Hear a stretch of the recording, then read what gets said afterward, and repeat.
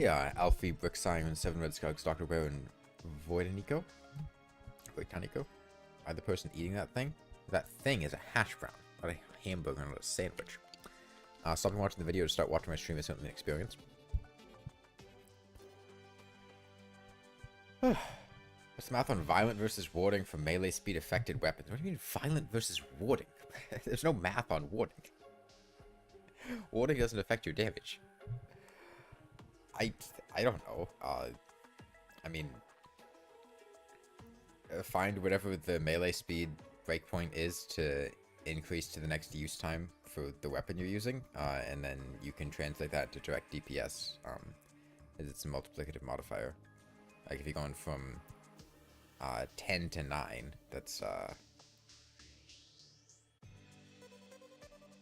just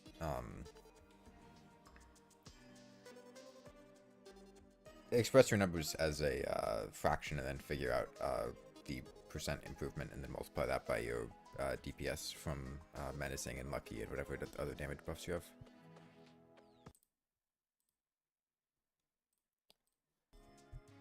Did I die? No. No. No, the thumbnail's complete bullshit. I just don't really have an idea as for what to put for a thumbnail for this that I can use every day, because I don't really feel like making a new one every day. That's at least, like, provocative.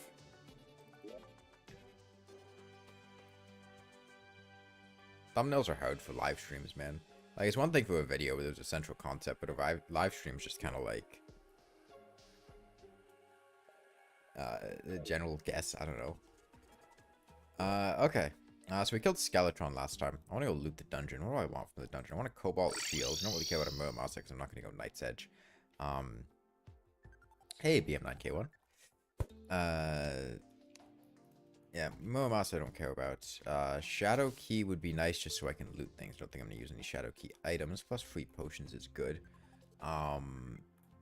Phoenix Blaster, of course. Handgun.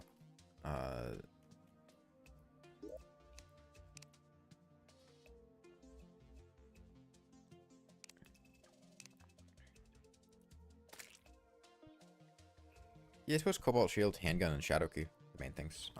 Probably get the slime just so we stop showing up all over the world. Hey, Wyfault. Yeah. Okay. Okay, that sounds fine. Dungeon's a little bit dangerous. Am I gonna probably keep stocked up on some of this stuff? Definitely want a hunter. Keep archery potions around. They're fairly easy to craft more of. Assuming I have lenses, which I should have. Yeah, I got 43 lenses. We're fine on that. Grenades, I think we're past the point of grenades really being useful. I'll go ahead and stash those. Stash my dynamites for now as well. I want to make inventory space. Yeah, stash my staff of regrowth. Gonna need to keep bones. Hot lantern, campfire. I shouldn't need a metal detector. Life from analyzer is good. Fast attunement campfire can go here as well. I'll make a few more platforms. Is the ice cream named guy? A sorbet is not an ice cream. There's no cream in sorbet. That's what distinguishes it from a sherbet. How'd that huge extraction sesh go? We got about a platinum and a half and a bunch of woods and bows and stuff, which is pretty nice. Okay. Onward we go. Any accessory changes I want to make?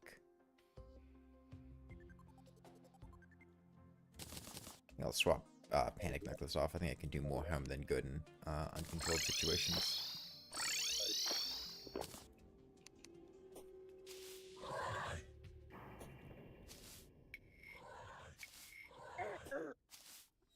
It was nice having the Panic Necklace buff when going over these, you know.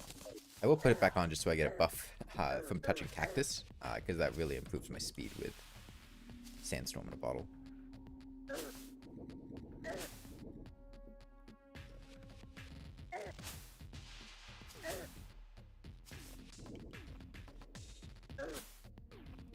Alright, this should be the last time we need to go to the dungeon for quite a while.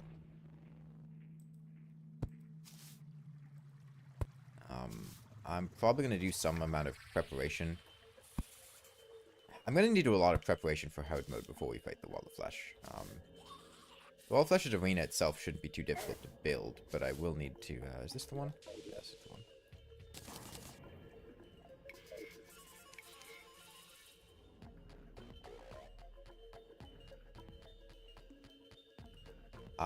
I don't want to do like arena building and stuff in hard mode.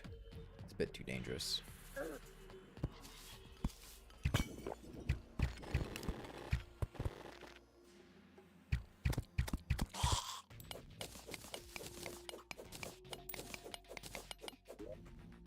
Where's my molten pickaxe? Didn't I make one? Yeah, there it is. I want to collect some dungeon brick. Traveling merchant, huh? Man, I do want to see what he has, because a bricklayer would be pretty cool.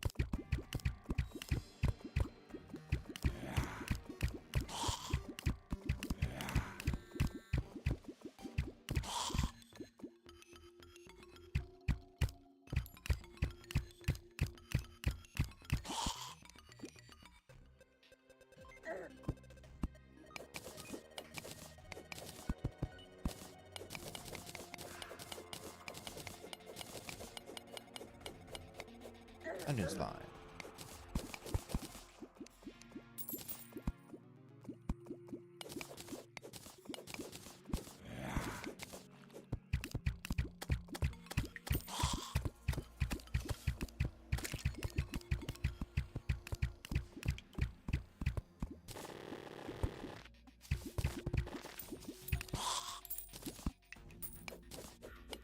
Fun fact with cracked bricks, hitting them with projectiles can also destroy them.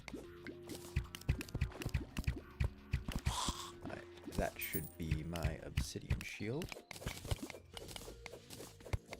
Cobalt shield, rather.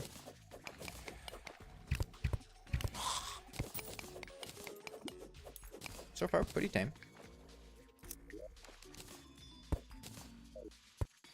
Cobalt shield, we're gonna be a waste to the Phoenix Blaster.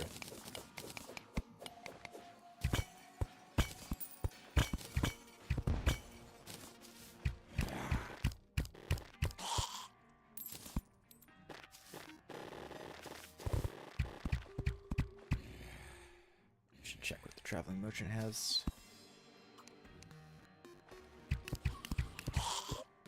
Oh yeah, I've been skipping him so often. I'll just take a potion of return.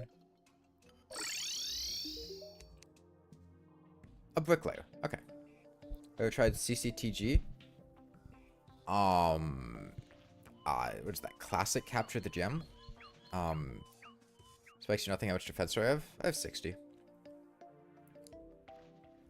I think I might have played it once during a stream. I didn't really like it. Okay. I'm happy with that decision. Bricklayer is very nice to have. Just keep it here for now, though. There's not much need to hold on to it at the moment.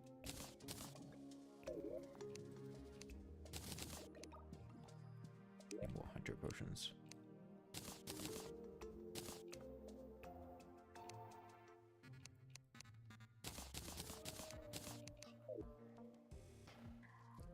Right, back we go.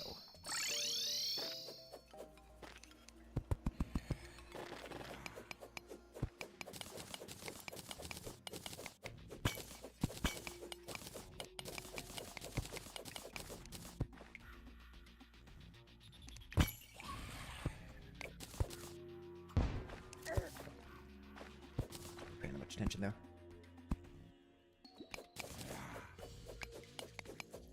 Yeah, I don't know. It,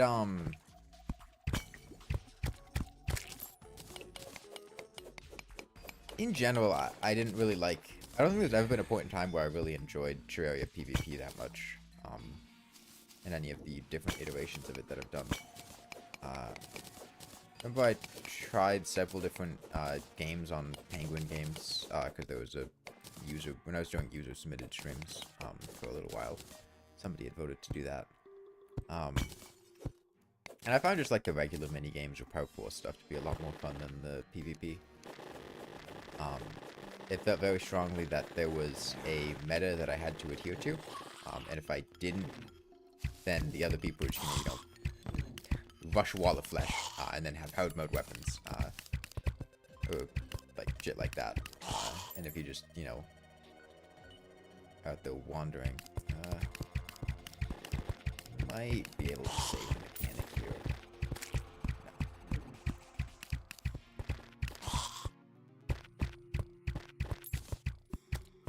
Stream set captions enabled.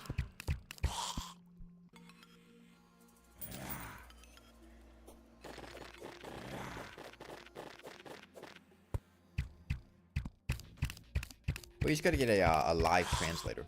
Pay them to do translation for everything that you're watching. I'm sure translator rates are pretty reasonable, right? So get a full-time live translator for your entire life. This would be what, I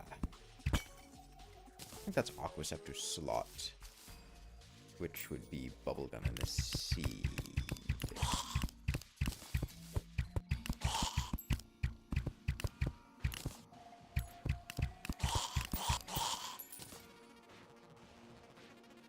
There was the mechanic. Nice and rescuable. Okay. Let's see if another dungeon get fixed, boy. Well, you get applied a darkness debuff when you're in the dungeon. For one. Other than that, I don't think there's any actual specific changes. I mean, the enemies are more dangerous on account of, you know, hitting a lot harder.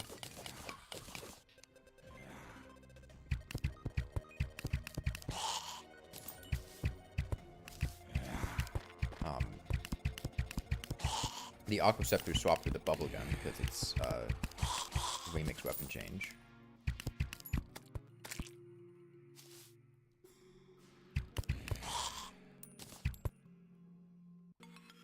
Dungeon's somewhere. Can't really afford to go check though, because ghost skulls are a bit too dangerous. It's down there. That's worth getting.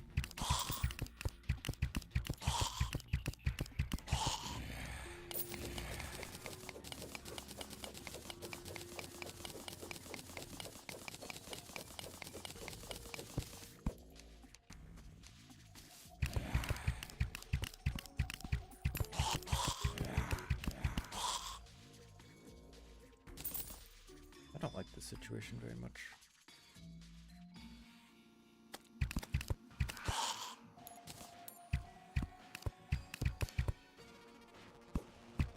I want to get out of what's treated as the dungeon so I can actually stop these guys from spawning. I don't think they can get up here.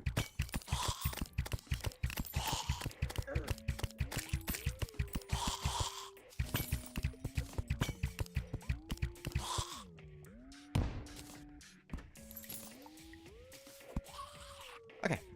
Hey, Tailmask. I was really concerned by the giant fireball flying at high speed. It was just a Shelly, though.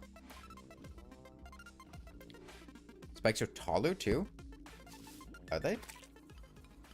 I know they can't be... Oh, they can't be blown up with explosives. Oh,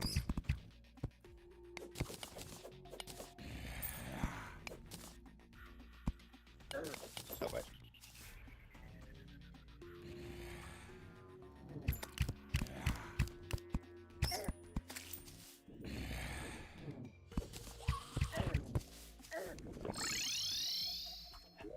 Way too much going on down there right now.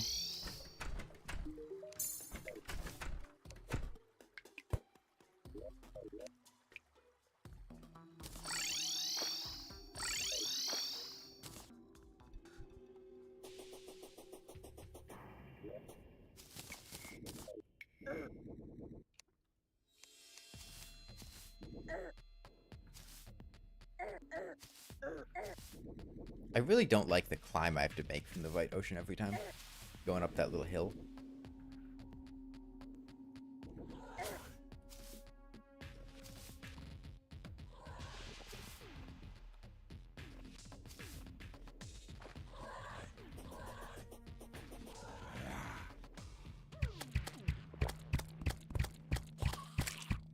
Apply, but I'm on Chrome and Android. You have a live caption option.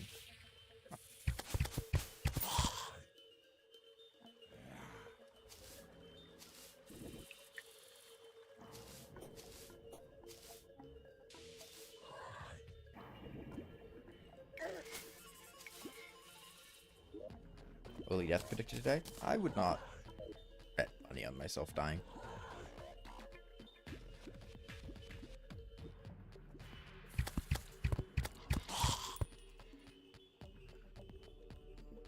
That would be incredibly unethical, as I could simply throw and win them back.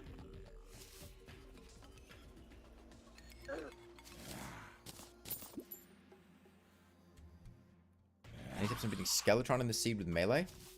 Flamerang's a good option. I would not get close to him. And I think Flamerang's your best option for keeping some distance, while still dealing quite solid damage.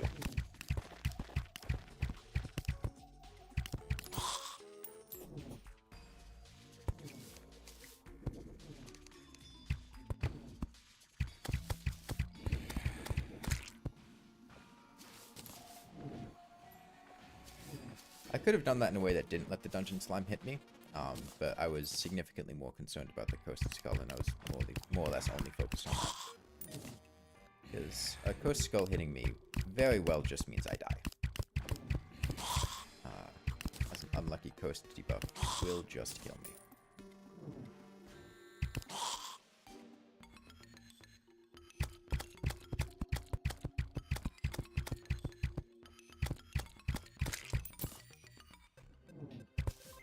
Plenty of keys.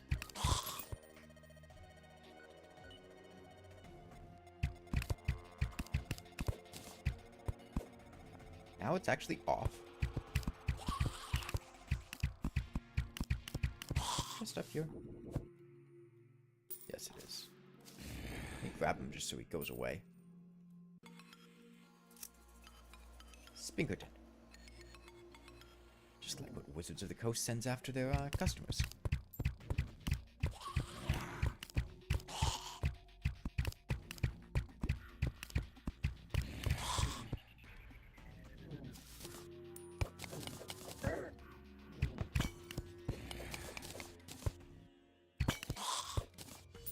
Point for it.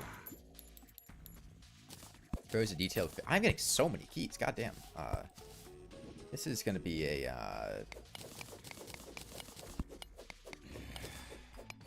Man, I don't remember what comes in this part of the loop generation. Blue Moon? Blue Moon! I don't care about anything in the middle. I only care about the beginning and the end.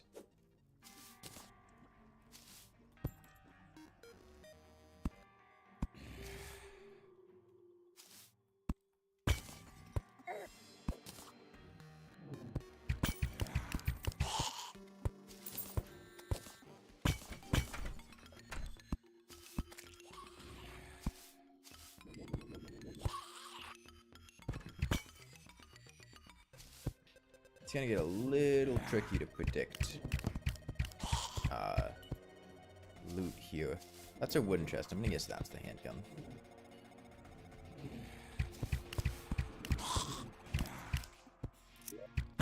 Another blue moon. We're getting to a weird looping point. It's gonna be tough to actually decidedly figure out location, but it should be nearby on account of a wooden chest being here. And the handgun's near a wooden chest. Just a little off there.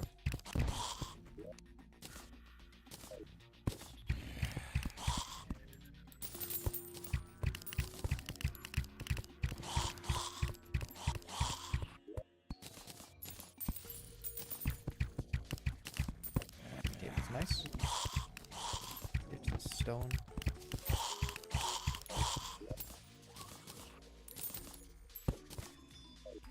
eyeball statue. I don't think I have one yet.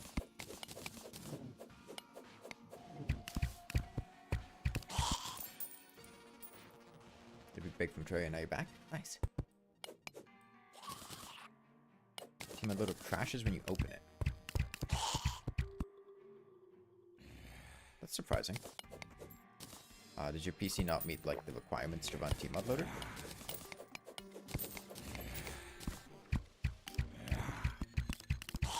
I don't know if it has different requirements from regular Terraria.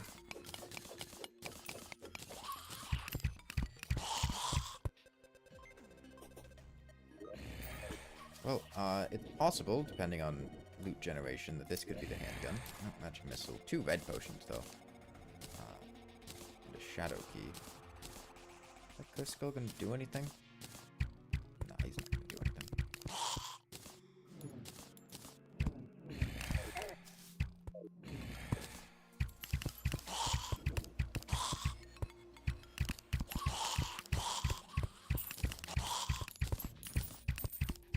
I do want to be conservative with my golden keys because I also need them to open up Sky Islands. On my first attempt? Yeah. I mean, technically it's my second attempt because I've already beaten this, but it was like 2 years ago.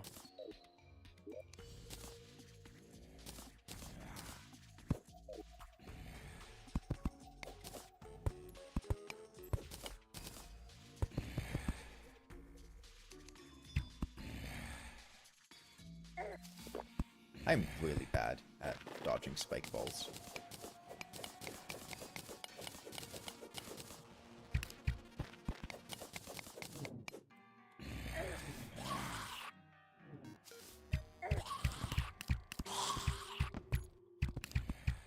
What hit me there? A spike on this corner? I guess so.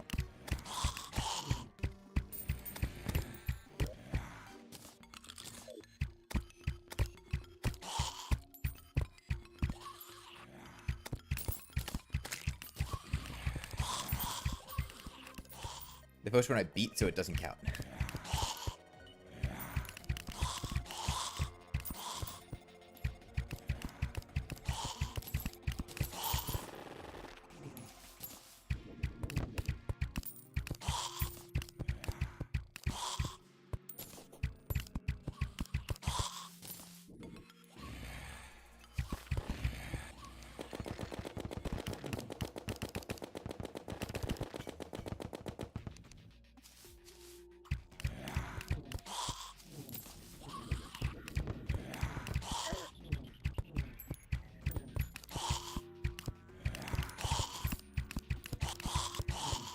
Right now I can be pretty non-caring about Angry Bones because I have the banner and quite a lot of defense. At least while I'm within range of the banner. I really want to make progress out of here. It's really tough for me to slip past that spike ball on the left, though. No, God, I suck at spike balls. Slide my banner over here.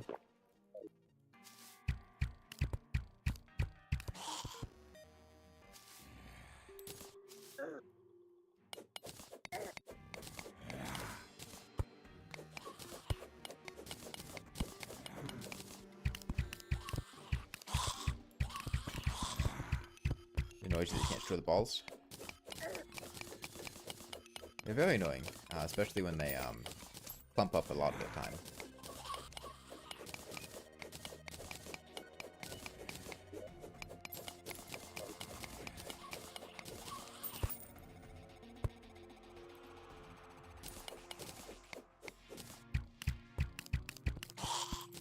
I would love an Izar. That would let me be significantly less antsy around Ghost Skulls.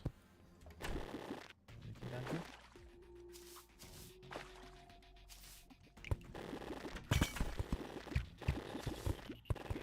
Like a dead end. Oh, there's kelp down there.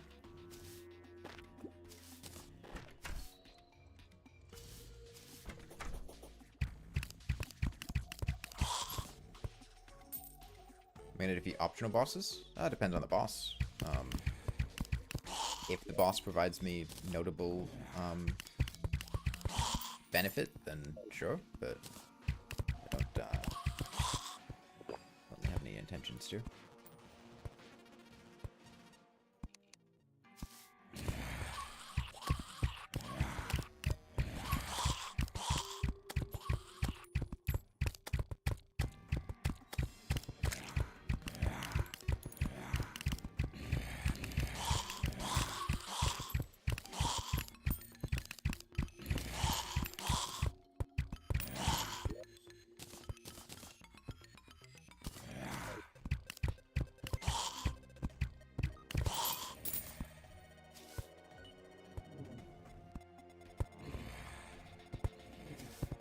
This one.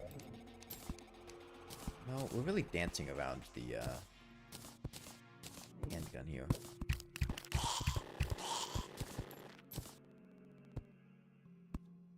I don't want to swap to a alternate loadout to store that. Explosives there. That's actually dangerous. Can't open this because of the pressure plate.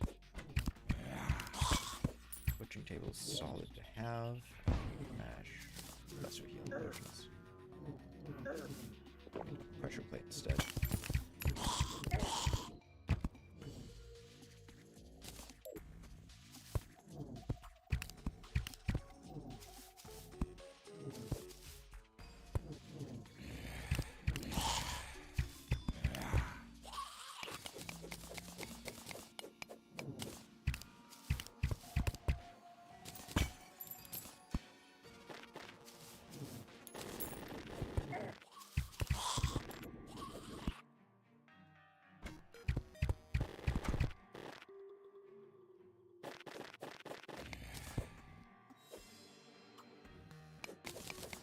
I don't like the explosives existing. Oh,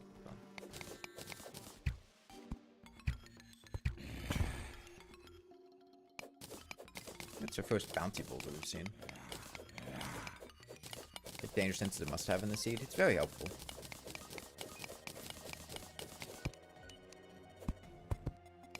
I mean, like, I could spot these by hand. It would just be very annoying.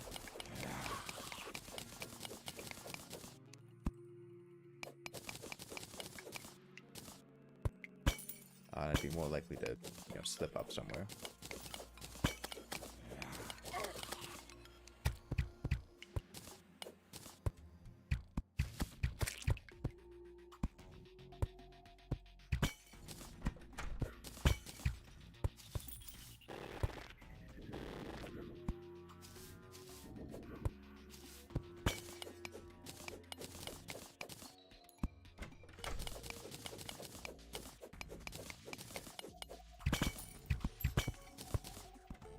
Yeah, I mean, Danger Sense potions get pretty superfluous. I mean, right now, I don't really need Danger Sense potions anymore, but they are...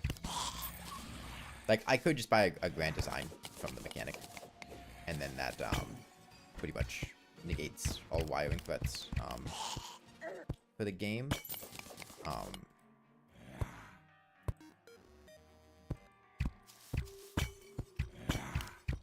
There are a couple threats that don't show up on... with wiring, but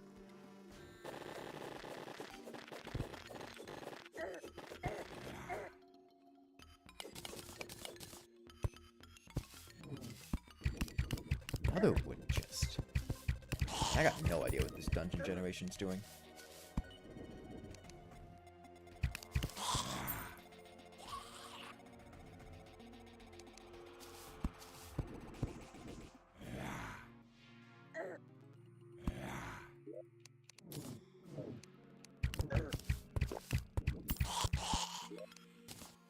One welder.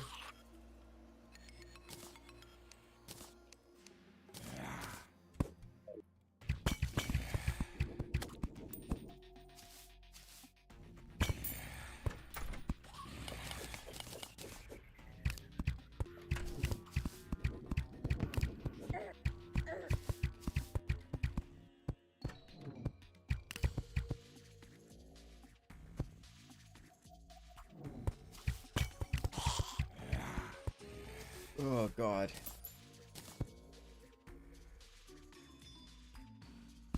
Feels like dead cells.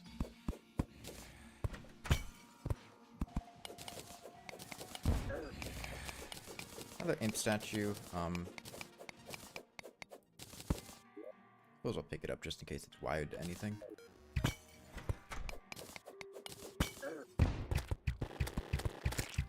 Good old pot slime. GFC stands for Get Fixed Boy. It's a secret seed.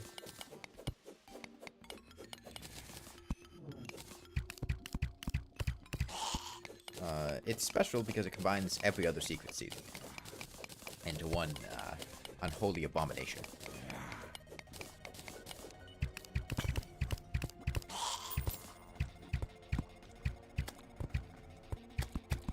Right.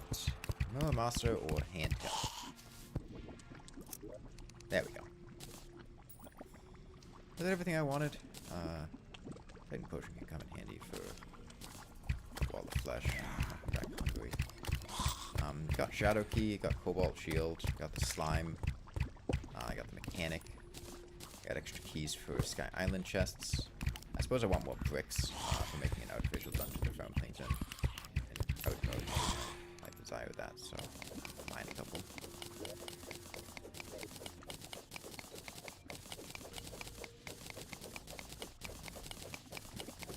Anything else I want? I don't think so. Masa? No, I'm not using a Night's Edge.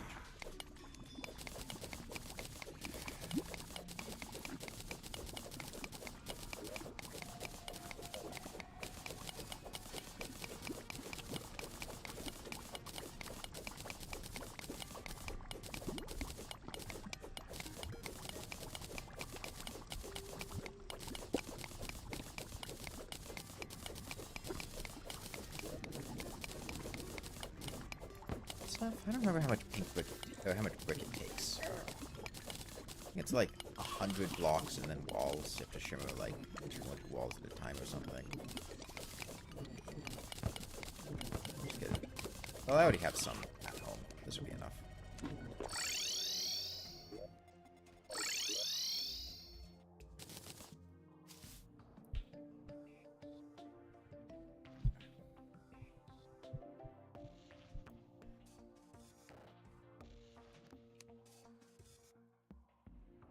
Well, I sure as hell am not going to use a Sky Fracture. No need for a Blue Moon.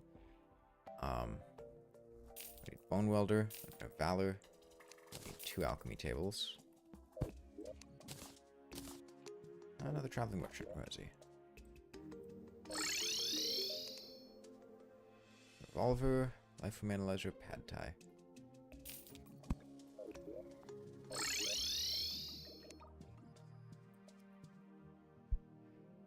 Flamethrow's a good weapon. They're alright. It's not... I wouldn't say it's particularly great.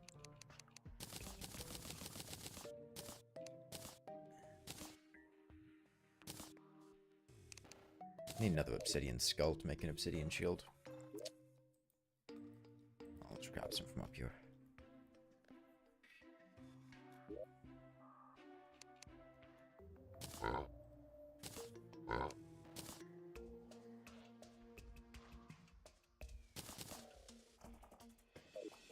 Molten Fury's mostly outlived its usefulness. Still might use it for like some worms or something cool.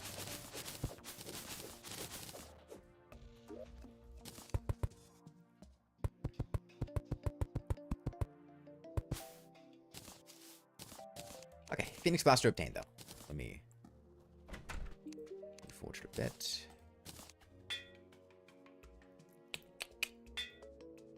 There we go.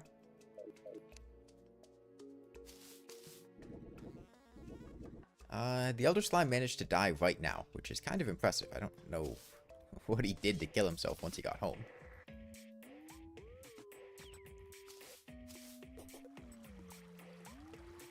I want to craft an axe of regrowth? I don't like it. When I cut down a tree, I want it to stay cut down. I don't want to replant acorns.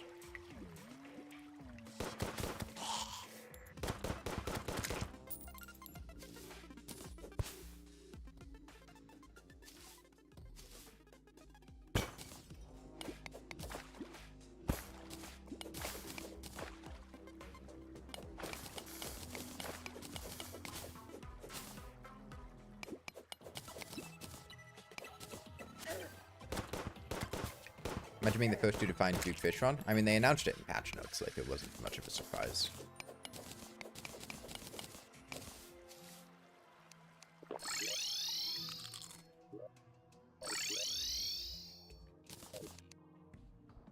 What is the best overall pre-hard mode weapon? By what metric? Just, like, usability throughout the entirety of pre-hard mode? Demon Scythe? Like, you can get Demon Scythe before any bosses, and it will easily carry you through everything in pre-hard mode, and it's pretty solid in early hard mode. Just, like, overall strength, probably somewhere between Knight's Edge, Star Cannon, and Sandgun. Sandgun being relevant because in this seed it's not nerfed, otherwise I'd just take a Star Cannon.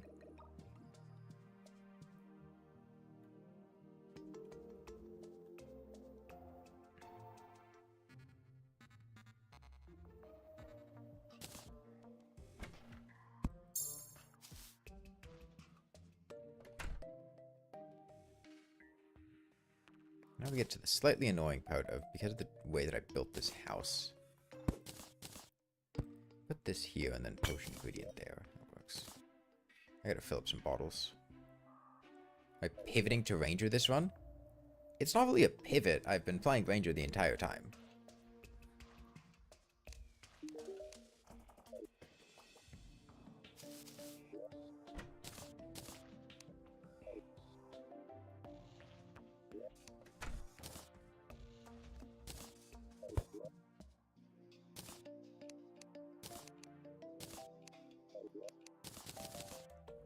Phoenix Plaza doesn't need a hard mode upgrade.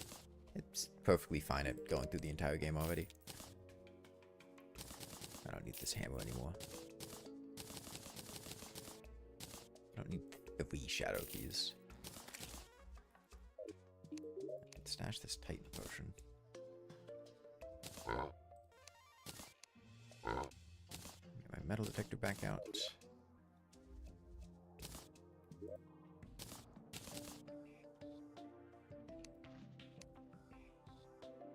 Glass. Put in Phoenix Blaster only? Yeah.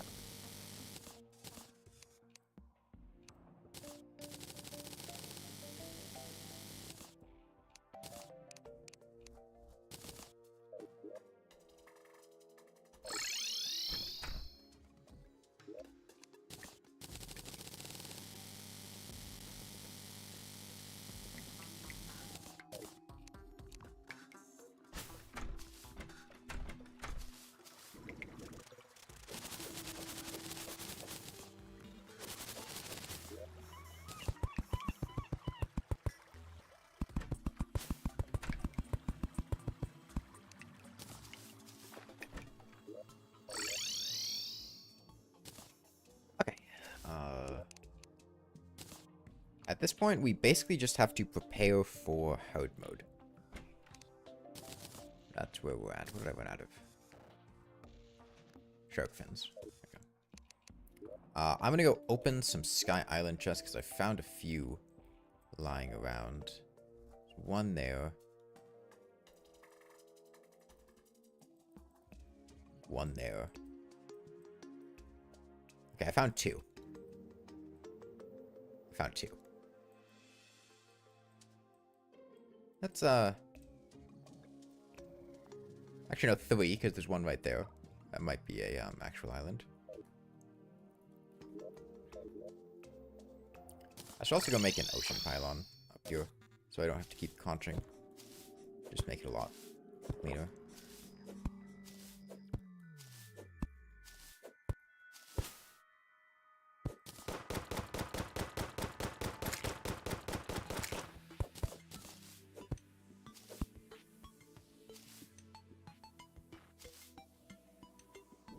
A lot of blink food up here.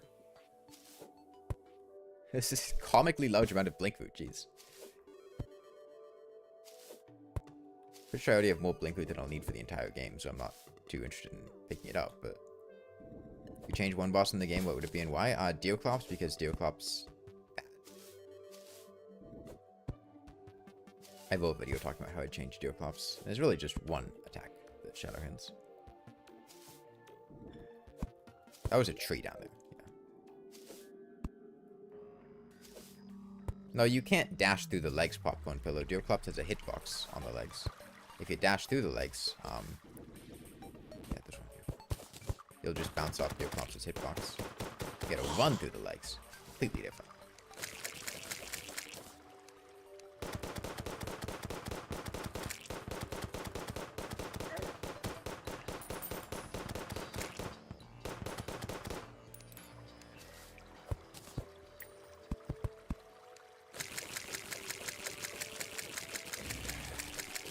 Such a visceral break sound. I'm pretty sure this is the same break sound that poo blocks make.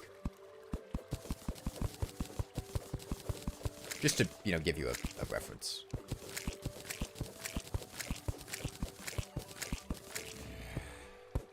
No explosives? No explosives. I don't even think you can... Can you lock Dead Man's chest? I'm not even sure.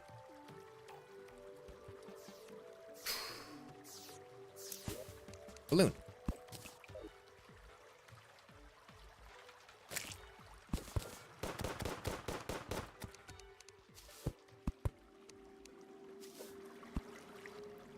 You know, there is a chance. It's a low chance, but it is a chance that, we could get 3 balloons from these chests. No explosives. I'm happy to see a horseshoe, though.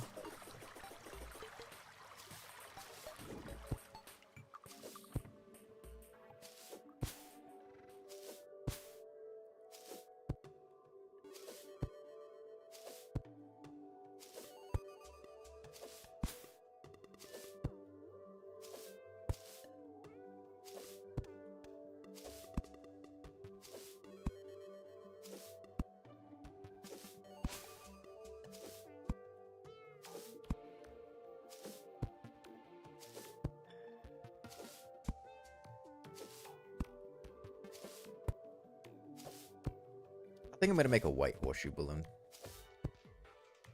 I think I would rather have that. If I don't get enough balloons for a bundle, which is unlikely, I'm going to make a white balloon.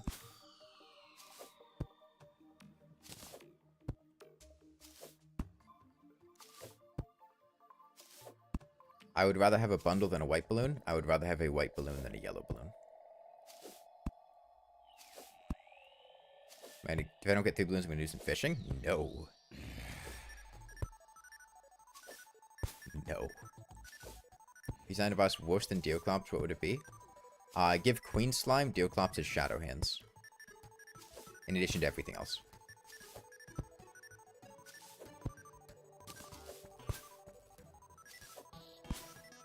Just keep everything the same in Queen Slime, except also give her Shadow Hands.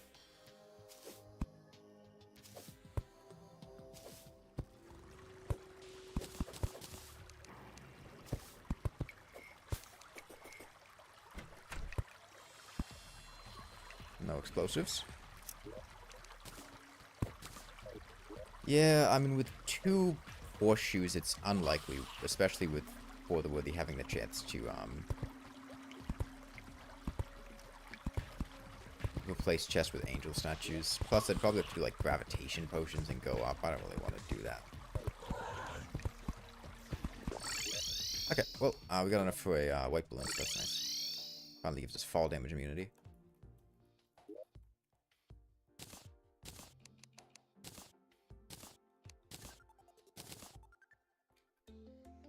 You planning on doing any fishing? Nope.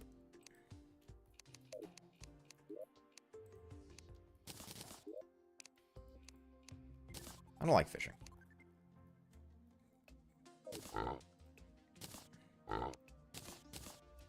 Okay, loot some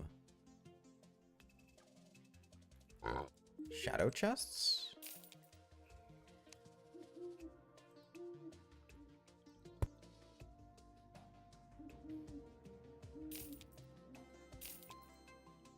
I don't need a second horseshoe. Some bones in here. Necro armor worth it? Necro armor is probably worth it. I lose 6 points of defense, which isn't that drastic, and it gives me quite a decent damage buff. Yeah. Go from 34 to 39, plus I think another point of damage on that, plus 15% crit chance, 10% crit chance.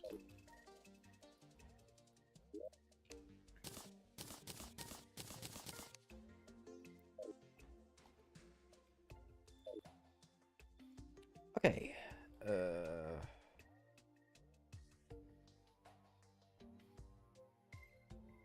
Okay, playing 3DS. I don't have a 3DS.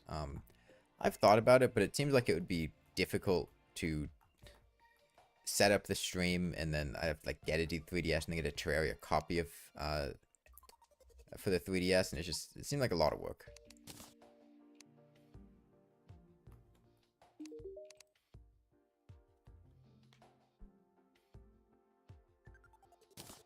How much is this to reforge? That's not too expensive.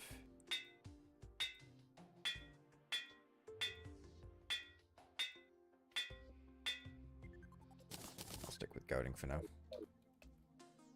No, I mean, if I played 3DS Terraria, I'd want to play it on a 3DS. Okay, so at this point, before we fight the Wall of Flesh, I need to make a Wall of Flesh arena. I want to make an arena for the Moon Lord and Medusa. I want to make an arena for Plantera and Golem.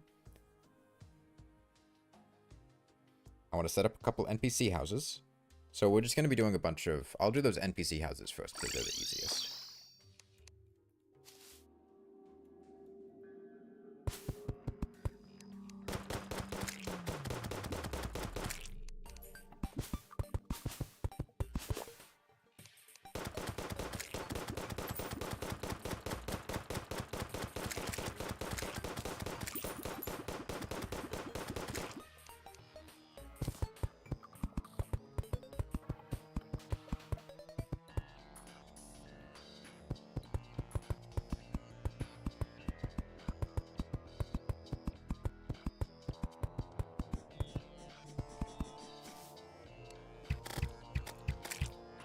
Ooh. I don't like that very much.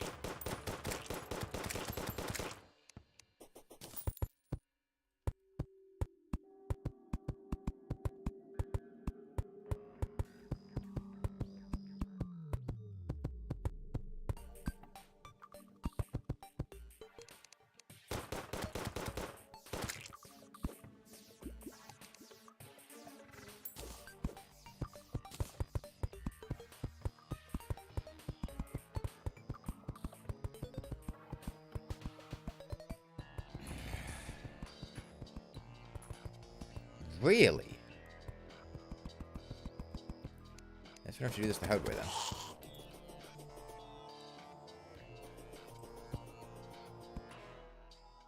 Okay. I'll get it. Better get some sunflowers. Unfortunate terrain generation for the ocean there.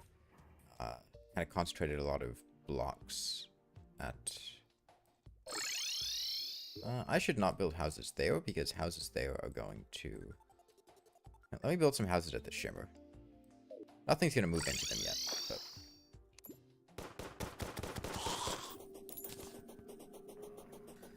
It's the worst enemy in all of Terraria. Moon Wizard?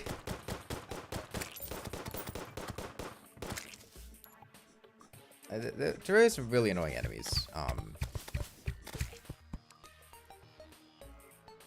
Moon Wizard being a walking, teleporting one-shot. Pretty awful. Basically have to constantly play against a Rune Wizard, because otherwise you kind of die.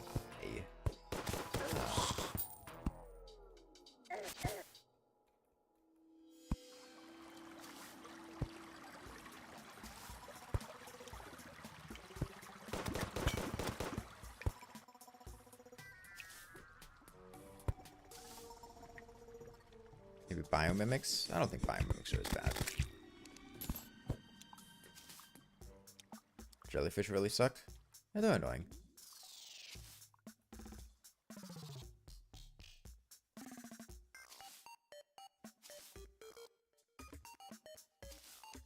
Okay. So nothing's going to be able to move in here yet, but this whole area should become hollowed once hard mode happens. So, I'll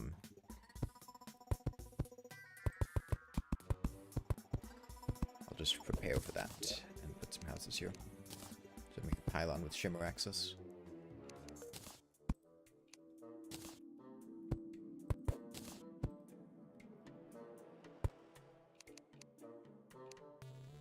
That's going pretty well, Cyclone.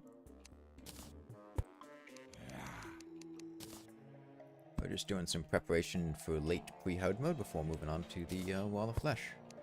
Although there is quite a lot of preparation involved.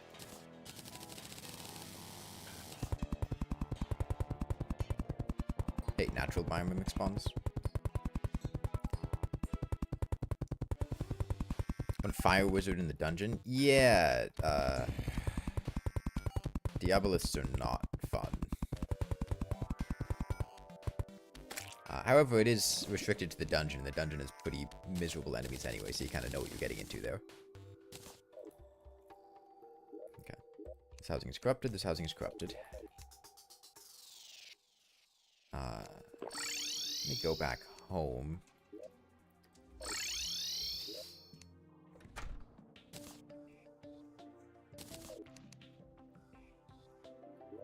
Make some NPC houses here.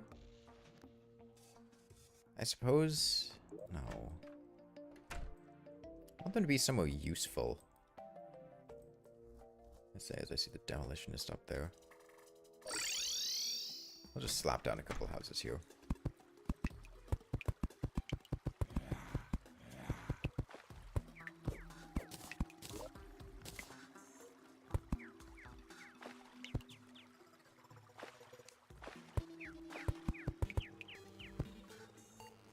I need a dryad to buy sunflowers. That's the issue. I haven't had a dryad move in yet.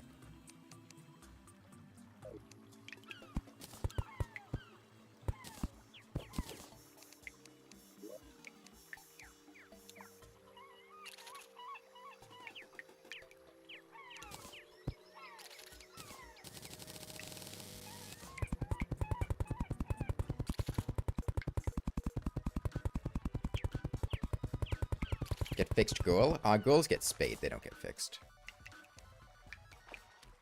Well, I guess it is still fixing. Never mind.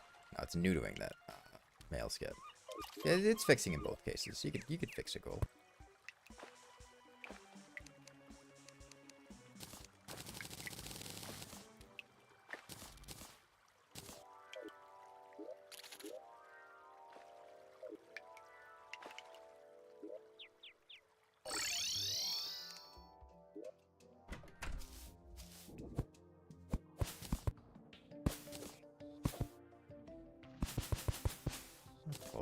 In here.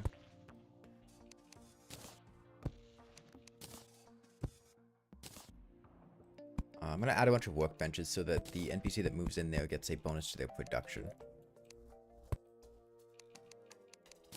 Right now I've more been focusing happiness than production, kind of keeping them light, but I should really start trading that happiness into production, gold, science, or culture.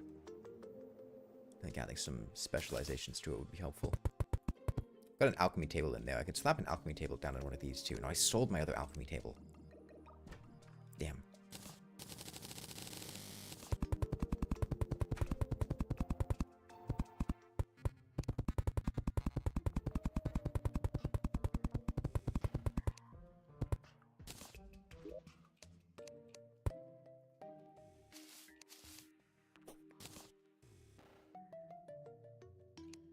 Alright, hopefully that'll get a dryad.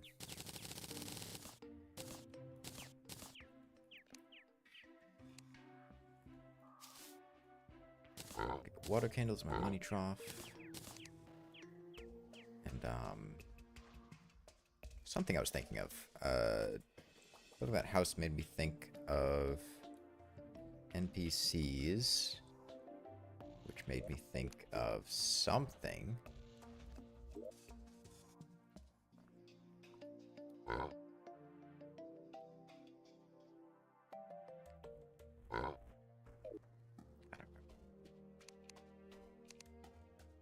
Cobalt shield.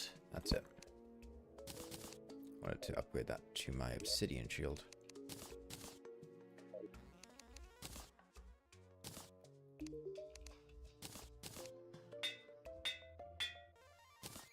Slot that in for Sandstorm. Sandstorm's not terribly useful at this point. Miss fighting Skeletron? Yeah, that was last stream. Me. A couple of these two vanities. Sell the Moonlord legs.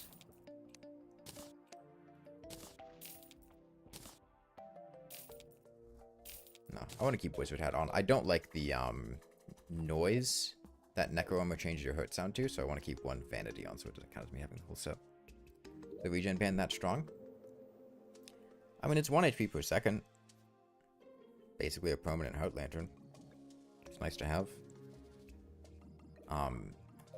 I would rather have... The thing is, having a Blizzard double jump into boots grants me substantial maneuverability, which having Sandstorm into Blizzard or just Sandstorm into boots does not. Boots are significantly more adjustable than a double jump, which I am fond of. And the Sandstorm in particular is kind of a too much of a good thing double jump, I would say. Where a lot of times I want the quick acceleration of Blizzard, but it comes after Sandstorm, so I have to just burn through a Sandstorm in order to get it. And then I have boots. I want to just start tapping space to start using boots, but I have to burn through another double jump.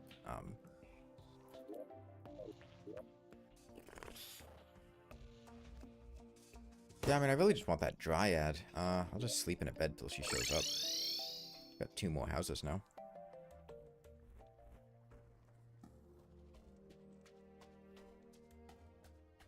Gonna make him mad that add more Dirt Bomb variants. A month later, Relogic announced it in the State of the Games. Please don't talk about 1.4.5 spoilers.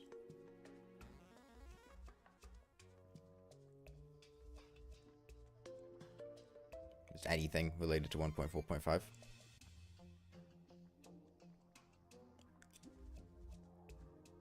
You can get free Minecraft mods. Not the Minecraft Marketplace. How does the Minecraft Marketplace work? I'm not super familiar with Minecraft modding.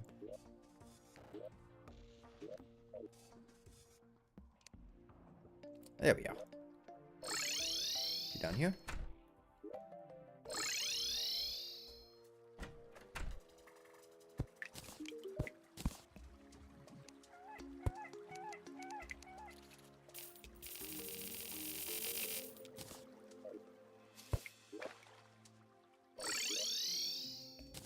I need dirt blocks.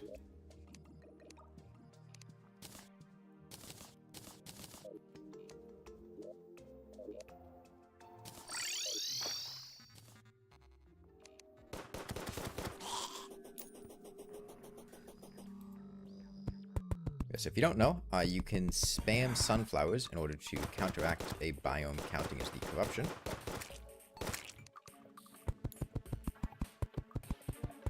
We're gonna need quite a few here, because this is a desert and every single sand block is corrupted.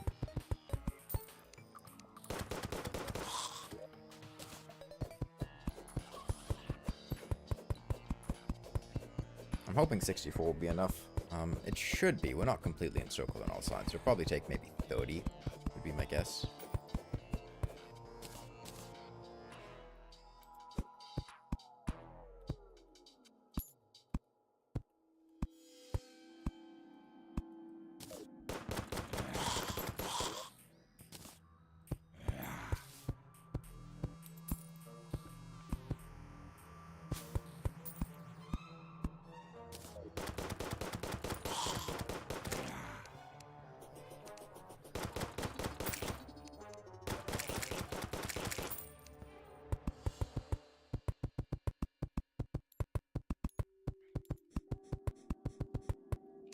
Yeah, I mean, Staff of Regrowth turning grass into dirt is like its main feature.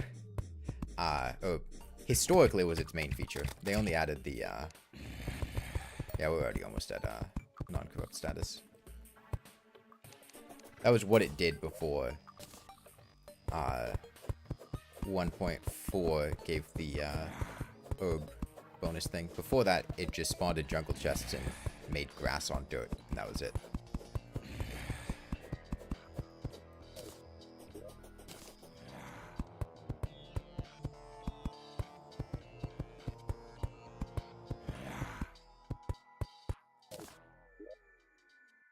So it was about 50 sunflowers. Put a few more down. Oh no, I can just make the house right here.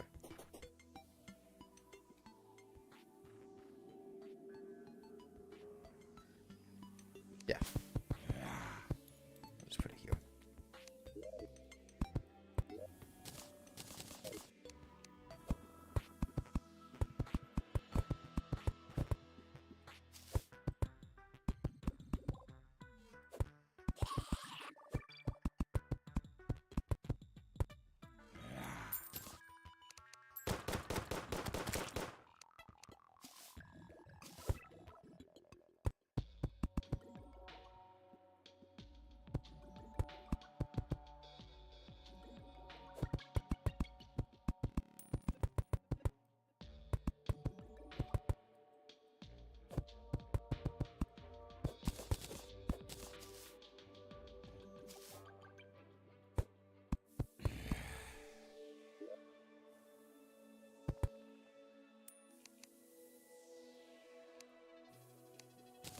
Alright, workbench, chair,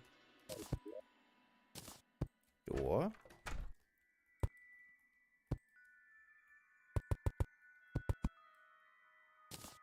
platforms, some dirt, an old lady with a stick? No, that's a T-Rex with a stick. Sorry, it's not a T-Rex with a stick, it's a T-Rex with a hat. It doesn't have a stick, that's just its claws.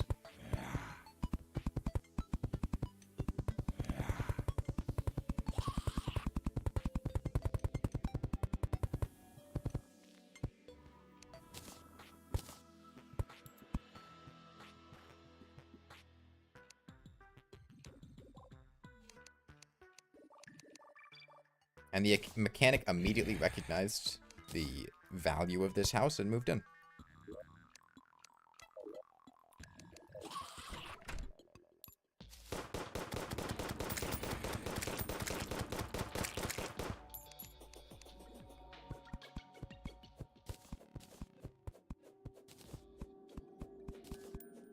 Where do I learn to build so well? Johns Hopkins University.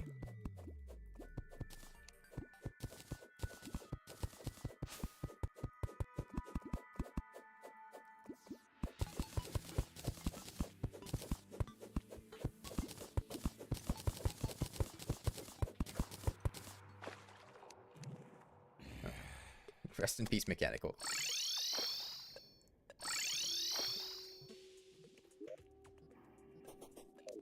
Oh, that's nice, and I have a little nook here that I teleport into.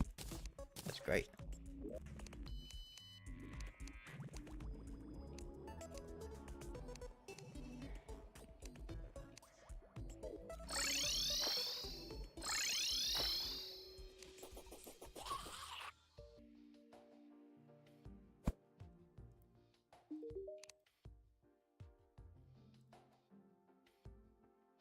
I don't have money. I suppose I should get some of that.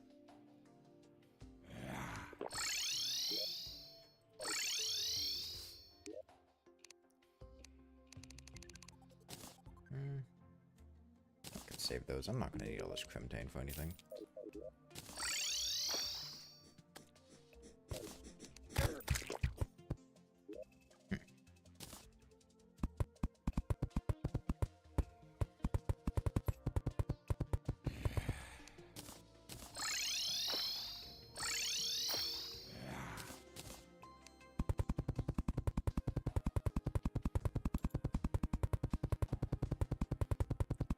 Maybe I will add a few more sunflowers to stop that from happening.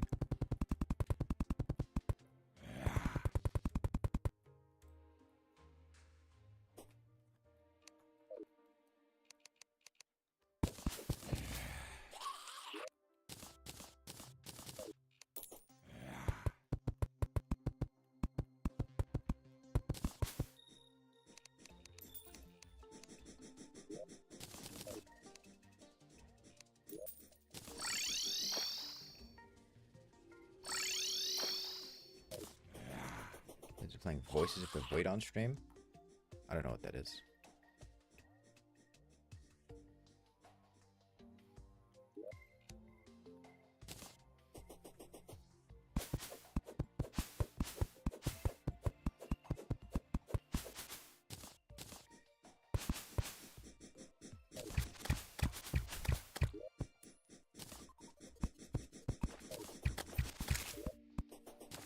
Oh, a Devourer banner. Nice.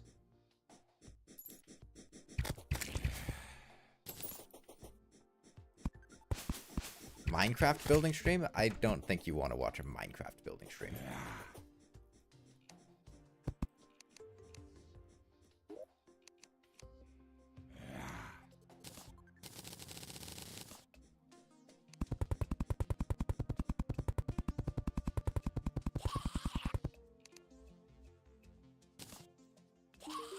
Anyway. Ocean Pylon.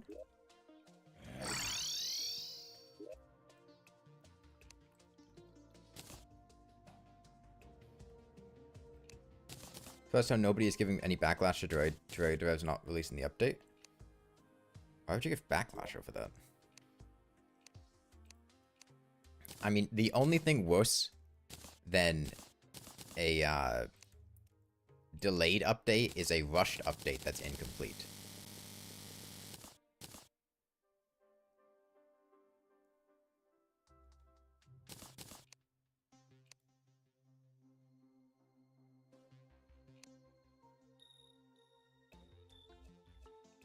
I don't really care if they can take it as long as they want. Yeah, Secret of the Storm, The Watcher.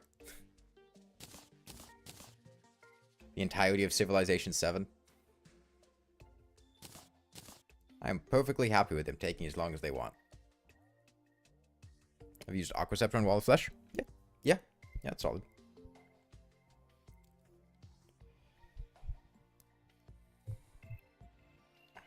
Yeah, there have been 3 games that I've been decently excited for.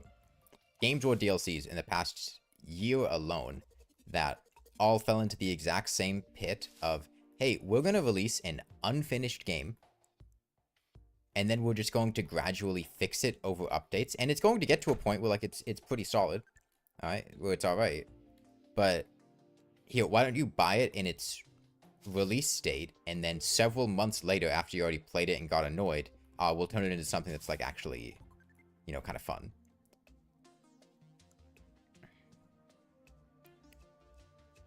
Civ 7's UI is bad because they fired Luigi Mangione? What?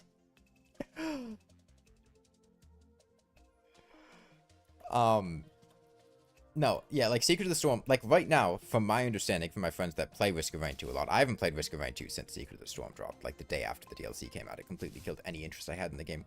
But I've heard that it's gotten to a pretty decent state at this point. Like, the items are rebalanced well. The new characters still need to have their updates, but the items have been reworked. A lot of the initial bugs and glitches have been patched, so that's solid.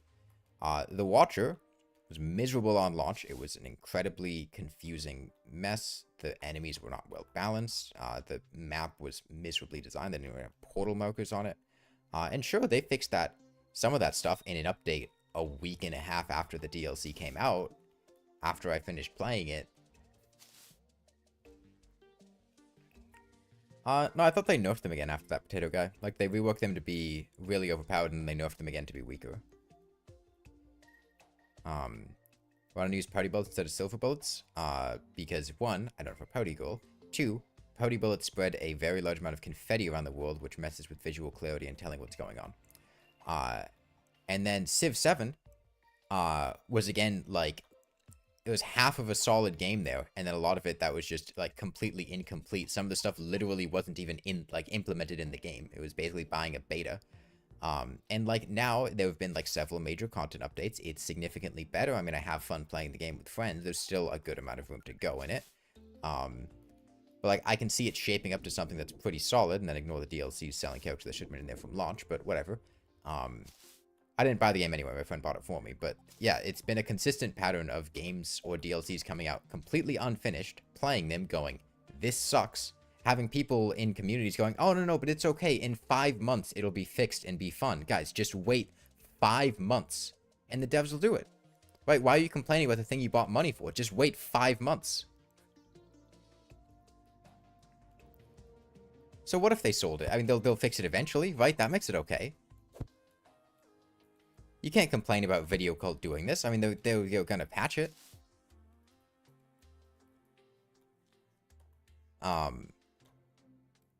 So yeah, I'm perfectly happy with Relogic taking as long as they want with the update. Is Monster Hunter Wilds optimized for human technology yet? I haven't played Monster Hunter Wilds. It was a game I was considering about playing with a friend, but she didn't seem to like it, some of the changes that were in it, so I didn't end up buying it. I don't know if it falls into that category or not.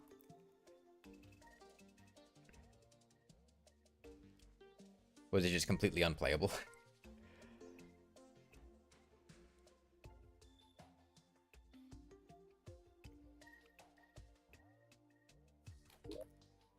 Yeah, similar thing with Silksong. I'm gonna go grind some statues. I need more shark fins.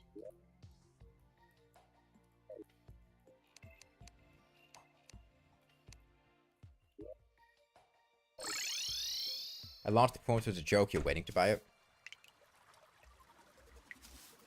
Yeah, it's been a consistent pattern, and the sad thing is, I don't think that's a pattern that's going to change. What even is Monster Hunter Wilds? The most recent Monster Hunter game. Came out in like January. I don't think it's a pattern that's going to change based on current projections, because I imagine that it's a profitable business model. Or at least they just get to obtain their profits earlier, and then milk the profits over time with like paid DLCs, or just getting no money faster. I don't know. It's a very frustrating pattern, but it kind of feels like microtransactions, where that's just kind of the state of where video games are going to.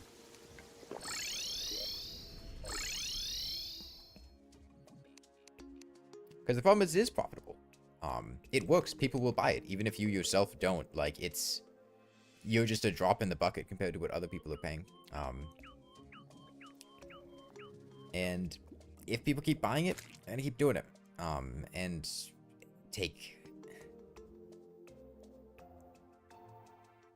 I don't know. I feel like it's been happening for years.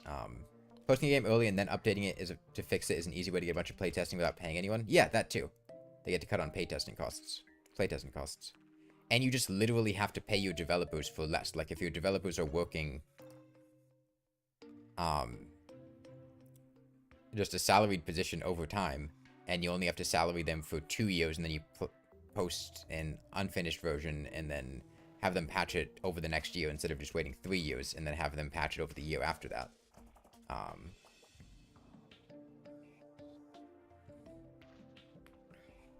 What was I looking for? A red pressure plate. Although at this point I can just buy a timer.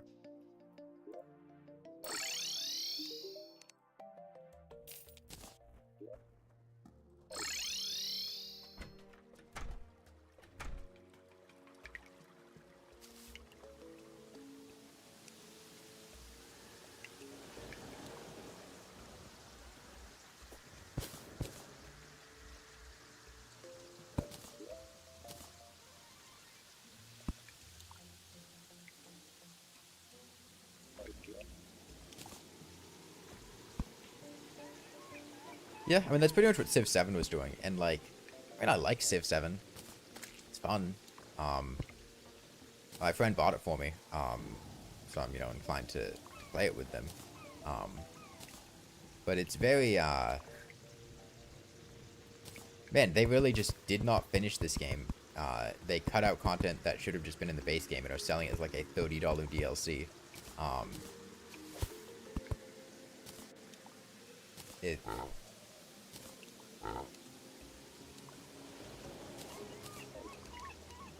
But yikes. Okay,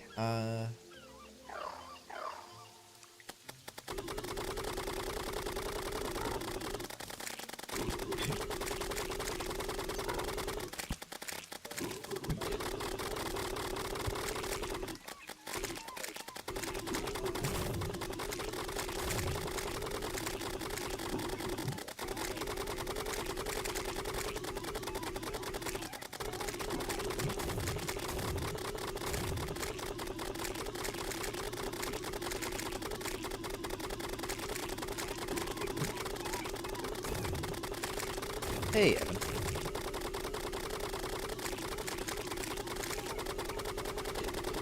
Let me, go ahead and mute here. No, that's music. Sound. And, like, don't get me wrong. I'm sure when the update releases, like, they're gonna have to, patch things. I mean, it happens with every Terraria update, but there's a difference between this stuff is unbalanced and, oh, hey, guys, actually, there was a boss that we were going to put in 1.4.5, but we couldn't really get it done in time, so here's 1.4.5, and then, like, 3 months later in 1.4.5.3, we're going to add the boss that we were planning to put in the first place. And that would just kind of diminish the impact of 1.4.5.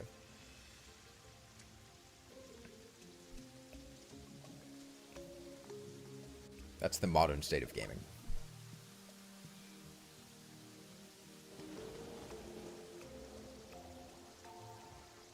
And it sucks because it was really annoying me with the Watcher DLC, because I was really looking forward to that DLC. And, like, one of the most common things that I would see people say in response to, hey, this DLC, like, isn't done. It wasn't well play-tested. These things are not, like, well balanced. The pacing and, like, world design really needed some more work. It was basically, like, the default response to that was, well, yeah, but it's the publisher's fault. It's... You know, they had no choice. They'll fix it later. And it's just, that feels like such a... Like, I don't care. I bought this. I want to play it. I want to have fun playing it.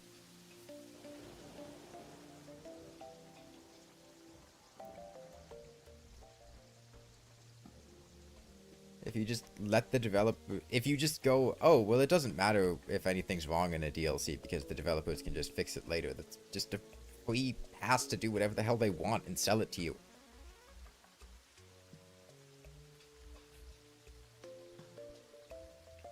I'm not familiar enough with Minecraft to keep pace with that conversation.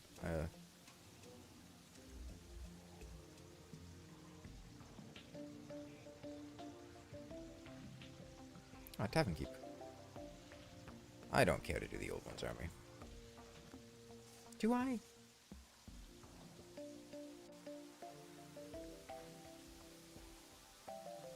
Yeah, there's also nothing saying they have to fix it later. They can just not do that. That is true, Sekrob.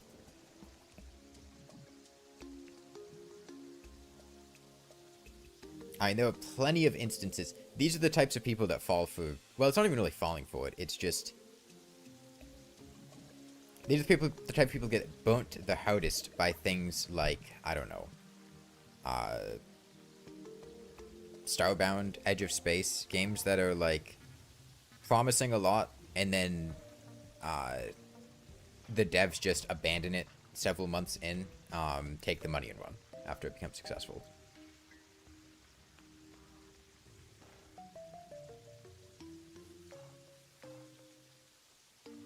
The default state of game releases is just to sell them as early access. What's an overall negative opinion of Elden Ring DLC? I mean, I haven't played the Elden Ring DLC since when my dance pad broke and I was playing it on a dance pad. Yeah, I mean, I have had zero desire to replay Elden Ring or the DLC. And the DLC, I have a stronger desire to not replay than Elden Ring itself. I would be more interested in replaying base game Elden Ring than replaying Elden Ring's DLC.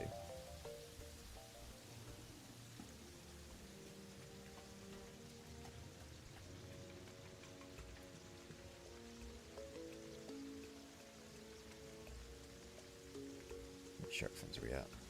17. I should just try to get enough for the rest of the game. I mean, we're here.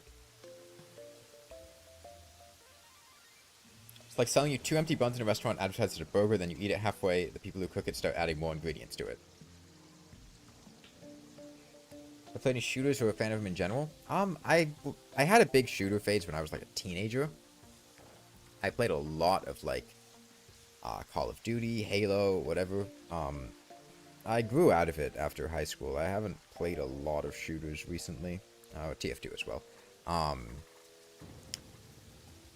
I'll play them with friends sometimes, but I haven't actually really played very many. There was a period where I was playing the finals a lot with friends. It's pretty fun, just like pop in with a couple friends, fuck around in public lobbies. I played through all the Halo campaigns with some other friends in the Master Chief Collection. It was kind of funny because it's the I was just like hard carrying everything because I'm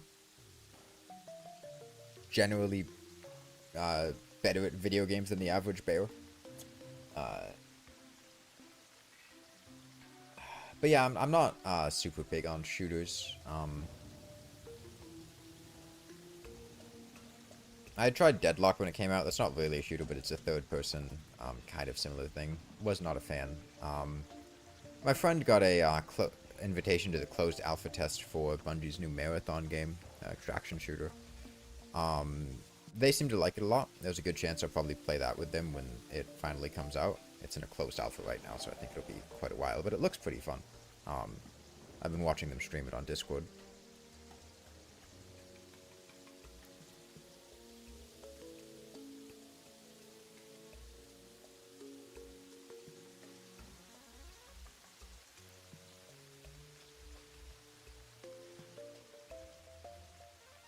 It's fun to bring the Marathon IP back. Yeah, I'm not familiar with the Marathon IP. Now, I will say, I've been watching... I don't know if you guys have seen any of the closed alpha for Marathon. I don't know if it's, like, publicly available, like, if they're just... if there's, like, gameplay footage of it, if they're trying to keep it under wraps or whatever, but it's, the character designs look so not good. I'm hoping they're just, like, an alpha thing and they'll, you know, get re-implemented in something that's a bit better, but I do not like the look of them. One of them has, like... I think it's like the cyborg girl or whatever, has such ridiculous, like, waist to thigh proportions. It's like a fucking, like, it's the proportions of a hentai character, but somehow more extreme, like fetish hentai. I don't know. She just played her Half-Life 2. I mean, I love Half-Life 2. I mean, that's, I don't even know if that counts as a shooter. It's just a wonderful experience. I was thinking about competitive shooters. I tried Halo Infinite when it came out. I did not like the campaign at all. Again, talking about releasing an unfinished game and then just promising to add more over time. Halo Infinite, another example game I was really excited for. Wasn't finished. Played through it, felt like pretty barren and empty. Apparently I think they've added more stuff. I haven't played it since then. I played like the first couple of missions and never touched it again. The multiplayer was fine. Wasn't a huge fan of it. Marvel Rivals? I didn't like Marvel. I only played like 2 games of Marvel Rivals. I played it with a friend at one point. Wasn't really the biggest fan. We played one game and we went like 16-1 and 15-1, and then we played the next game and just got like our asses kicked by a team that seemed to know exactly what they were doing. And then I never played it again. It just wasn't really a game that I was that interested in. Didn't have that much fun.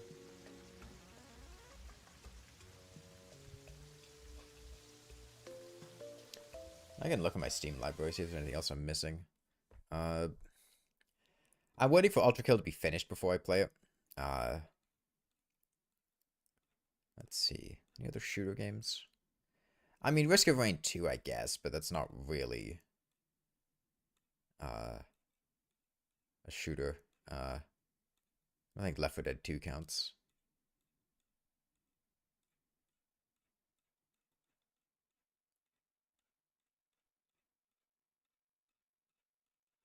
Yeah, I haven't played any, haven't really been in a shooter mood for a while.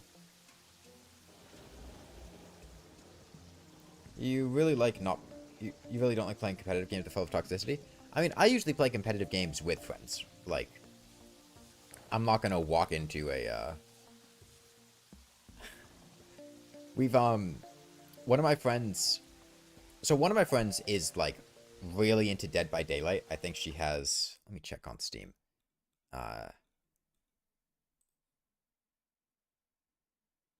She's got like 700 hours in it. And there was a point where she was like, hey, you guys should play Dead by Daylight. Because it was on sale during the winter sale, so we all picked it up. And like a week or two ago, we had popped in and tried playing it. And don't get me wrong, we all suck at the game. And basically we're just getting our asses kicked non-stop. back to back to back to back. But like, you don't like care because like you're fucking around with friends. Like, the killer starts teabagging you, or is the other survivor, if you're playing with 3 people, is like flaming you in chat. I don't care.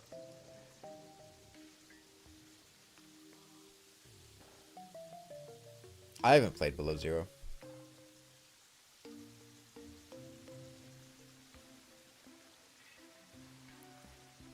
Alright, how many shark fins do I want? 31 shark fins. That's 40 potions, roundabout. Probably want more imp banners too. I might as well just do up my imp banner grinding here. Let me just...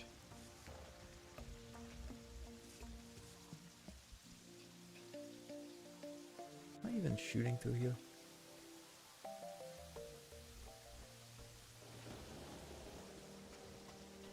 Let's speed this up a little bit.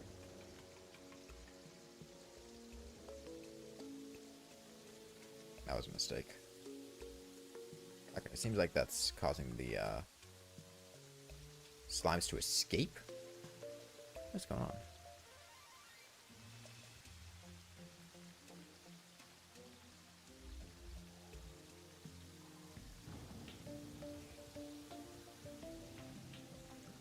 Okay, well, we'll just leave those. We'll just leave it be. Below Zero dug deep into the holy shit quote bad territory that generally got silly. How does Risk of Rain compared to other roguelikes? Always been your list, but never given it a try. Risk of... So, don't play Risk of Rain. Like, the original Risk of Rain, from, like, 2012. That's not worth playing. If you want to play the original Risk of Rain, play the remake of Risk of Rain Returns. Risk of Rain Returns and Risk of Rain 2 are very different. I mean, one of them's 2D, one of them's 3D. Risk of Rain 2 is more of a horde shooter. I don't think it's really a strong roguelike. It does not have a lot of roguelike elements. You have a lot of control over your build between scrappers and printers. In general, the 3D nature of it, there are a lot more revives, especially with the new DLC.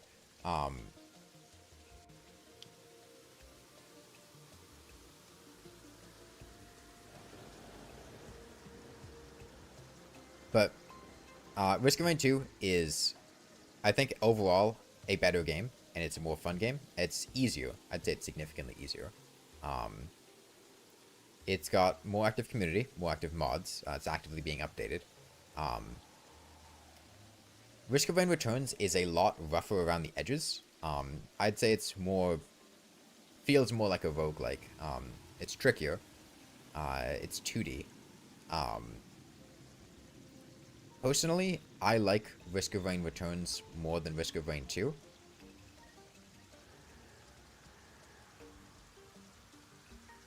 I think it's a more difficult game to get into.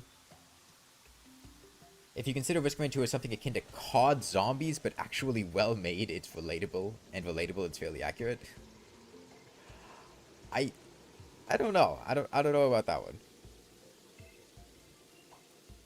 I mean, Risk of Rain's main thing is like stacking items. I feel like that's a pretty core gameplay feature that's absent in COD Zombies. Yeah, I mean, I think they're a fun franchise. I would suggest starting with Risk of Rain 2. I think it's more likely that you will like Risk of Rain 2 than Risk of Rain Returns. Risk of Rain Returns is a much more niche game. Do you mean unpolished, difficult to hang of? Oh no, it's polished. But it's difficult to get the hang of. Things feel... enemy attacks are more difficult. It's much more unforgiving with the timer. Map layouts are harder to macro, because it's in 2D and not 3D.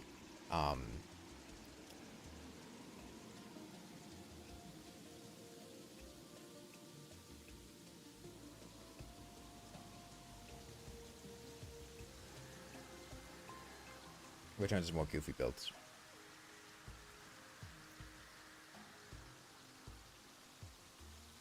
A lot of attention was put into Risk of Rain Returns, and you can tell that a lot of like love was put into it. And there is a lot of content in the game. I like the Providence Trials a lot. I think boss fights in Risk of Rain Returns are much better than Risk of Rain 2. Risk of Rain 2's boss fights are awful. They're just big guys to shoot that you just kind of stay away from. Whereas Risk of Rain 2, you feel like you actually engage with the bosses and dodge them. Especially Providence. Providence is a way better boss fight than Mythrix.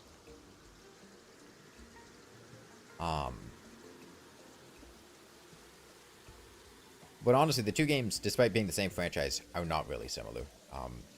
Just the jump to 3D instead of 2D really changes the game.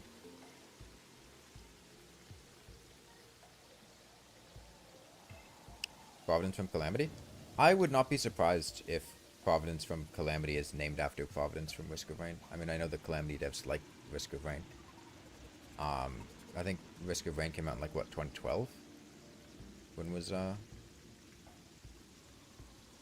it predate Providence and Calamity?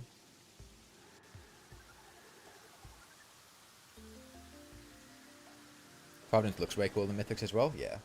Why are you farming granite golems? Free value. They give geodes and stuff.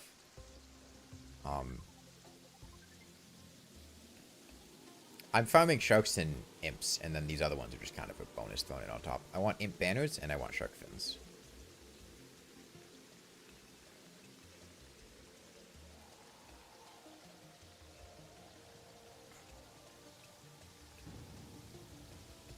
That's enough. How many imp banners is this?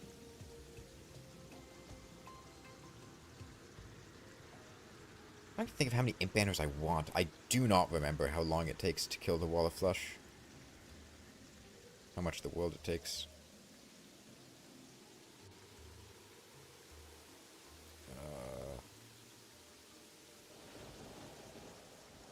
Yeah, I don't remember.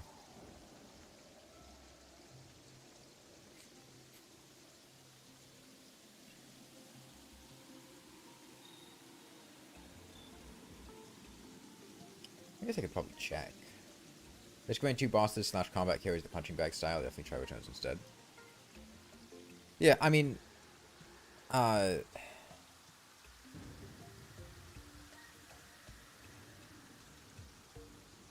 in general, because it's three-dimensional, Risk of Rain Returns tends to have more of enemies telegraphing an attack and you dodging it, whereas Risk of Rain 2 is more of there's an enemy, and because you're in 3D and you just have the whole world, you kind of just like constantly strafe and run around and shoot them, or just keep your distance.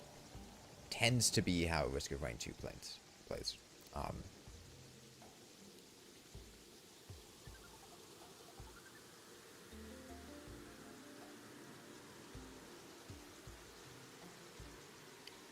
The sad thing about Risk of Rain Returns, though, is that Gearbox, I'm pretty sure, shut down development of it before the developers could... I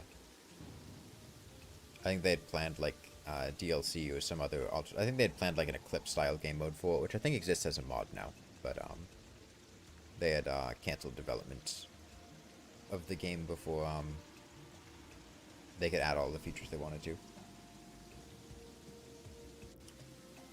You like Hatsune Miku, you might be interested in Crypt of the Necrodancer. And I've heard of Crypt of the Necrodancer, I've never seen or played it. Playable characters in the first game with more variety to them?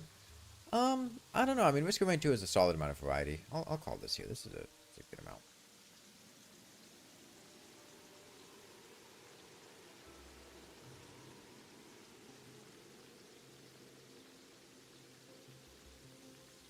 Summoner is not weaker than Mage. Hasn't been for quite some time. Summoner is actually quite good.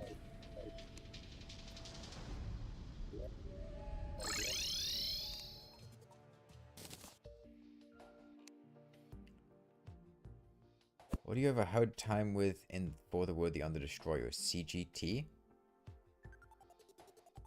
Oh, that's somebody's name.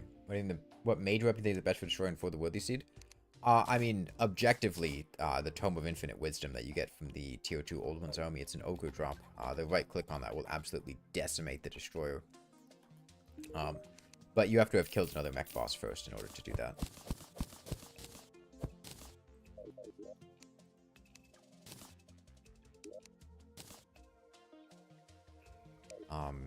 that aside, I mean, you can go with, can't go wrong with Meteor Staff. Solid pick. I'm not super familiar with major weapons, though, so I can't give you any real good insights. Hey, Pink Maniac.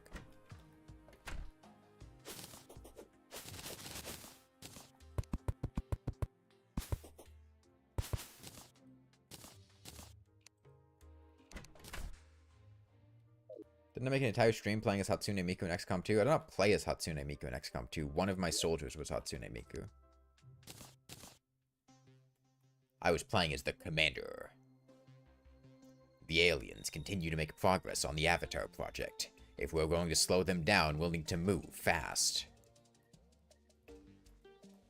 Commander, your recent results have been beyond our expectations, and that is not a statement this council makes lightly.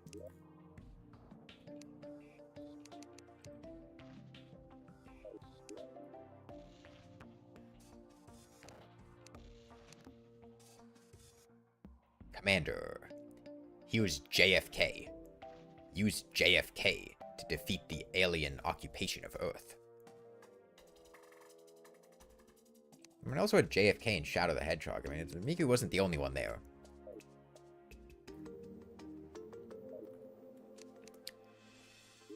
What do I do now? Let's see. I made, house there. I guess I'll just start, making an arena for,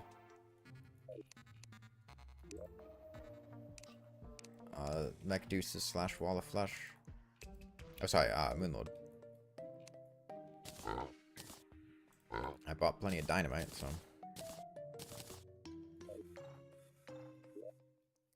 I played the OG XCOM games? No, I've wanted to play UFO Defense, but... UFO Defense, or I've heard, Terror... I've heard, fun things about, Terror from the Deep, particularly, cruise ships.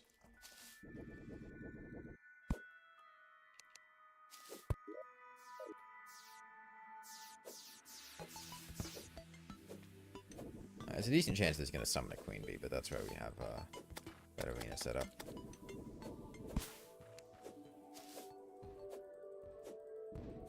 Well, I might be far enough away that it won't summon.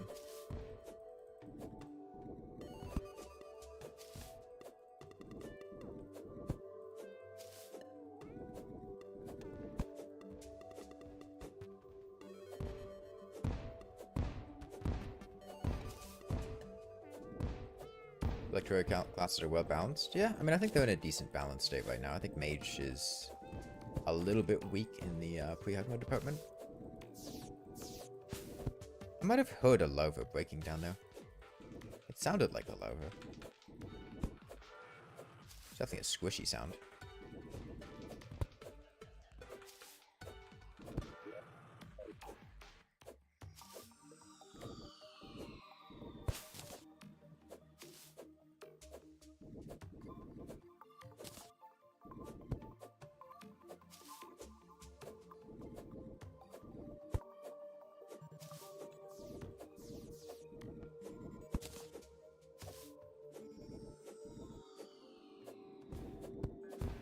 It just depends on what you find interesting in the game.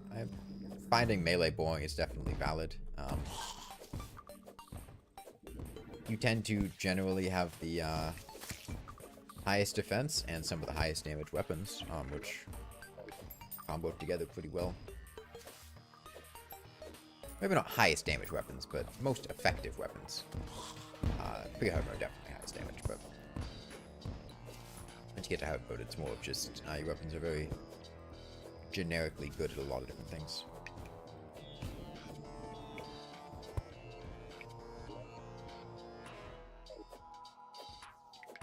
What do you think of Calamity's Rogue class? Didn't play it.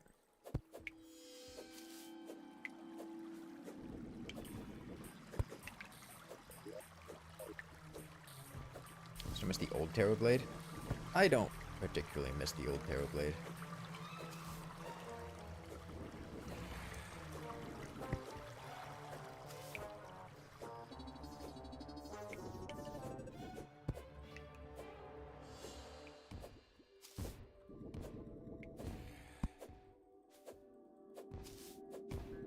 Rogue is just Thrower plus. Yeah, but Thrower was a bad class to begin with.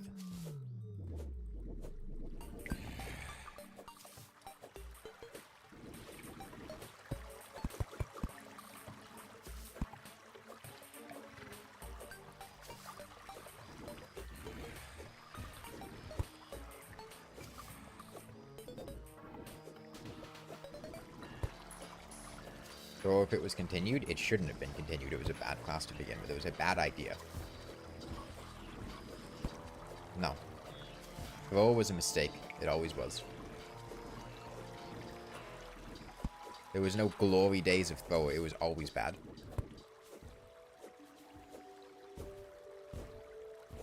Nobody liked it at the time.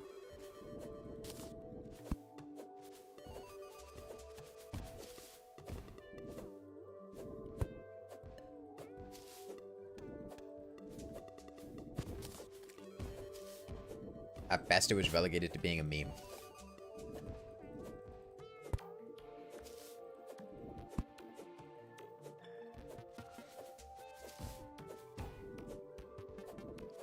Yo-Yo should be a class. If Yo-Yo were to be attempted to be made into a class, it would fall into the same fate as Thrower, in which it is not fleshed out and very underwhelming. It is better as a melee subclass. Now, adding more Yo-Yo support would be one thing, but it does not need to be a class in itself.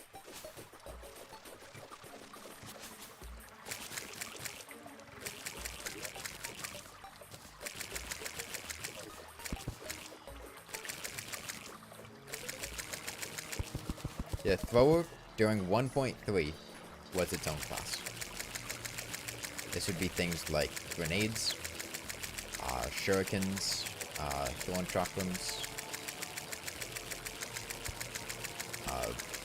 throwing knives, poison throwing knives, bone javelins, bone throwing knives. It had a grand total of 2 armor sets, those being fossil armor, which used to give throwing benefits instead of ranged benefits, and ninja armor, which used to give throwing benefits instead of just generic benefits. Nobody liked throwing class. Nobody used it. It was bad in pre-hard mode. It was unusable in hard mode. Yes, I'm aware you do challenge runs doing it, but you get the point. It didn't have content. The content that was there wasn't fun. It was just Ranger, but worse. And they were right to remove it.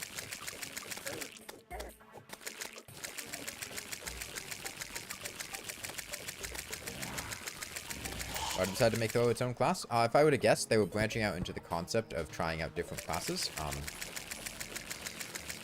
This would be when they added Summoner as a fleshed out class in 1.3. Summoning weapons existed in 1.2, but it wasn't really its own... It wasn't really justified as its own class. They legitimized it in 1.4 when they added the Stardust Pillar, along with some more summoning support throughout the game.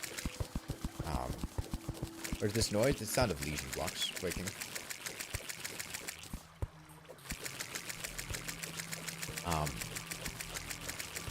And I'm gonna guess they were just like, hey, well, we did that with summoning weapons. Those were kind of like made weapons, but they didn't quite fit the category. So what if we tried, you know, taking these ranged weapons? They don't really fit the normal category of ranged weapons and making them a throwing class. They didn't really do that very well, and so they were like, no, that was a mistake. Let's just make them throwing ranged weapons again. Throwing didn't exist before 1.3, and it didn't exist after 1.3. It was just an awkward, teenage, edgy year that, 5 years that Ranger went through.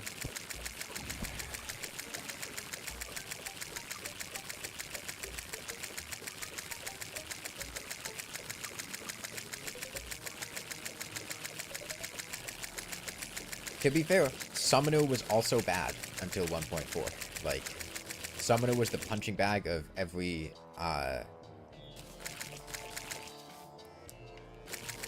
anytime something difficult in Terraria was brought up, like, oh, you could do this as a Summoner, though, and be way harder. And it would be, because Summoner was not good until 1.4 added whips. No, Stardust was 1.3. 1.4 was when Summoner added whips. Yeah, playing Summoner in and of itself was a challenge run.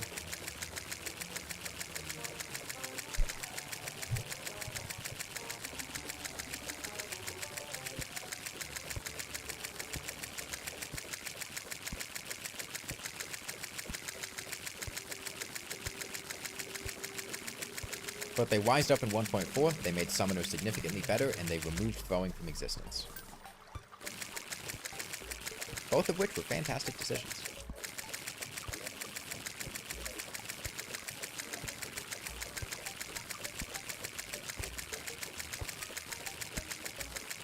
This game is incredibly well balanced, that nearly every and all types of runs can be done without just clicking unless you're already waiting for something bad like a lawnmower.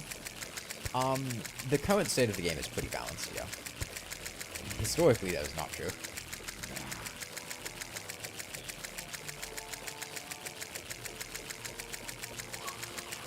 My meters per second while mining is more than the amount of frames per second you're getting in Noida.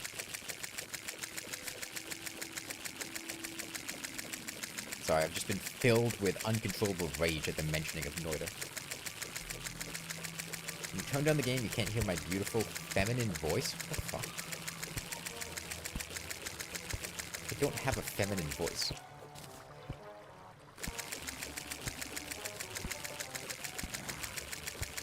Or was I bombing the surface? Making space. I'm going to turn this whole box into an arena.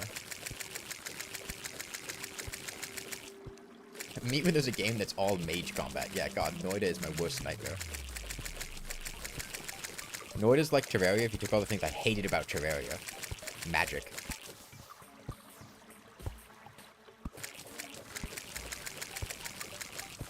Arena for what? Medusa in the moon mode. My voice is just really quiet. Is it quiet or is just the sound of Legion blocks breaking is loud? I don't think it's... My mic's turned up pretty high, and, doesn't really seem like I'm being all that quiet, based on OBS picking up, OBS meters.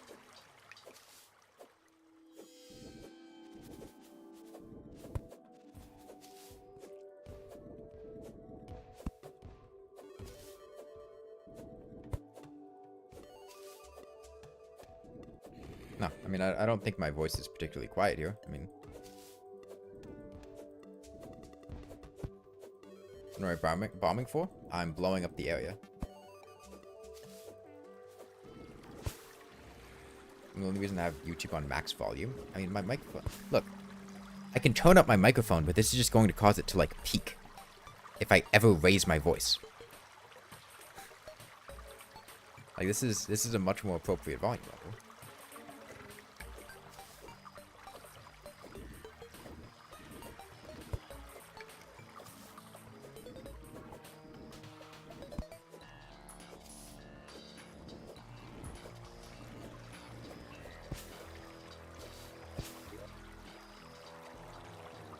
Damn it, the temple is here.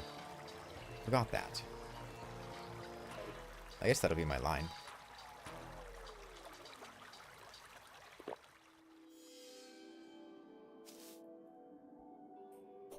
How does the temple go here?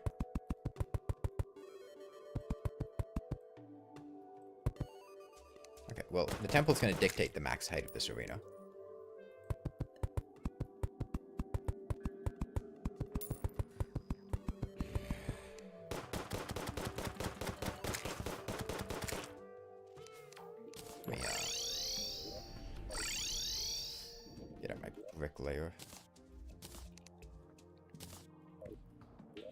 Bricklayer, builder potion, mining potion.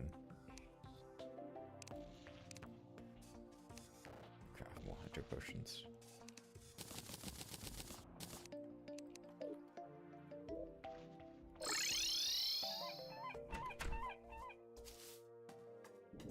You're literally max volume and you can barely hear me? I think there's something wrong with your speakers then, because my volume's fine. Is it potentially, like, a little on the quieter side? Sure, but that's also just because I'm, you know, not talking that loud.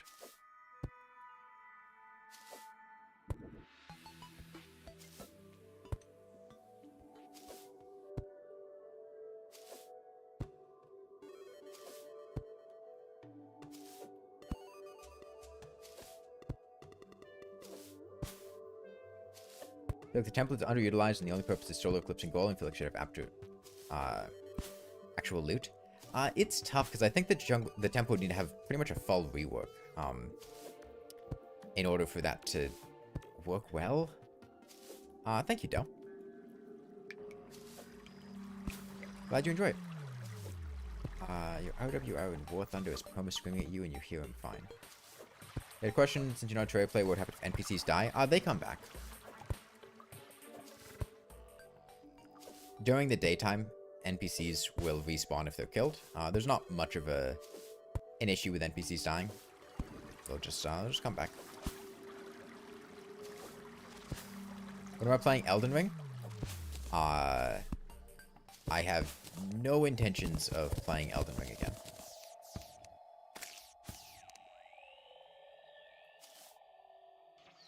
I've played plenty of Elden Ring. I have plenty of streams playing Elden Ring. If you want to go watch me play the DLC for the first time, or play the game on a dance pad, or play the DLC on a dance pad.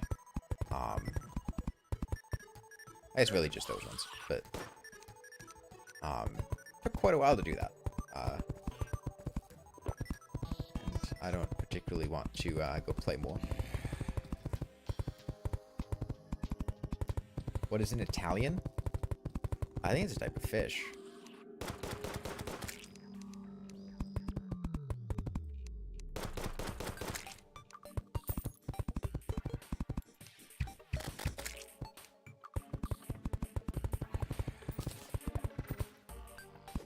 Oh, I shouldn't be using mud. Actually, no, I'm going to cover this in lava. It'll be fine. It'll break the...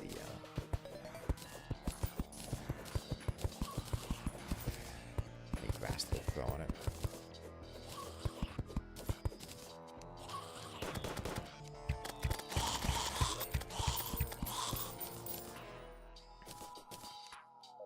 Yeah, this is a little bit annoying having to settle this up, but I think it'll be the best way to ensure that we succeed against Medusa and because setting this up in hard mode is nearly impossible. There's going to be clangers and cursed hammers and stuff spawning at super high rates.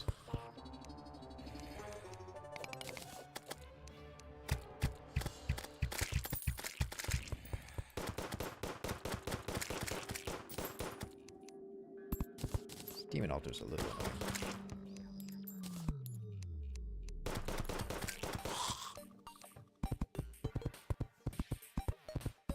My current hardcore legendary get fixed boy run has inspired you to play medium core legendary get fixed boy. As your first time playing get fixed boy and past going, wow, this is get fixed boy and exiting the world. Well, good luck. How's it going? I'll just have to remember to come back here and destroy this in hard mode.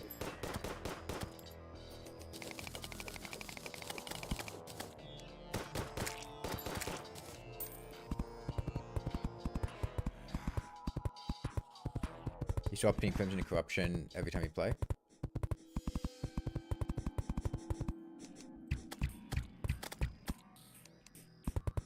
That makes sense. It can be fun to get variety. It can be fun to get variety between the two of them. Definitely gets a bit stale doing one or the other.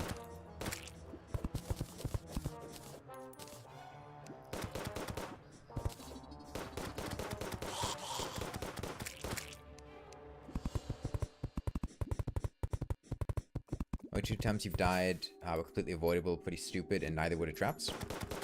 Yeah, I mean, the trap thing in Get Fixed Boy, like, there are a ton of traps everywhere, and it can definitely be annoying. But I feel like the odds of actually dying to a trap are pretty low, because you're permanently conscious of the fact that there are traps everywhere.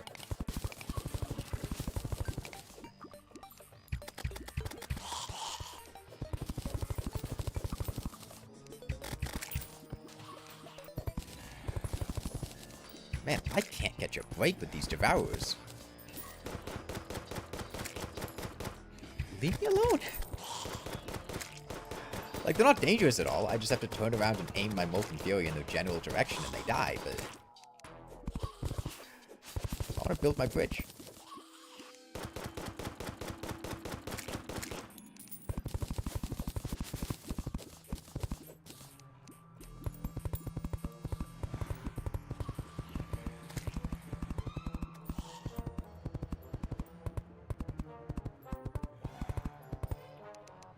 I overestimate how well others play.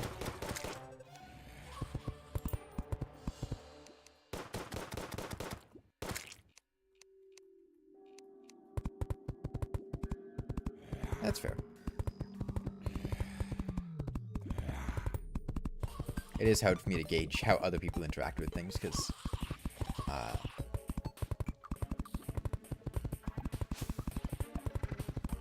my frame of reference is myself.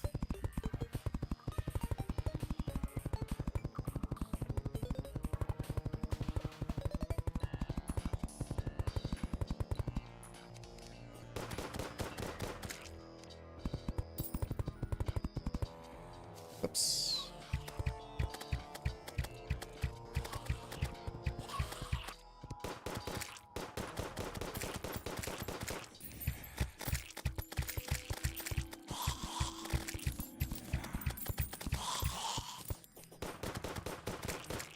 Yeah, the idea here is I'm going to cover this whole thing in lava. I have Terraspark boots, so they're not going to, the lava's not going to damage me.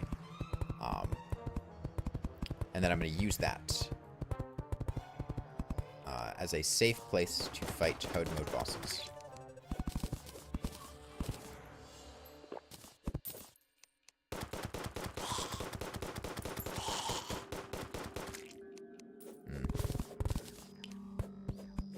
I wonder if I should go for a Dune Rider strategy.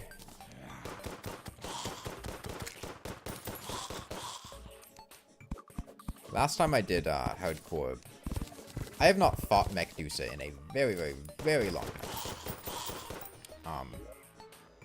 And the last time I did hardcore Get Fixed Boy, I used sand and Dune Rider boots on an arena like this in order to allow me to have pseudo asphalt.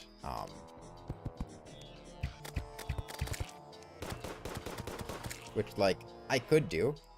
It wouldn't be all that difficult to set up.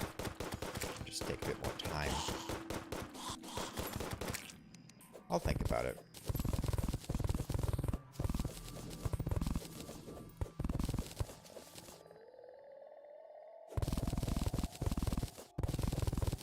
I probably will end up doing it, because genuinely I haven't fought Medusa in, like, years. And I think it would be a pretty substantial advantage to have.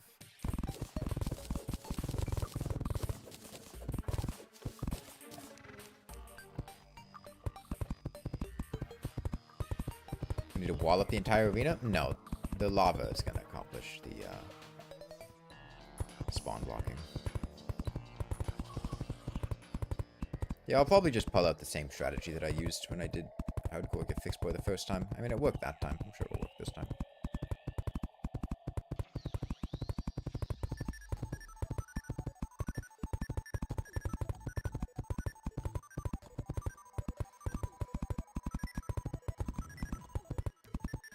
Yeah, Calamity is very different.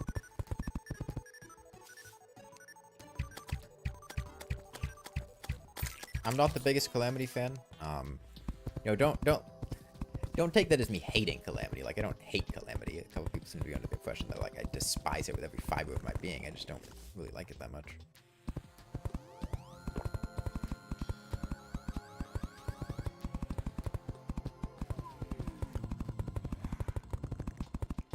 I mean, the main thing that I remember about Calamity is the last time I played Calamity mod was a multiplayer Calamity game. With like 12 people or something. It was one of the big multiplayer streams. And I was just very bored the entire time. I'm just gonna drill in a pickaxe. Pickaxes benefit from mining speed bonuses. Drills are bad. That's the main difference.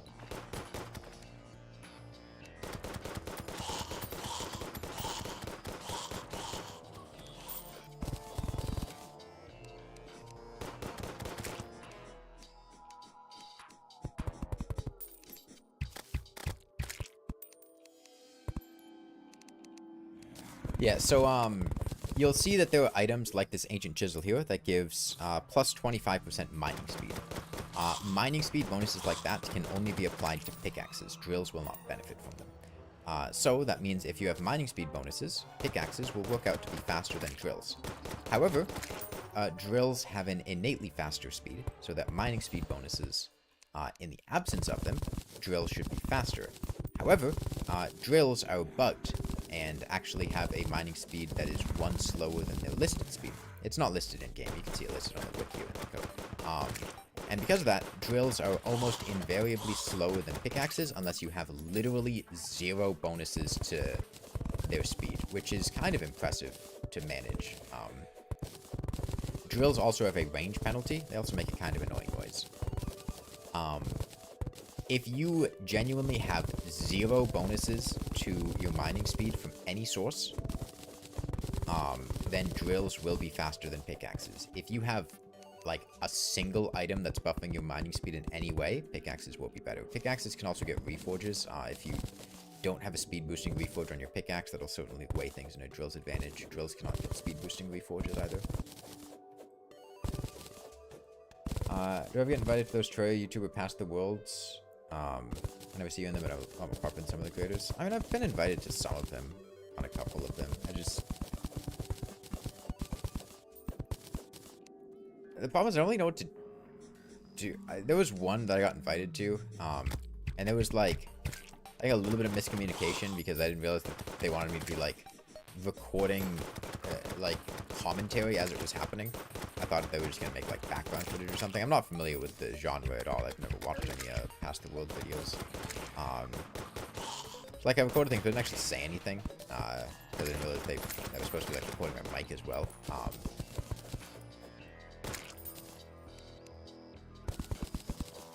And then in general, it was very just like, well, I don't really know. I don't really know what to do here.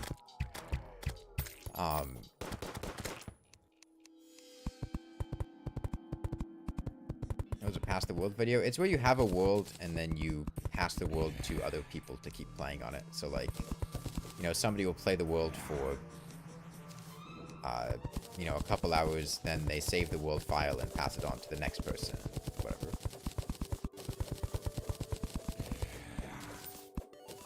I don't know, it was...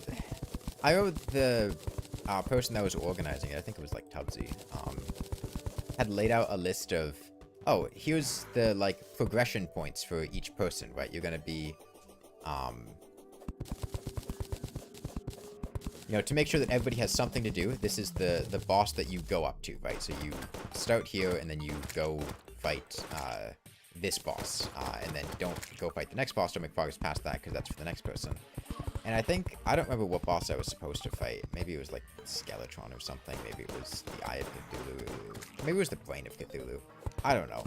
But, like, I killed them, like, an hour in, and I was supposed to record for, like, 4 hours, and then I was just like, well, what the fuck do I do for the next 4 hours? I mean, I just think I just, like, sat there building a Poik farm or something, because I didn't know what to do. I didn't want to... Like, I could go mine, like... 3 hours most of the world, but then nobody else would be able to mine anything. And, like, I didn't know what to do.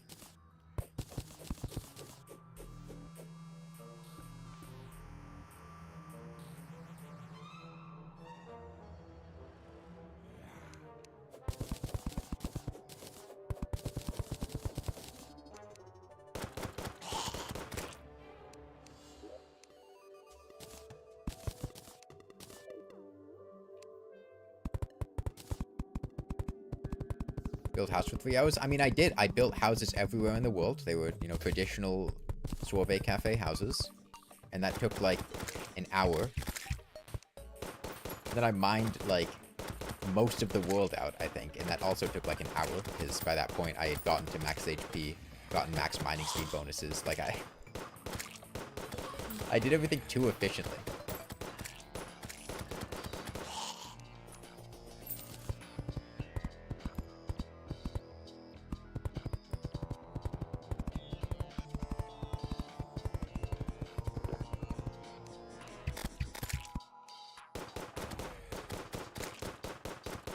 I don't know, it's really out of my element doing stuff like that.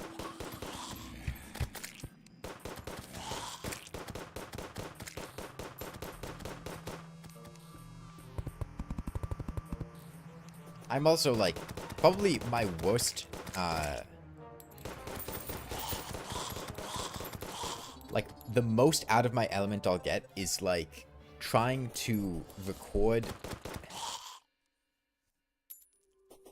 like, audio, not live streaming, Just like sitting here by myself trying to talk about what's happening.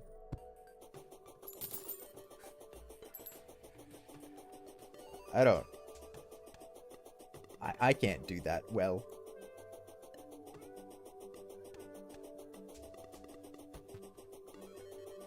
So if it's like, oh yeah, take this world and then record, you know, your reactions to things for like 4 hours. Dude, I don't know what the fuck to react to. I don't know how to do that. I'm not good at that. Imagine a dude beside you watching me play. I don't want a dude beside me watching me play.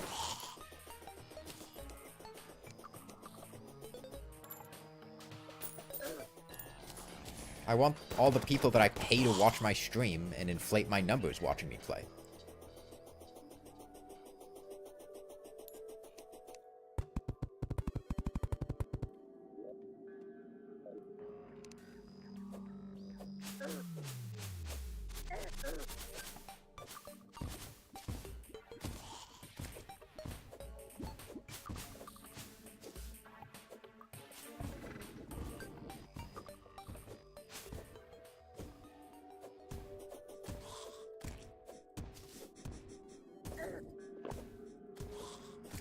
When do you get paid? I'll get around to paying you guys sometime in like 2032. Just you'll rack up a credit of Sorbucks and then you can redeem them. They're like government bonds. You can redeem them for cash credit in 2032.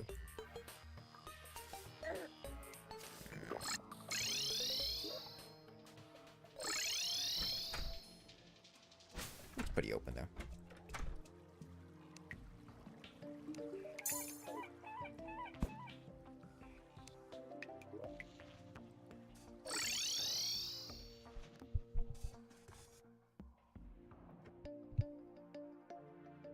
Should I prefer a blue lizard to watch my stream? There is a blue lizard watching this stream. He's always there, ready to pounce.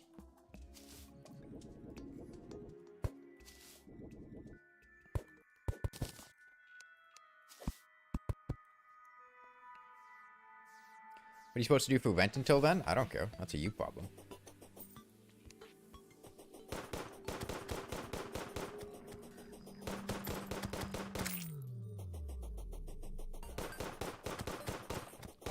Sorbucks to exchange for V-Bucks? No. For whatever reason, Fortnite didn't want to do a crossover with me.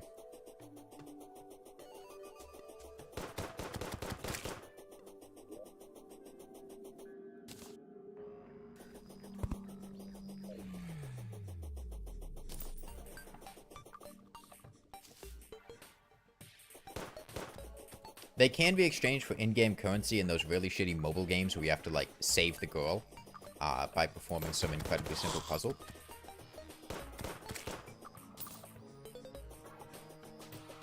The ones you see in the mobile game ads. That's about the peak of who I could get to work with me. That's the best I could do.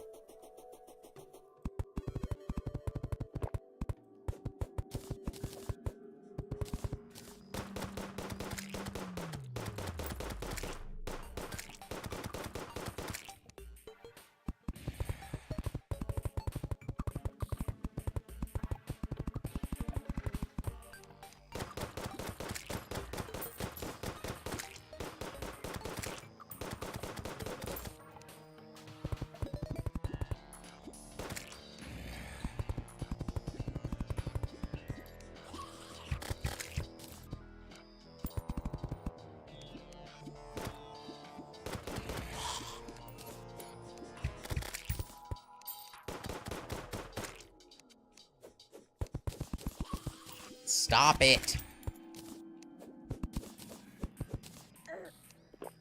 I want to be able to swap to my pickaxe and mine this block, please.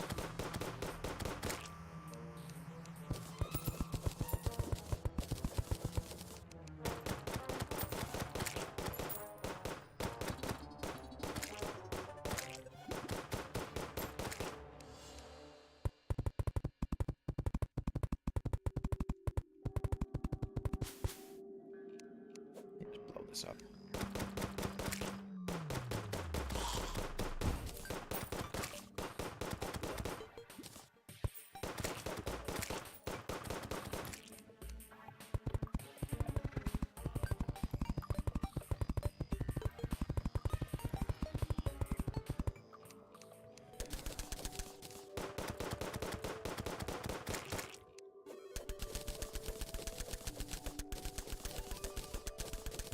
Nearly all the boss AI and Calamity is derivative of vanilla. I mean, it's understandable. It's hard to make completely unique AIs from scratch.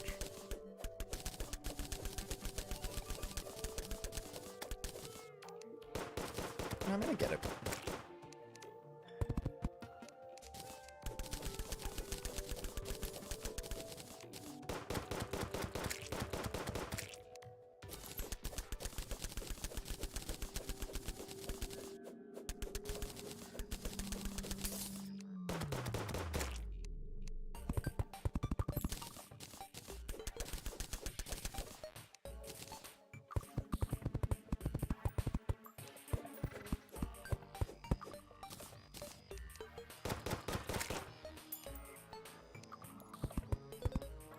No shade, but the standards of modding got right past that. Yeah, I mean, I know that other mods also do things, but...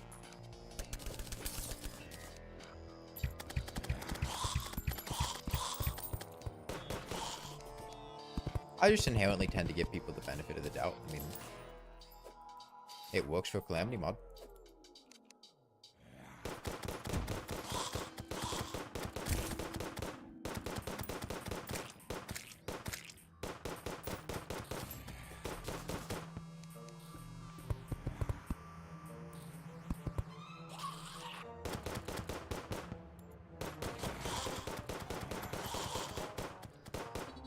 Tried mods other than Calamity.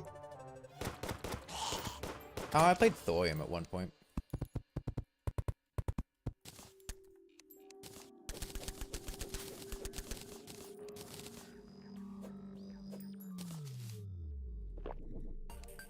But not really. I'm not really that big on Terraria modding in general.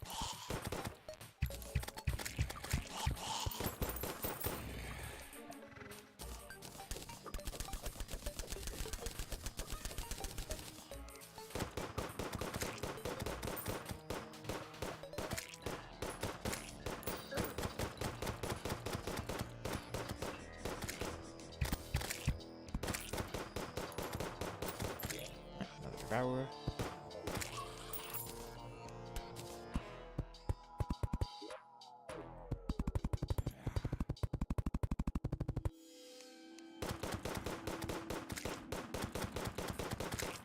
Man, I sure made this long.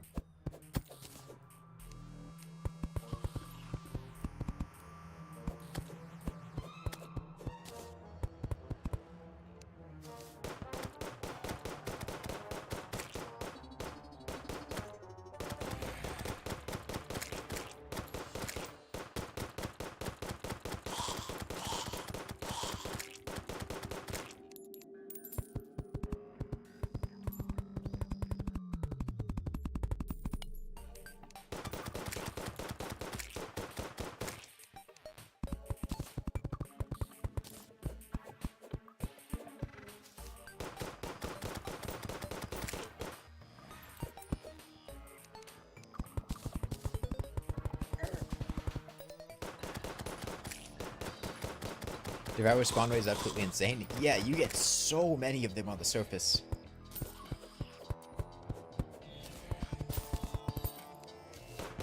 Thankfully, a Molten Fury with Unholy Arrows two-shots them, so... Even if they spawn directly horizontal and beeline to me, I can kill them in time, but... Yeah, Thorium definitely has, you know, more of a vanilla feeling, but I would not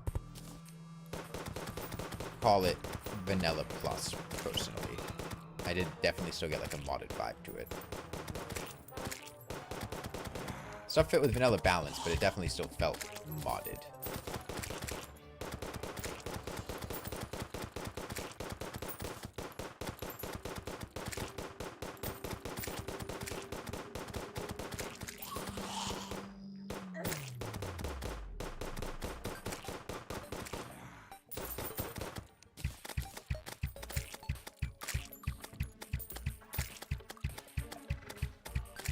By the way, Molten Fury with Unholy Arrows is fantastic.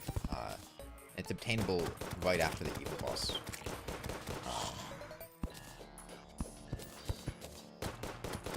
Mine up some Hellstone. Buy some Unholy Arrows from the Arms Dealer, and you are set.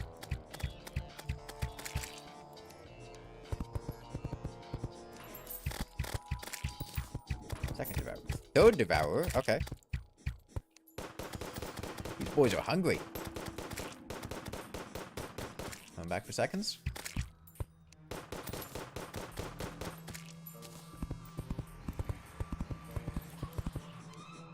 Is a healing hotkey? Oh yeah. Oh yeah. Quick heal is amazing. God, I couldn't imagine not using quick heal.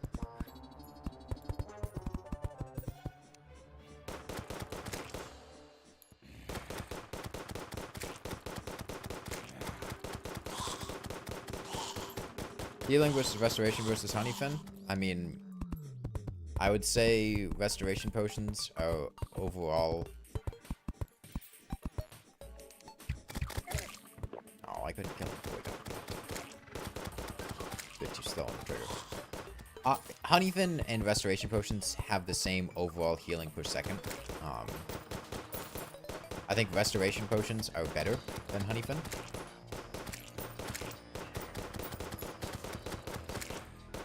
I think the reduced cooldown is very powerful. Healing potions are obviously worse than both, however, they're very easy to obtain. I would not go out of my way to obtain restoration potions or honeyfin. However, you usually get restoration potions naturally, just by looting shadow chests.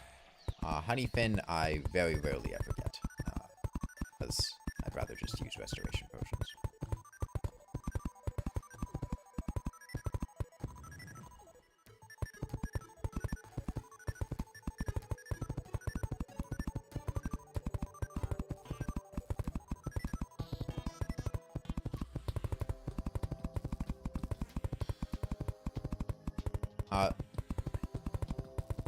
Yeah, I think restoration potions I would rather have in most situations than honeyfin. Strange Brew Gaming? I don't like Strange Brew. I'd rather just have healing potions. Hellfire Unholy? I'd rather have Unholy. Lower knockback, I think, is a benefit. I think high knockback is a downside on weapons. And I prefer piercing over an explosion.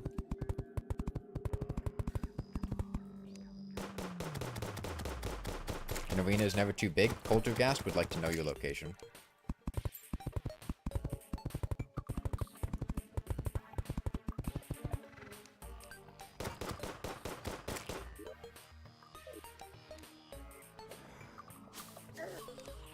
Might as well thread the needle between the two of them.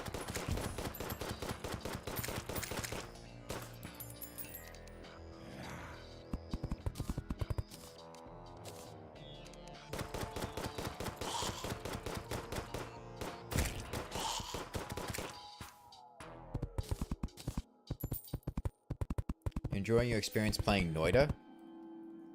Noida.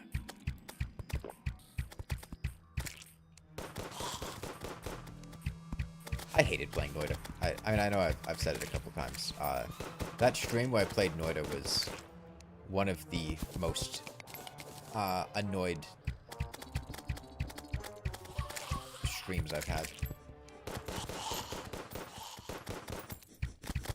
Double Devourer?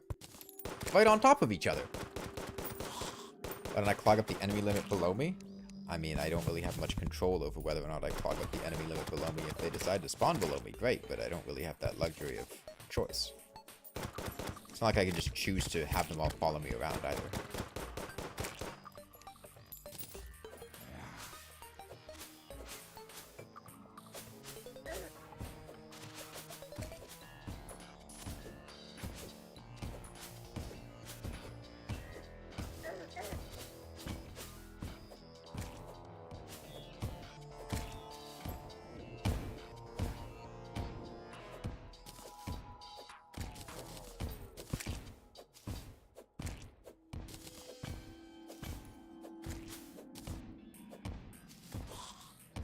Noida is like one of the only games that I've ever gone to the Steam store page and left a genuinely negative review on.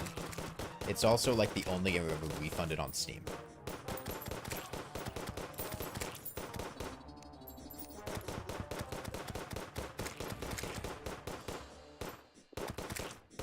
And I like roguelikes.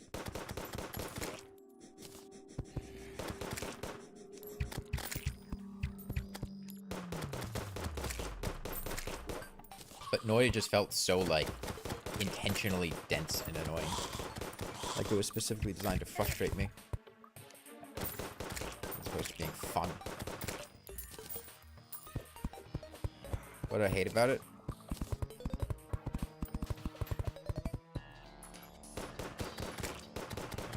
It just seemed like it was there. It didn't respect my time, I think would be the best summary of it.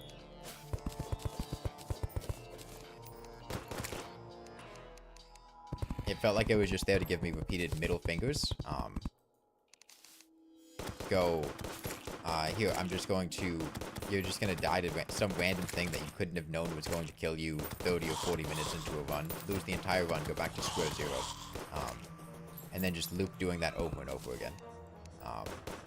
And, like, eventually, sure, if you learned all that stuff, maybe it would turn out to be a more enjoyable experience. But it felt like just my time playing the game was not being respected in the slightest.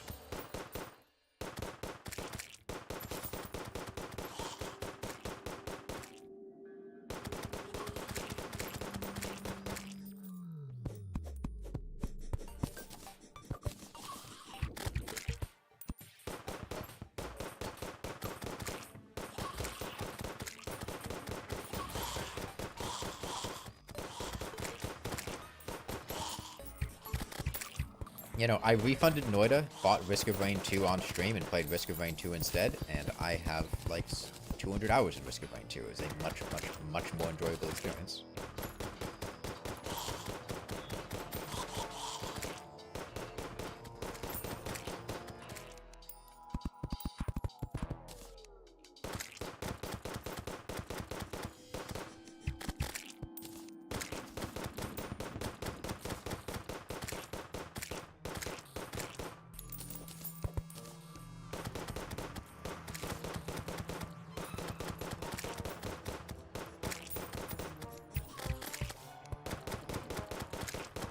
Yeah, I mean, I haven't thought about Noida in a while. I know in my Steam review I left some thoughts. I remember thinking that the, like, particle simulation aspect of the game felt very underwhelming. That the game felt like it was trying to be 2 or 3 different games at once. And it didn't feel like if I wanted to sit there and interact with the particle system, and, like, have fun doing that, that didn't really feel super compatible with the, like, difficulty system that was going on in the game. It felt like it was more of just like a backdrop to that rather than the defining feature of the game. But the game was usually described to me as like, oh, it's got this cool, like, pixel simulation for everything. But that's not what the game is. I feel like that kind of just happens in the backdrop.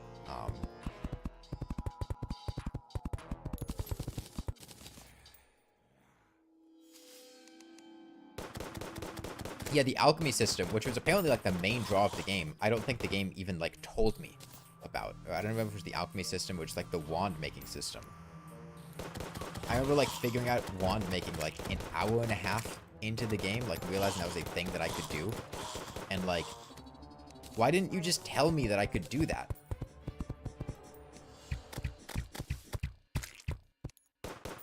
Right? Like... Why not just have a fucking 2-minute tutorial that goes, hey, here's how you make wands. Combine all the different spells that you get throughout the game in order to make wands. Like, is that difficult to do?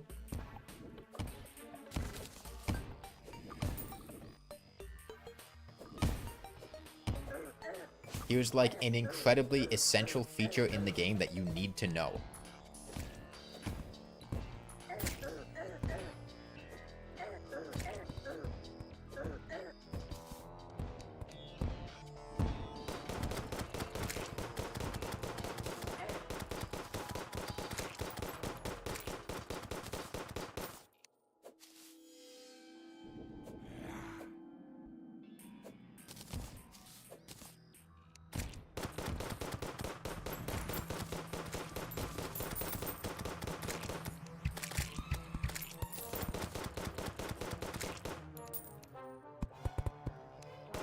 I remember drawing the comparison of Noida to Rainworld, in the sense that they're both difficult games with very... I mean, I get that the game did something, but I feel like it didn't do enough. Yeah. Like, yes, I'm aware the game is not, like... It did something to that effect, but it wasn't something that I picked up when I was playing, and therefore I would consider it to not have been enough. But with Rain World, it felt like, exploring and trying stuff was rewarded. That is, I would try doing different things, and I would have fun doing it. I would discover new things that I could do. I would find new places. I would find new ways to interact with creatures or objects. Whereas in Noida, it felt like the game wanted me to explore and try new things, and it wanted to punish me for exploring and trying new things. It felt like every time that I would try to do something different or new, or interact with a new system I hadn't encountered with, I would just die and then have to restart the game. And lose all of the progress I had made, which doesn't make exploration and exploring fun. Like, I don't want to interact with the particle system, because if I do, it's probably just going to lead to something fucking exploding and killing me. Because everything in that game explodes. I don't want to... like, I didn't want to try new things, because everything would just kill me.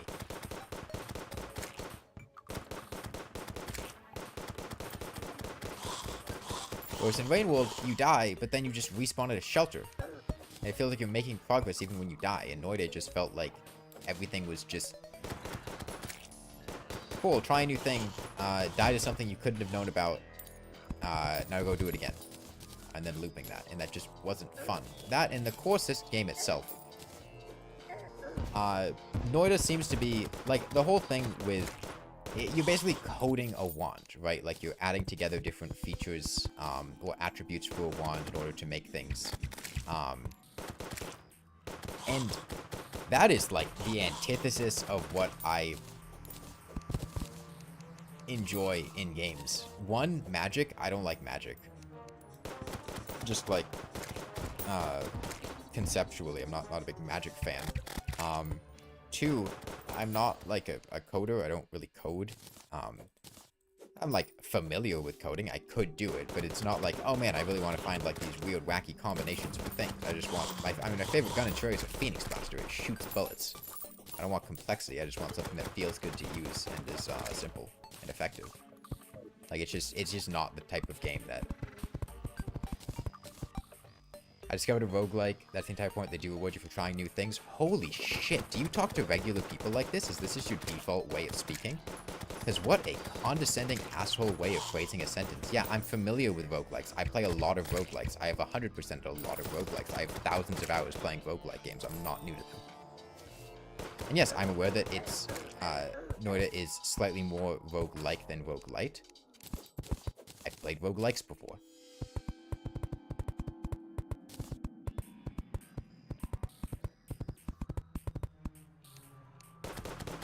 Just because a game is difficult doesn't mean it needs to be intentionally obtuse and annoying. Yeah, I love Nucleathone. You know, there's seen Nucleathone in Noida?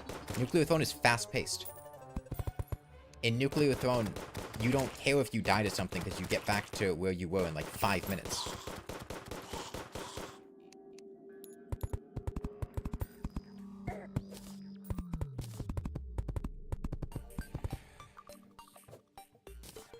Nucleathone respects my time.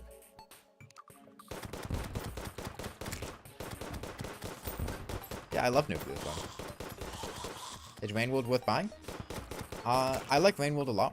Rainworld is a very niche game, I would say. It's not something that everyone's going to enjoy. If you are fine with some difficulty in your game, and you like kind of exploration, discovery type things, I think it could be a pretty fun game. If you're the type of person that usually like follows walkthroughs or really wants to like know what's going on in the game, you get lost easily, you don't like not knowing what's going on, and you don't like difficult games too much, it's probably not the type of game that you'll enjoy that much. It's very, you know, focused on exploration and discovery, not knowing things. It is a difficult experience. The whole game is modeled after, like, Buddhist themes of overcoming challenges and difficulty.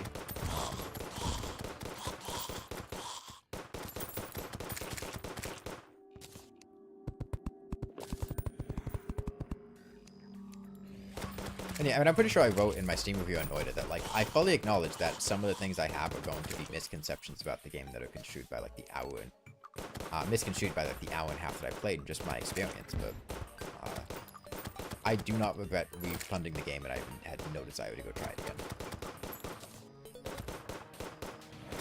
Nuclear Thunder is also just fun immediately, where you felt like dungeon you had to get very good at to get any sort of enjoyment out of it. I'm just grabbing Rainworld right now, but most then applies to Noida. I talked about the differences in the philosophies behind the game design. And I'm pretty sure the description I used repeatedly for Noida was somebody kicking you in the balls. Oh, there's a pyramid down there. And then repeatedly asking you if you want to get kicked in the balls again. And if you get kicked in the balls enough, maybe you'll gaslight yourself into thinking that you like it.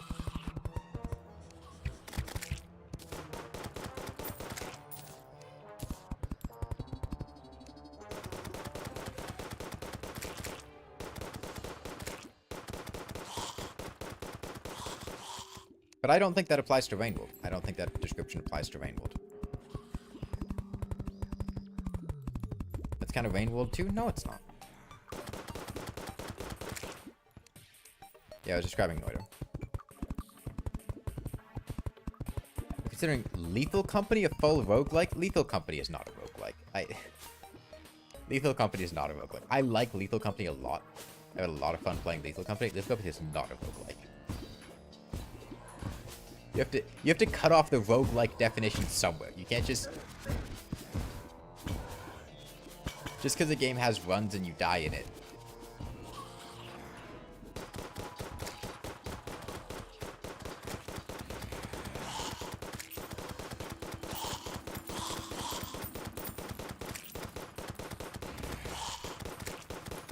No, I think the core difference between Rainworlds, like, yes, I get that Rainworld and Noida have some overlap in their design philosophy, but I think the core difference is that it felt like Rainworld respected my time, and Noida didn't.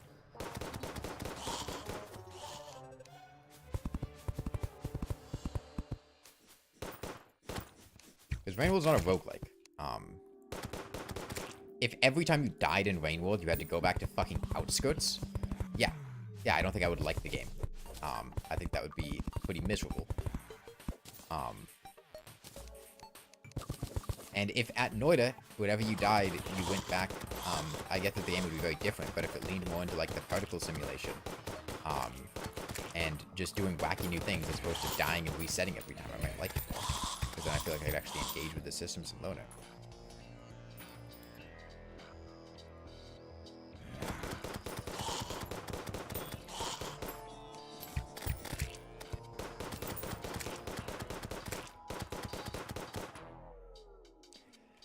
Let me tell you what we're supposed to do and don't starve. So, as the name would suggest, get food. Generally, the core gameplay loop in Don't Starve is finding ways to found food and then giving yourself a stockpile of food in order to go out and do things. Usually fighting bosses, or getting new materials, and then getting improvements to your gear or whatever. Generally, your objective is just to, like, survive throughout seasons and stuff.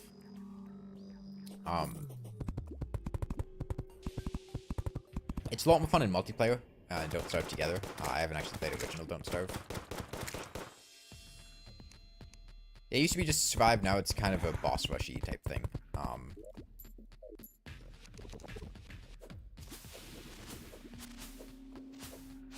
I usually get bored and Don't Starve after, like, year 1.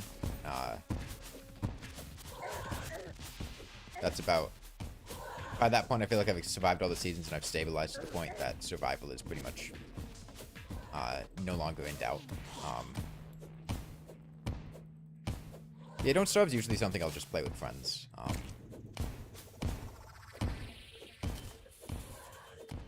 I don't find it very enjoyable by itself in solo play.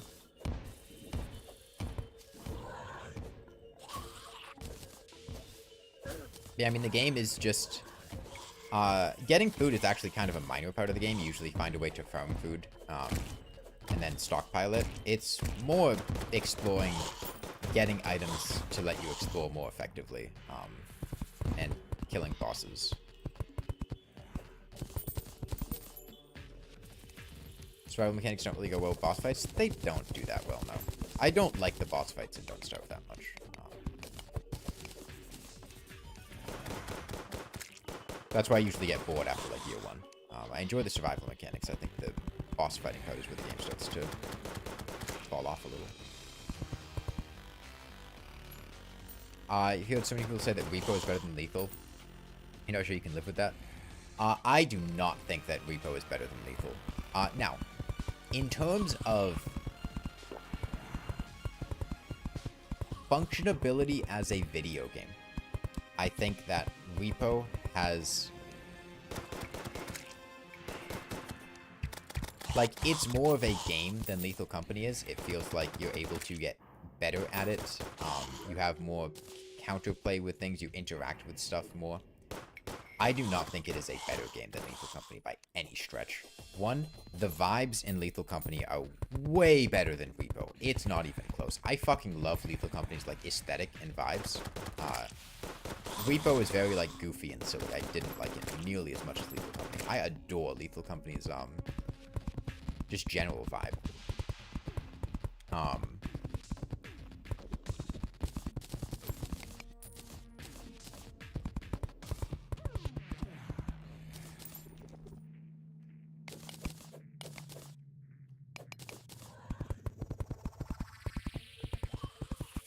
I think, in terms of map design, I much prefer Lethal Company's lack of a map. Like, the things that Repo looks like shit. Repo looks bad, but it's better than it looks. I mean, Repo is fun. I had fun with Repo. I would continue to have fun with it, with friends. It's not as bad as it looks. Yes, the, like, laughing, crying emoji thing that they have on their branding is god-awful. But the game is mechanically solid. I know it looks bad. It looked very bad to me, too. But it's better than it looks. I mean, the map layouts in Repo were basically just, you have your extraction point, you take your coat, you go from point A to point B. It's very linear.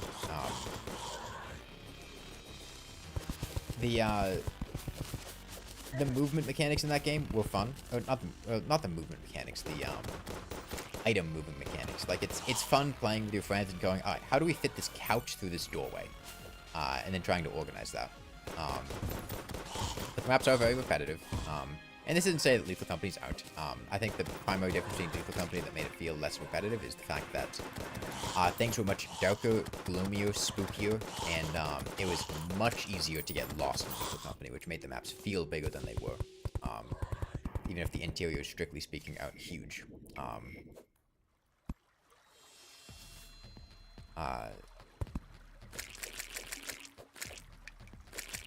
Repo is much gamier.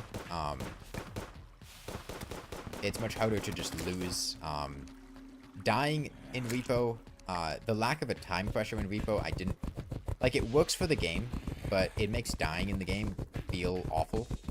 Because I would find it usually took ages for people to get to the next extraction point and revive you, and sometimes your head wouldn't be there and they wouldn't revive you. You just have to sit there for like 30 minutes as they do the rest of the level. Content warning better than Repo and Lethal Company? God, no. I hated content warning. Content warning was awful. I played it once with friends. It was a miserable experience. God, it was awful. I hated content warning. I like Repo. I like Lethal Company more, but I did not like content warning.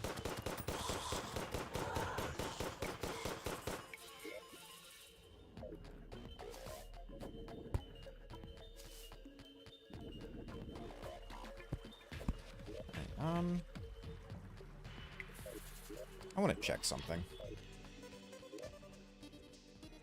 Due to Repo being gamier, you find it to be a much better solo experience? Yeah. Yeah. That checks out. Lethal Company solo doesn't really work that well. But Repo solo, I know a friend who's had fun with that. I want to check something.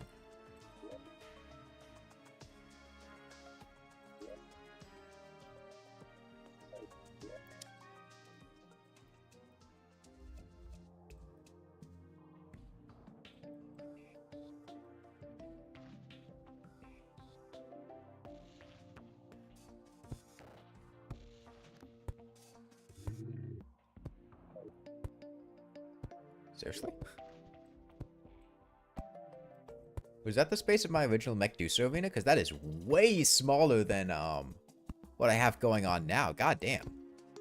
Let me check the height of this.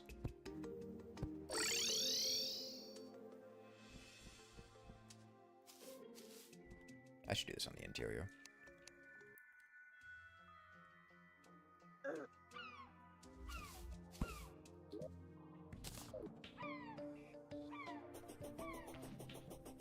Yeah, so this would have been where I originally fought Medusa. Gone to here. The height in my current arena is a fair bit lower than this, which may be cause for concern, but it is also a lot longer. Thought of trying Vintage Story? I have not. Actually, no, that's not true. I have. I had a friend that brought it up at one point, was wanting to play it, but never got around to it. We'll see if it works. What's on platformers? In general, I'm not like a huge platformer fan.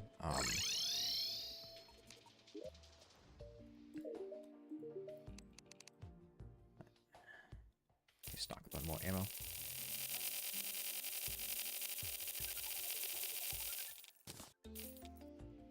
Okay,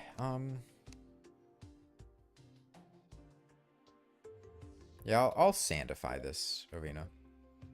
Propane on Deep Rock Galactic and Deep Rock Galactic Survivors. I do not like Deep Rock Galactic at all.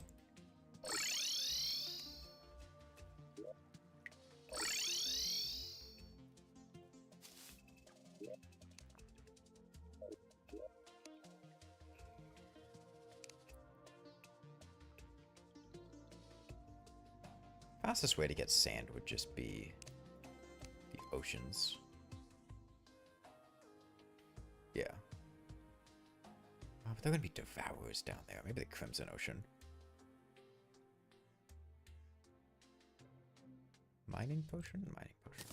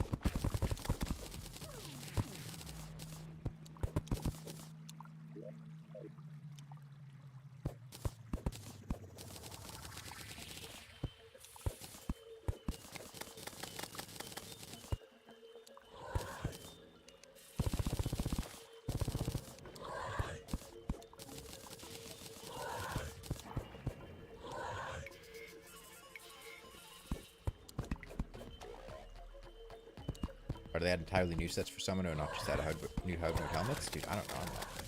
I'm not really logic. That's a question for them.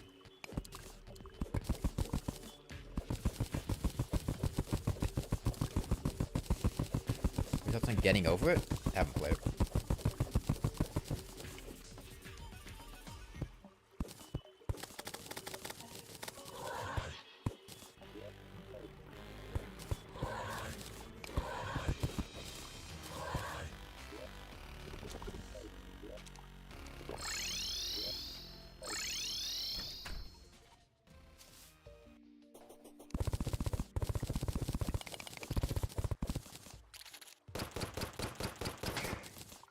I'm gonna get Dune Rider boots. I still don't actually have them. I realize I should probably do that.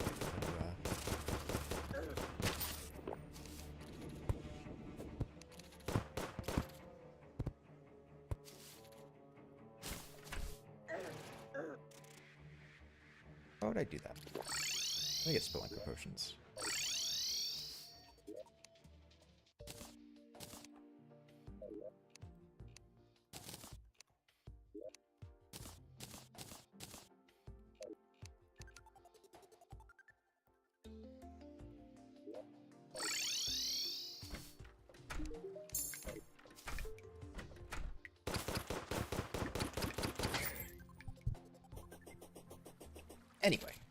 Let me get Dune Rider boots. And while doing this, I'll get plenty of sand.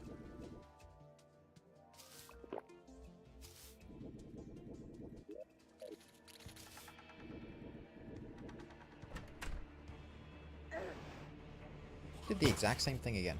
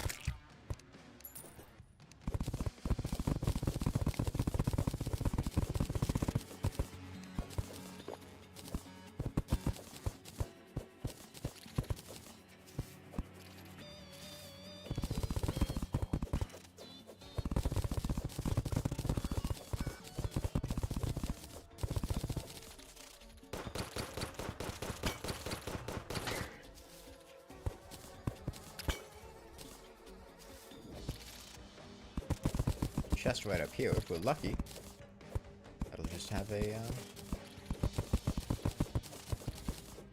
Dune Rider boots in it. Back from real life now. Welcome back.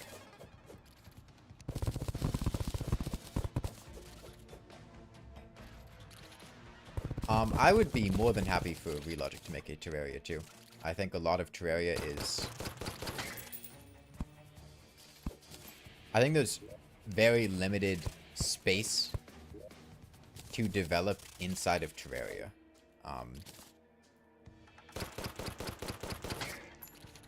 And we've already added drastic amounts of quality of life. The end game already exists, and you can't really add more end game onto Terraria's current end game. I think adding more content, like the game has a nice balance of content, in terms of literal balance, and just pacing. I think adding more content, while nice, is eventually going to reach the point of just everything being bloated or unbalanced, and there are only so many new ideas you can implement within Terraria, before having just an entire, from the ground up rework would be nice. Like, you could make... You're constrained by the biomes that already exist in the world, the general theme and difficulty level of those biomes, the bosses inside of them. If you wanted to actually implement, new early game bosses, you'd be better off trying to, make a new early game than trying to find a way to squeeze them in between the Eye of Cthulhu, Brain of Cthulhu, between the Deerclops and all of that.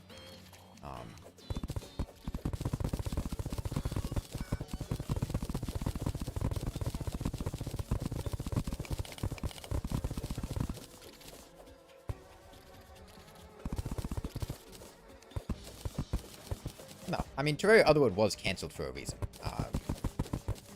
If it came out, it would have been bad, as it wasn't being developed well.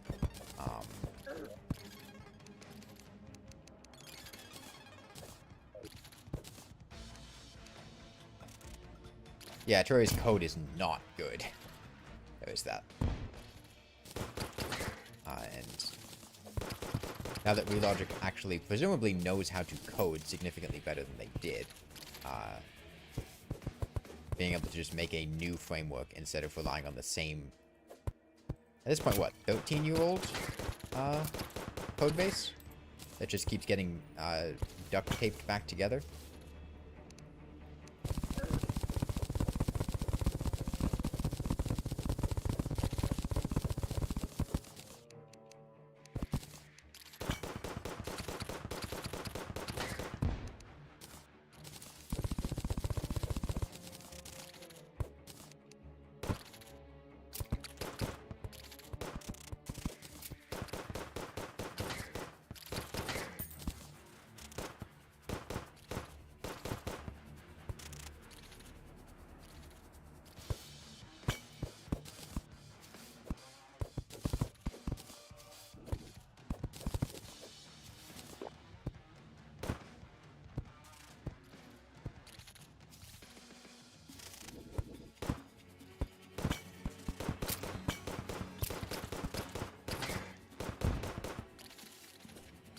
Like, I do think making a new game has merit.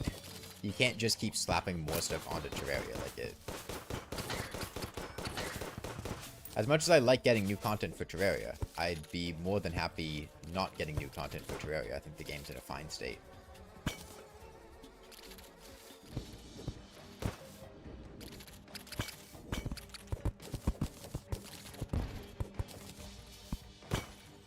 Are there things that are imperfect about it? Yeah, but there are always going to be things that are imperfect about it.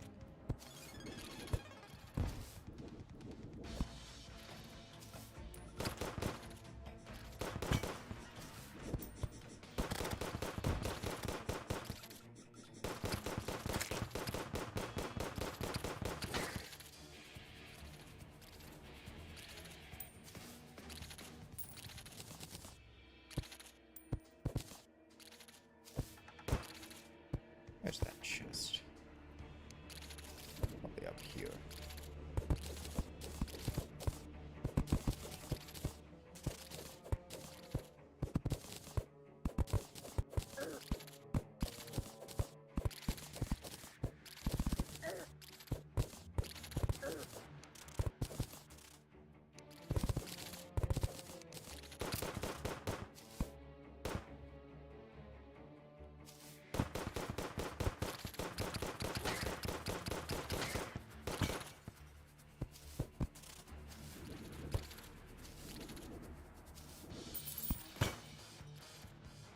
Yeah, I mean, I don't think it's super likely that Relogic would move away from the Terraria IP and make something that's not Terraria 2 if they were to make a new game. Like, Terraria is such a, like, monumental success that I think making something that is not Terraria would just be drastically less successful than something that is Terraria.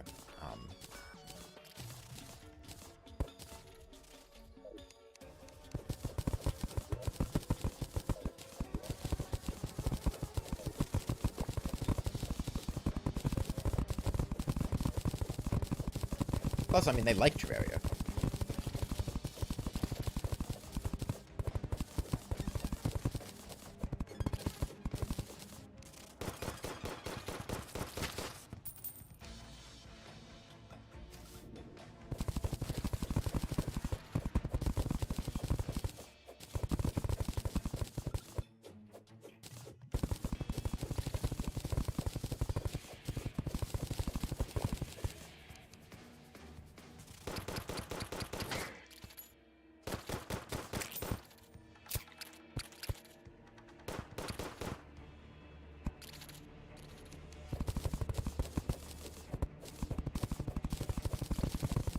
At this point, I'm just collecting sand.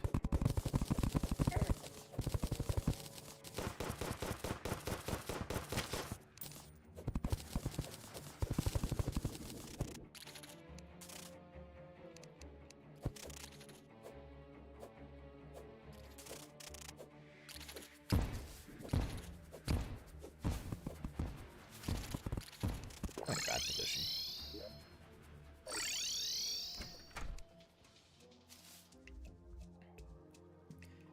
I hope the style of the game wouldn't be botchy when it looked like Terraria, but cleaner.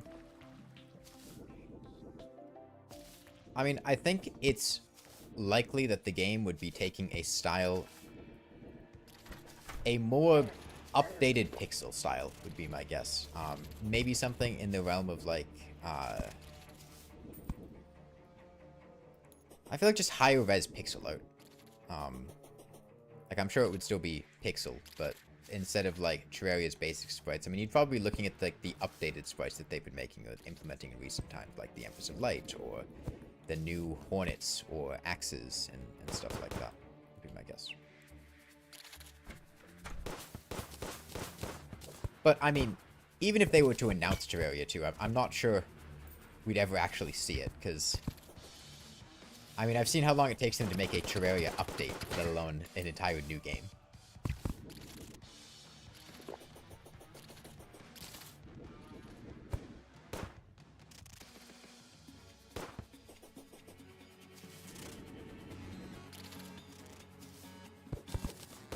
But then again, maybe not having to work within the constraints of Terraria's incredibly botched existing system would make it much faster to add new content.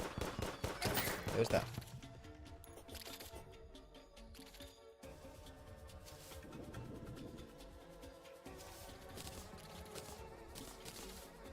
To be fair, they certainly have the budget to hire a larger dev team. They just haven't. They'd be incentivized to if they made a sequel. Yeah.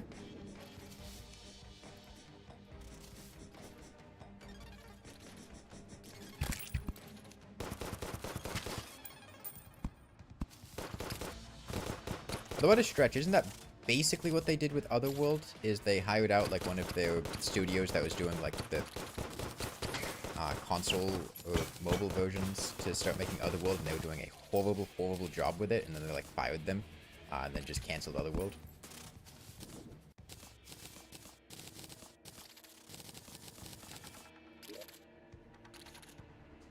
Isn't that what happened?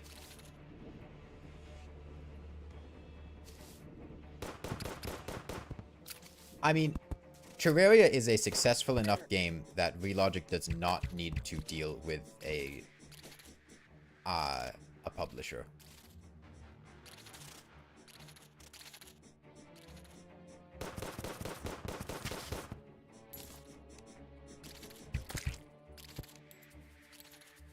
Like, I mean, Terraria is one of the best-selling games of all time, and I really can't imagine Relogic needing to do that.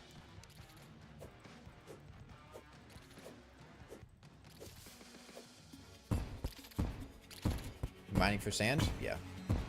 We're doing riders.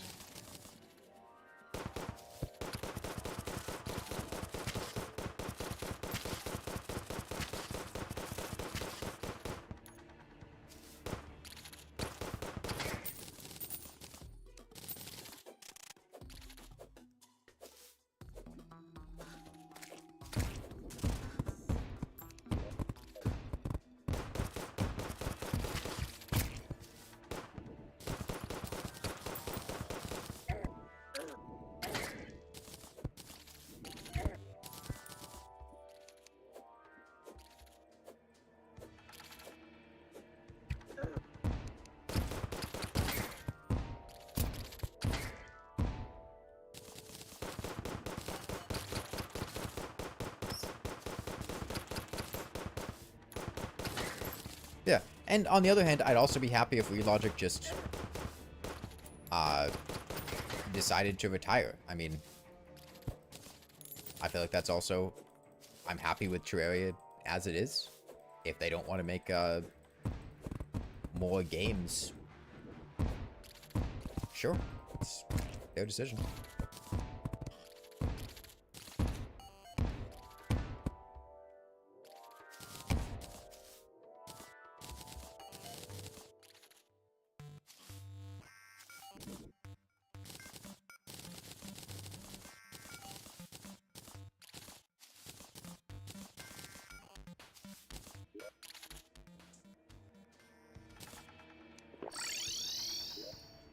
You'd say this game is finished, well-made, and polished? Well-made. Does well-made imply that the way in which the game was made was done well? Because I don't know if I'd agree with that one. I've seen Terraria's codebase. You honestly feel like the continued last update to the retirement? I mean, I feel like by this point, Relogic has made enough money off of Terraria that they don't need to work or develop more games. I mean, it's... Terraria's like a ridiculously successful game.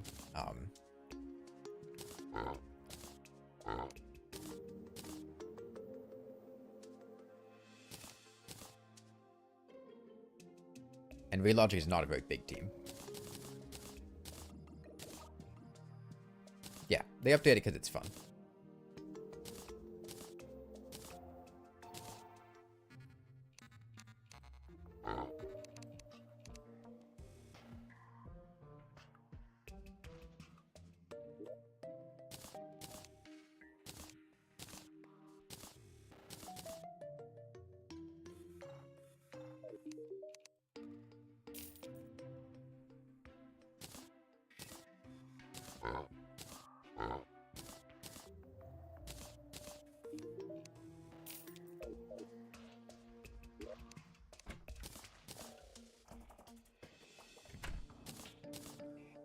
Alright, let's make the mother of all Mechdusa arenas.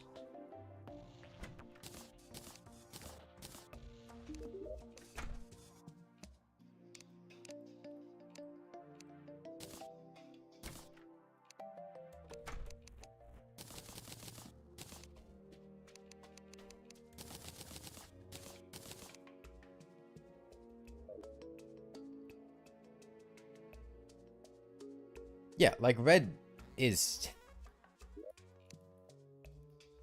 I don't actually know how old he is. I would assume he's like in his 40s.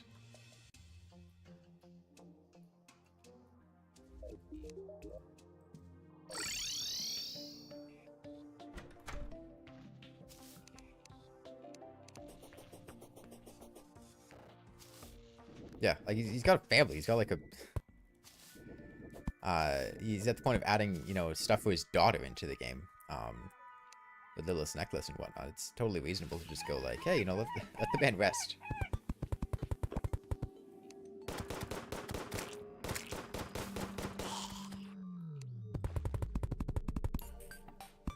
To be fair, that doesn't necessarily, you know, having a daughter doesn't mean he's old, but...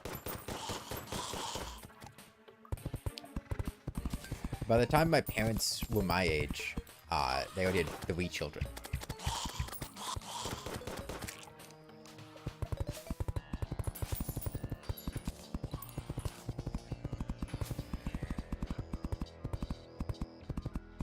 Heresy, but Minecraft's your favorite game in Terraria second. I mean, you're entitled to your opinion. That's cool. Minecraft's a fun game. You know, Minecraft is... I've made my opinions on Minecraft known several times in the past. Tends to upset at least a couple people when I say that I don't think Minecraft is a very fun game. But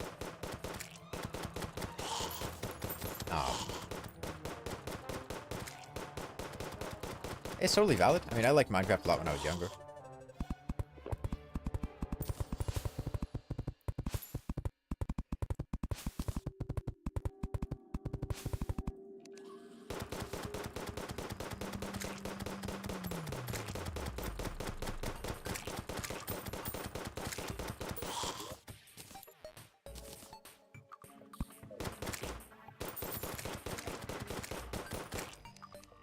I mean, I think there are plenty of things that Minecraft does very well. I just don't think gameplay is one of them.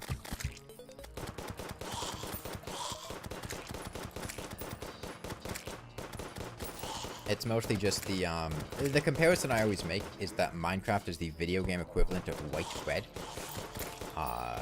Which is that it is basically an incredibly boring blank slate that anybody can, like, kind of enjoy. And it's fine. But you really need to add stuff to it in order for it to actually be, like, enjoyable by itself. You're not just gonna sit there and eat plain white bread out of your pantry. You know, maybe you add some modded peanut butter and jelly onto it, or cheese, or you get a bunch of slices of white bread together and, like, grill them up into a sandwich with some other stuff, like with friends in multiplayer.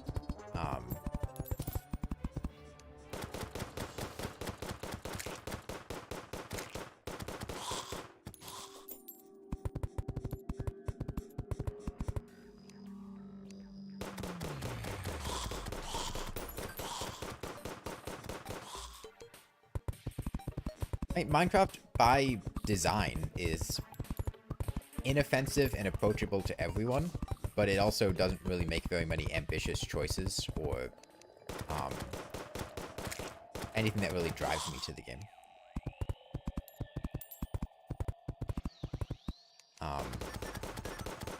I've tried to get back into Minecraft a couple times, and I always just get bored pretty quickly as I blow through all the content rather fast.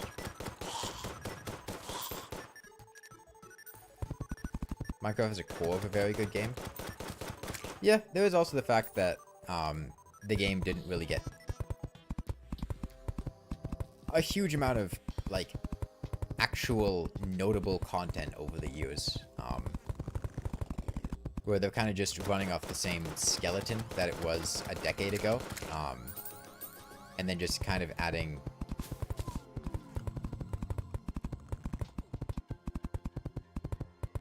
I would say, like, Terraria and Minecraft started off of a very similar skeleton. but Terraria turned, like, a skeleton of a hamster into a skeleton of a dragon, whereas Minecraft keeps on putting more and more, like, clothes and hats onto a skeleton of a hamster. If that makes sense.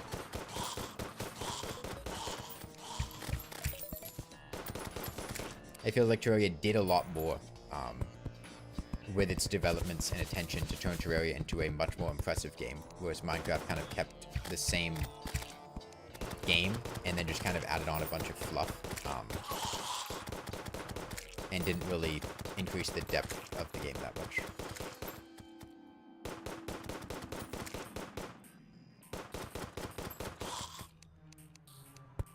The other thing is that I'm much more of a gamer than a builder.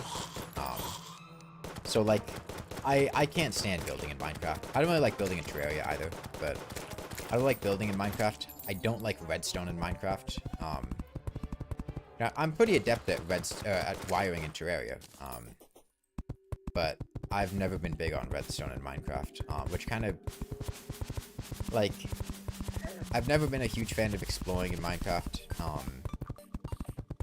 or building, which kind of just leaves, like, the gameplay part of it, and that's... It's something that I always felt like I could get better elsewhere. I guess would be the way to put it.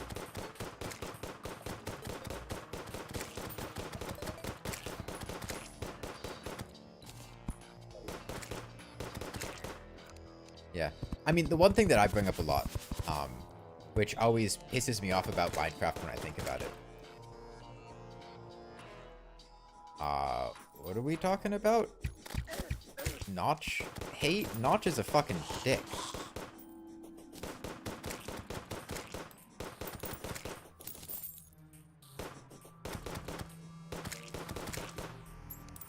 It's perfectly justified to hate Notch. He's an ass.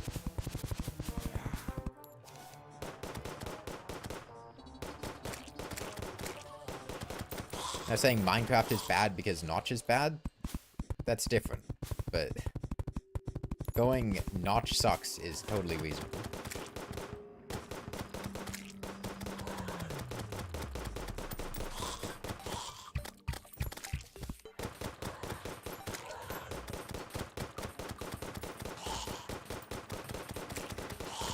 Yeah, he doesn't really have any tie to Minecraft. And from my understanding, even, like, when he was still... before he sold Minecraft, he still wasn't, like, the one responsible for the updates. He wasn't, like, the lead developer. Like, Jeb, but...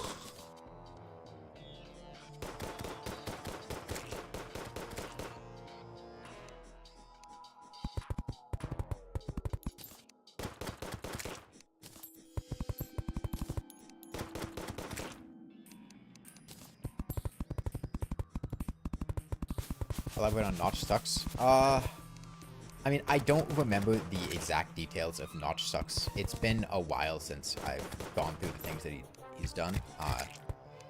He is transphobic, I'm pretty sure. Pretty sure, didn't he just, like, treat the people that he worked with really poorly? I'm pretty sure he's, like, didn't he go into, like, an alt-right pipeline after selling off Minecraft? I don't remember. I don't keep up with Notch. I don't care about Notch. I just know that he's a dick.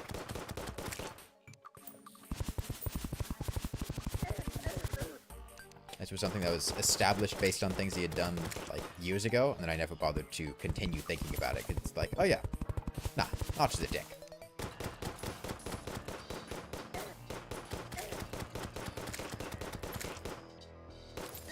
Isn't he anti-Semitic? Another thing with Notch.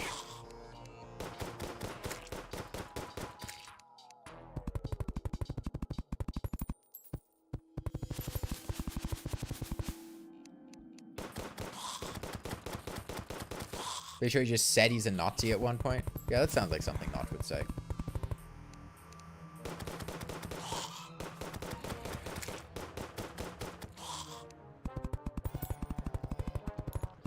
Yeah, it's something about Notch being not as bad anymore. I don't know. I don't keep up with it. Notch is just rich, angry old man at this point.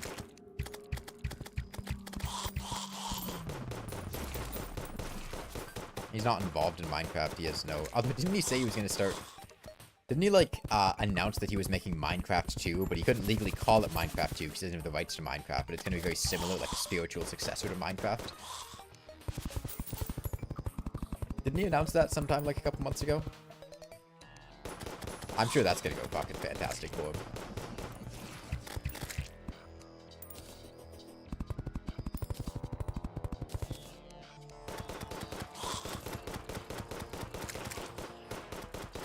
Said he quit doing that the same week? I wouldn't be surprised.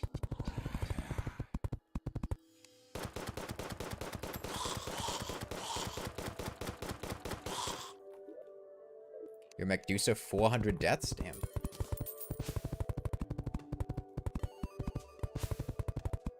Main issue with Minecraft is everything is hard to get in mass. There's so much content in the game and it's so spaced out. Oh yeah, what I was saying earlier, the one thing about Minecraft that I find unforgivable, and I know I've mentioned this several times, it comes up pretty much every time I talk about Minecraft, the inventory size. Minecraft's inventory is, like, unforgivable game design to me, after how many years the game has come out. Where they took what was originally, like, a pretty,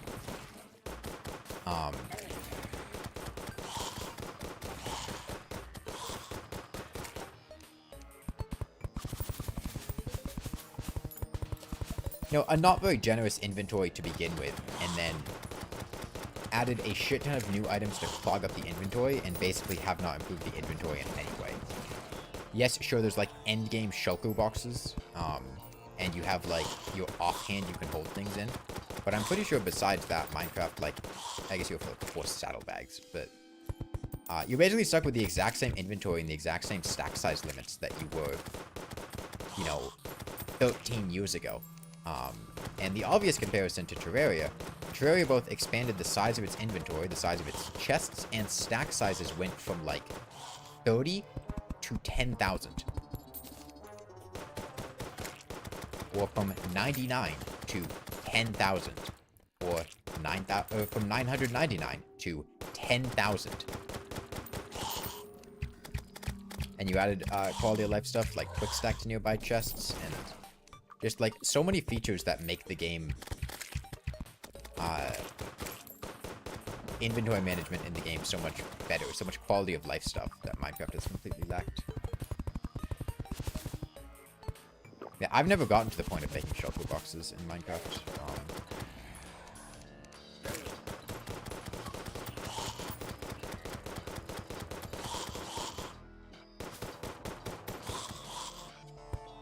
Minecraft has the bits for higher item sizes, so they wouldn't even need to change the data.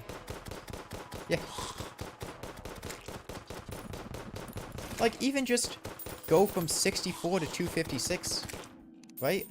That's not that difficult. It still keeps their,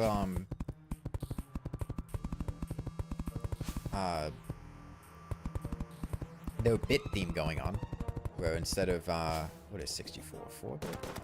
5? 2, 4, 8, 32, 64. Yeah, instead of 5, you go to 6.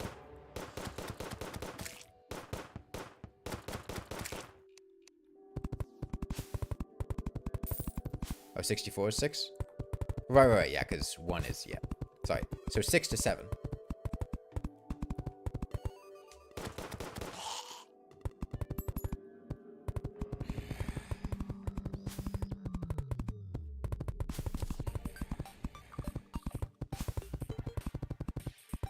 And on mine test? I don't know what that is.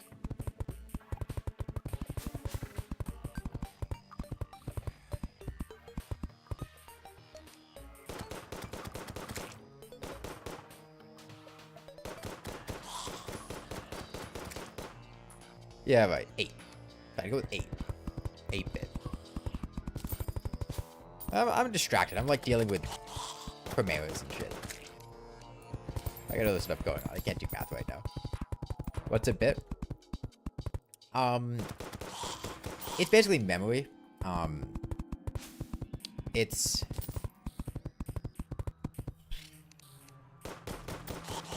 the number of different values you can express in... The number of different values you can express in binary. I'm gonna do a really poor job of explaining this. Yeah. So a bit is either... It's one single piece of storage. And... It's a 1 or a 0. And using binary, the number of 1s and 0s is how many bits something takes. And how many numbers you can express within that many bits is the amount of memory you can store. So, like, 1-bit storage is either a 1 or a 0. So you have 2 values you can store there. A 2-bit storage would either be 1, 2, 3, or 4. A 0, 0... Well, I guess 0 in there too, but 0, 1...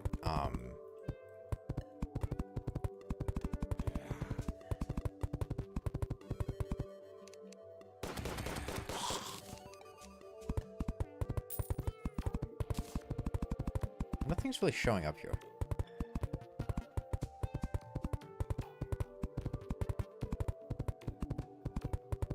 Minecraft stores item sizes in 32-bit?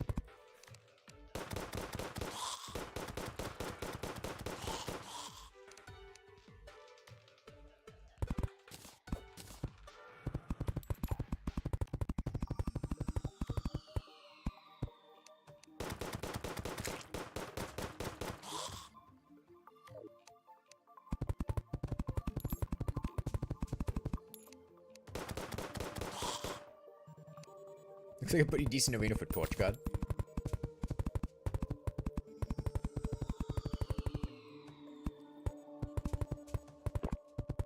Yeah, so right now, Minecraft stores its inventory.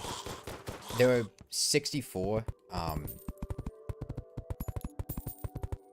inventory slots, and all you would need to store 64 different stacks of something would be 2, 4, 8, 16, 32, 64. Was that 6-bit? I don't remember. Like 6 bits or something. I think 6 was right. Whereas, they apparently use 32-bit storage in actuality, so they could have drastically more inventory space, stack sizes if they so desire.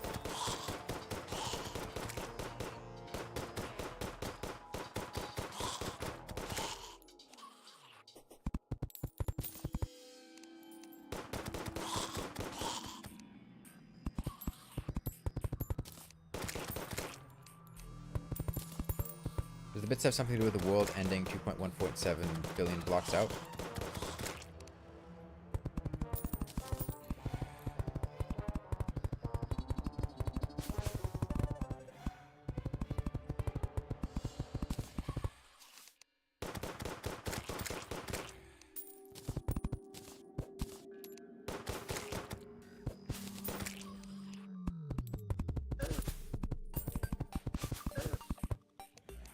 Power 7 is 128.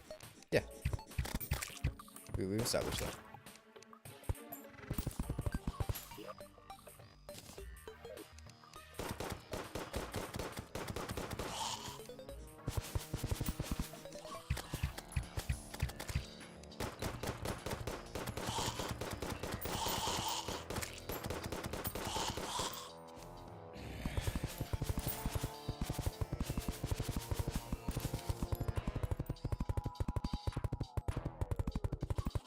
Strat for wall. Shoot it until it dies? I don't know. Seems like as good a strategy as any other.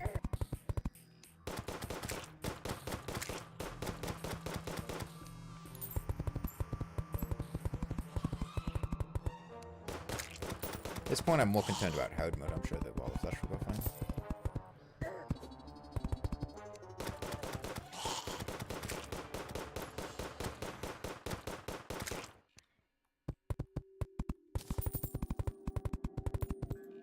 Yeah, get fixed boy surface spawn rates are pretty high.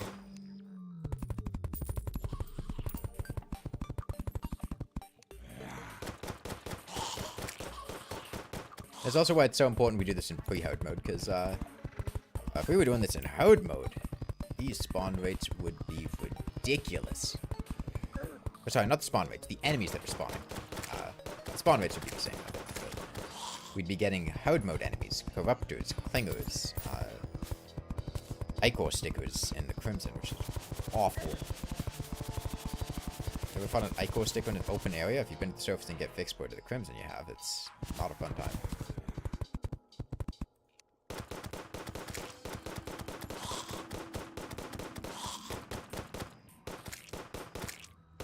Yeah, one of the things that I do really respect about Terraria and Relogic is how willing they've been to just change Terraria over the years. In pretty fundamental ways, sometimes.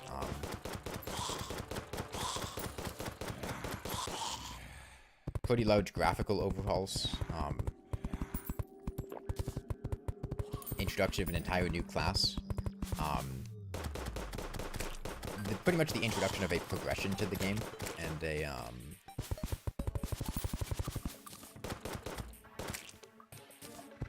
more concrete sense of going through the game.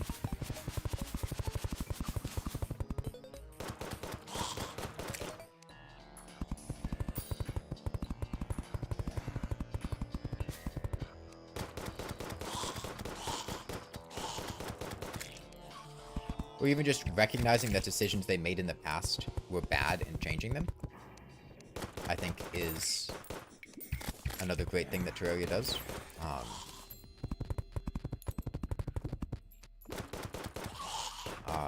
Altars spreading corruption is a good example of that. Essentially, Relogic just being willing to go, yeah, you know what, that was a mistake. We'll just not do that anymore. Without a whole lot of fanfare.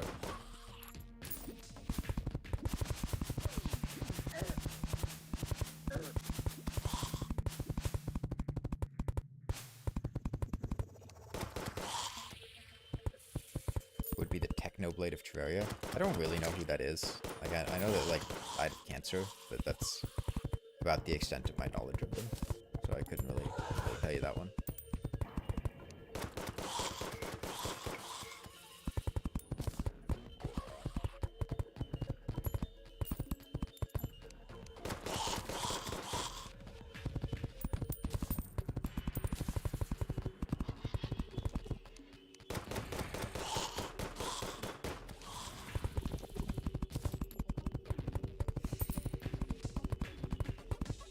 Good at PvP. I don't know. Terraria PvP, I don't think it's very popular. There's people that play it, though.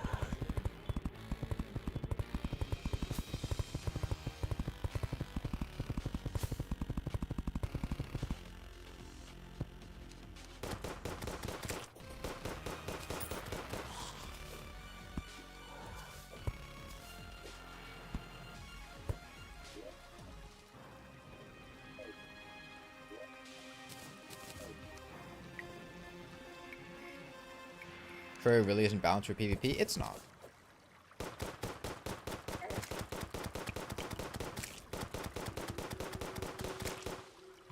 I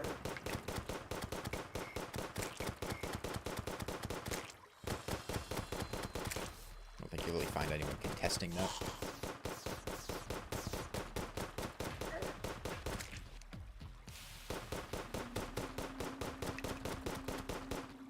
I want to make this a little bit higher.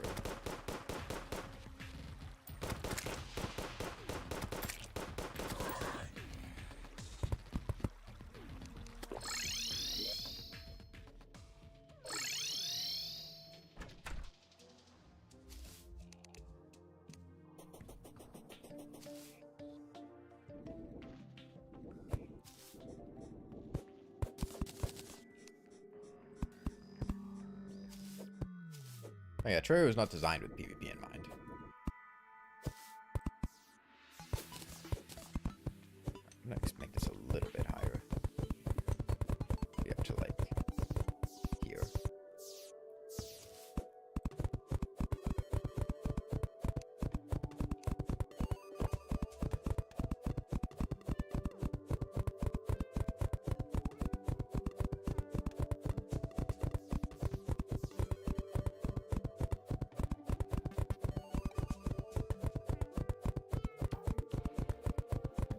non-weapon item in Terraria?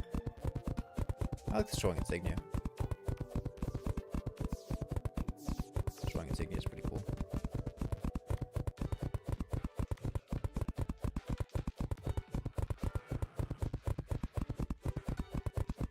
Now, yeah, I can go into the limb and say it's not the tungsten pickaxe.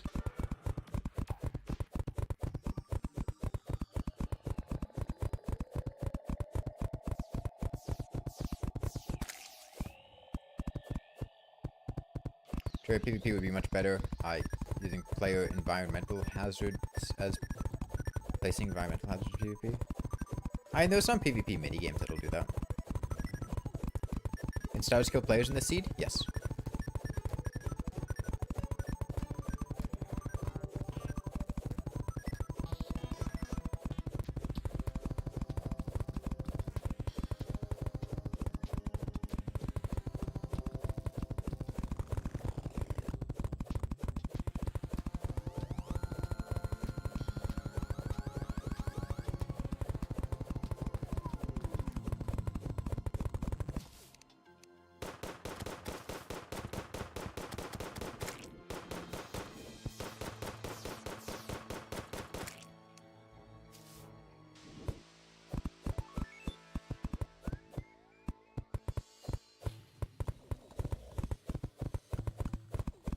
What am I doing right now? Building an arena for Medusa. It's been a little slow, all things considered.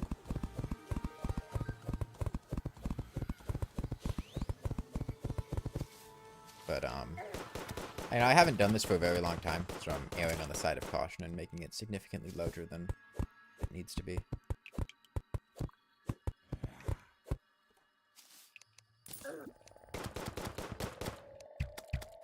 I mean, genuinely, the last time I fought Medusa was...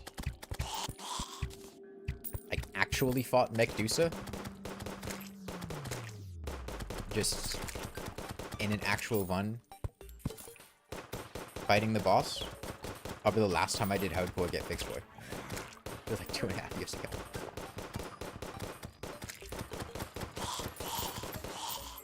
I mean, I've spawned them in and done, like, testing with different things, or seen stuff, but, like... and I don't really count multiplayer, because multiplayer doesn't count.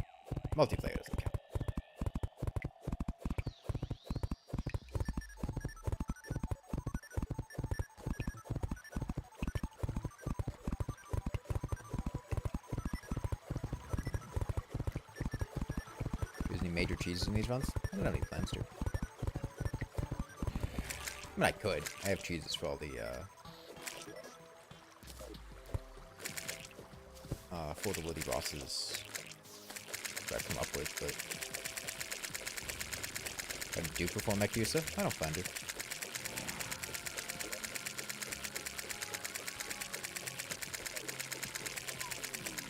You hate... What was that? I couldn't hear what you said. You said you hated something? There was something that you hated?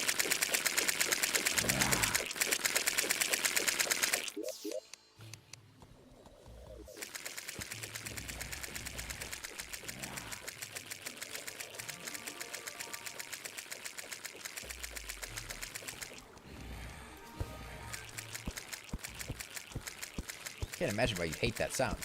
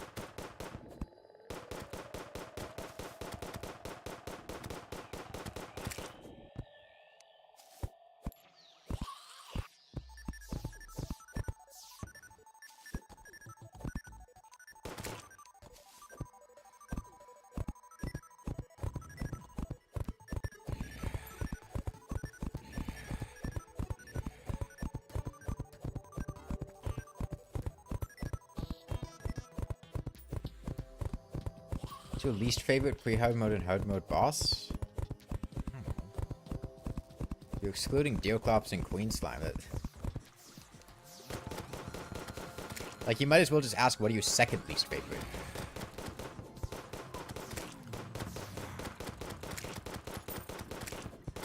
I don't know if I have a second least favorite. I don't really think that hard about it.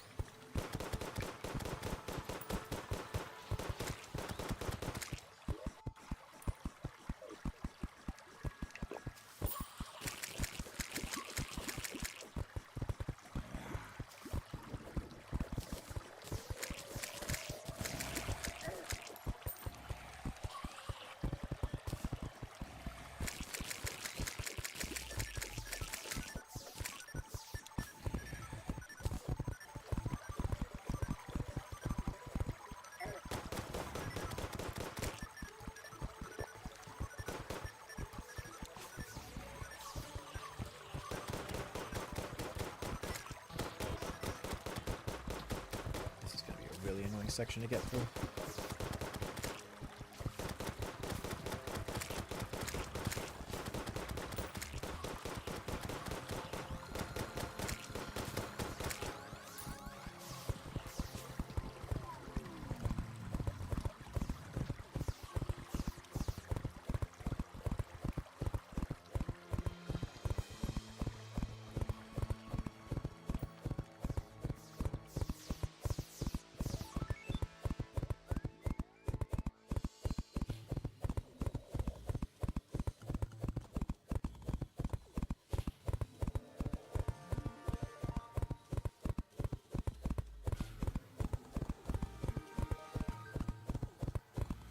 Yeah, For the Worthy Wall is definitely a very annoying boss.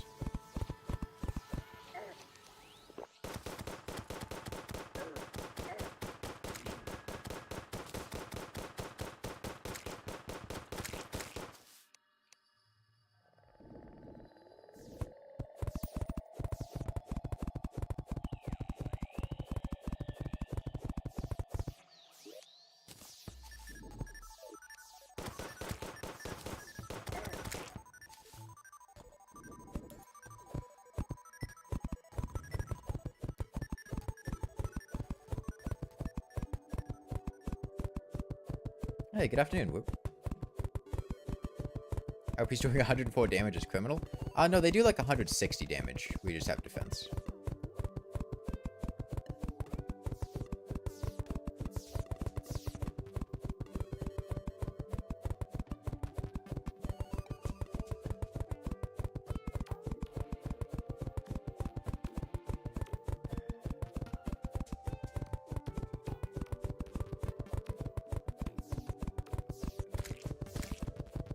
Up with the Skeletron hate. I mean, Skeletron could be a, he's definitely one of Terraria's weirdo bosses in terms of movement. It can be difficult to tell what he's doing. And he's definitely a boss that can, especially for newer players, go from everything's fine to I'm stun locked in the skull and now I'm dead. Which I can imagine would lead people to, have trouble with him.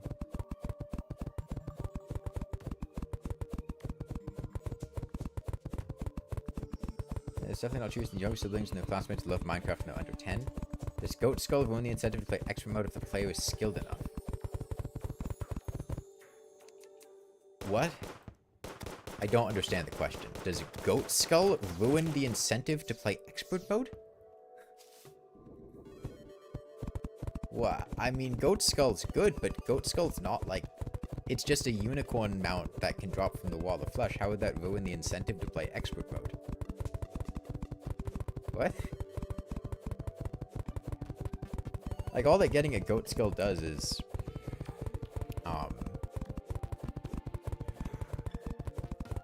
let you avoid farming the blessed apple.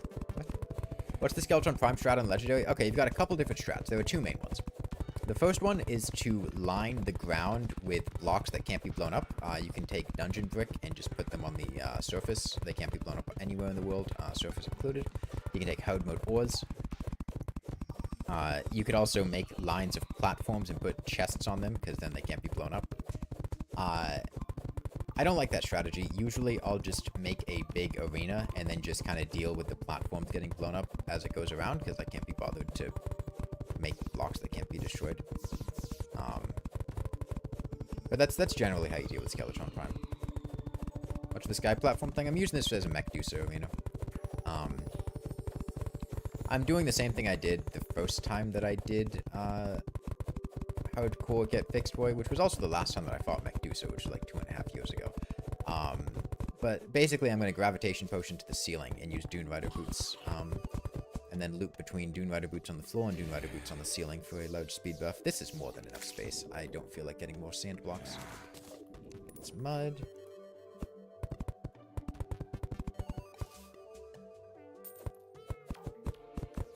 Basically make a big box where nothing can spawn, and then stay safe in that box and run back and forth from the ceiling and the ground.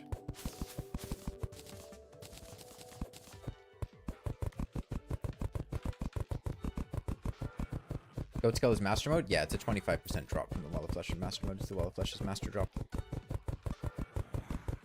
I just play through you do over and over until you die or something? Until I get bored. I mean, there's not really a whole lot going on in Terraria right now. I'll be real. And this is something to do. So, that's more or less why I'm doing it. I considered it for a while. But especially after the recent state of the game with 1.4.5 not on the imminent horizon. Yeah, I'll just keep doing this until I get bored of it.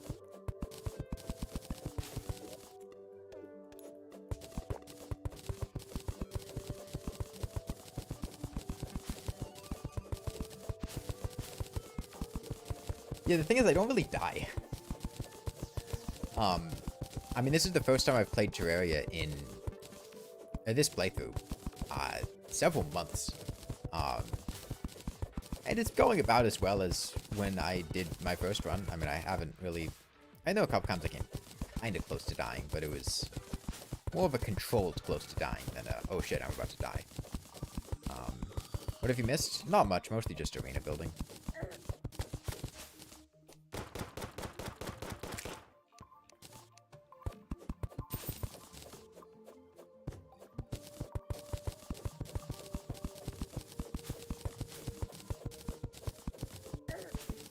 Brain got a little dicey. Yeah, I mean, if I had gotten inflicted with Cursed during the brain fight, I would have died, more than likely. But I feel like that's true in general. If you get Cursed during the brain, you're kind of just dead. Not strictly, but it's a hard situation to come back from. Cool. Astro Mode training arc. Yeah, I don't... I feel like the odds of me dying there aren't that high. Maybe I just, like, won't use defense or something. I don't know.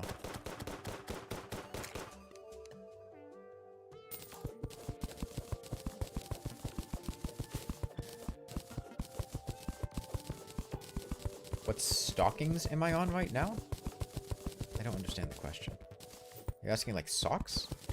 I'm not wearing socks.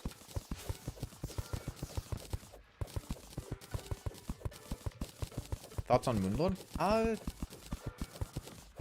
think Moonlord accomplishes the objective of a final boss for Terraria well. I don't think he's a particularly great boss. But, you know, he's no Deoclops. He's no Queen Slime. In general, I don't think a lot of Terraria's bosses are fantastic. I don't think that's a particularly controversial opinion, but Terraria's bosses are clearly not designed with the intention of them being, like, mechanically tight and complex. You know, with the exception of, like, the Empress of Light, who's explicitly designed to be well telegraphed and dodged, most Terraria bosses are kind of just guy that's there that follows a pretty basic AI loop. And so as a result of that, you know, not really disappointed by the Moonlord being a bit of a mess, because most of Terraria's bosses aren't really that great. The game strengths don't lie in its fantastic boss design. Although they have proved, Relogic proved in 1.4 that they are both able to design bosses very well and able to design bosses incredibly poorly, between the Empress of Light and Queen Slime. But the Empress of Light is a phenomenal boss. Pretty commonly cited as people's favorites. She's fun to fight. She's visually satisfying. And then you contrast with the other 1.4 boss, Queen Slime, who is pretty widely loathed, and people really, really dislike Queen Slime.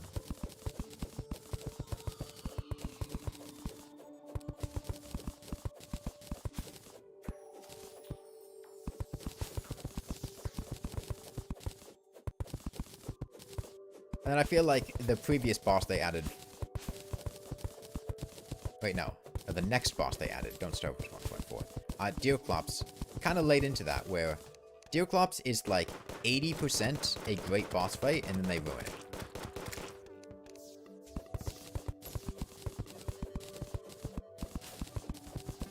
Queen Slime gonna be the top one most forgettable boss fights in the game.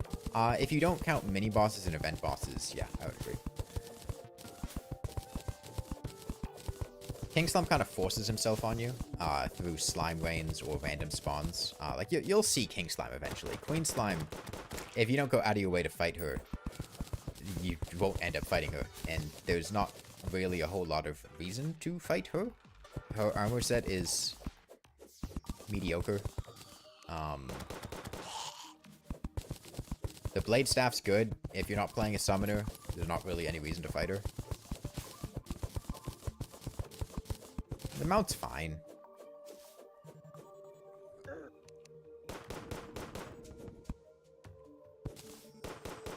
Like, it's not that there's no reason to fight her, but there are not very many runs where I'm incentivized to go fight Queen Slime. Crystal set is good for mage pre-mech. Yeah, but, like, instead of fighting Queen Slime, I could just fight the mechanical bosses and get hollowed armor. That's how I generally feel about Queen Slime's armor set. Like, she's not... The mech bosses aren't very hard. I can just get hollowed armor pretty easily. Why would I deal with a boss that's... Most of the time, I find more annoying, and even in some cases difficult, than the mech bosses, when I can just... For an armor set that's worse than the one I'd be getting from the other boss. We play on Terra Dash. I don't really like dashes that much.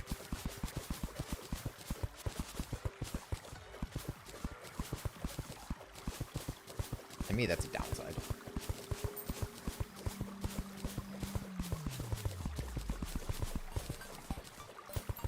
You know, it's a hot take that Prime is the easiest mech. I mean, you ask a room full of people what the easiest mech and the hardest mech is, you're gonna get every single answer. There's no consensus on what mech is the easiest or hardest.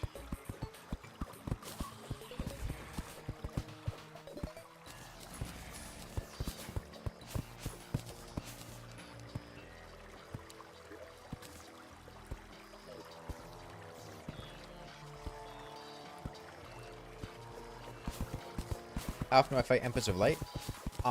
Regular Empress of Light? Pretty often. Daytime Empress of Light? Not that often. There's not much reason to. I don't play Summoner that often, so I don't need a Tarot Prisma much.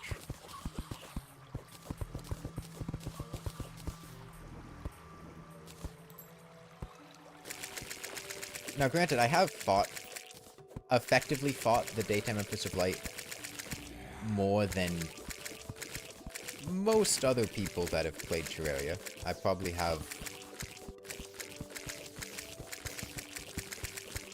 well over 100 hours fighting Daytime Empress of Light, although like 80 of those hours were just when I no-hit her with a flare gun.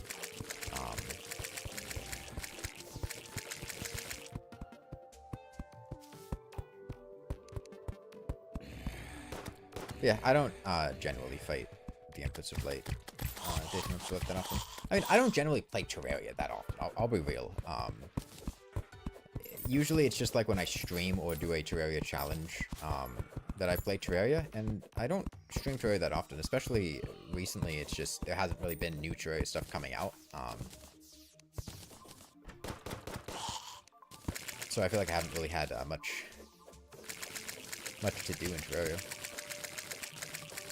Class tier list off of enjoyment? Ranger greater than melee equals summoner greater than mage. What other games do I play? I can look at my Steam library real quick. Let's see.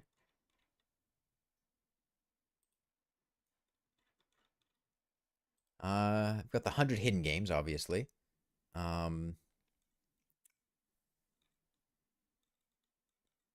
I played Brutal Orchestra for a while. It was pretty fun.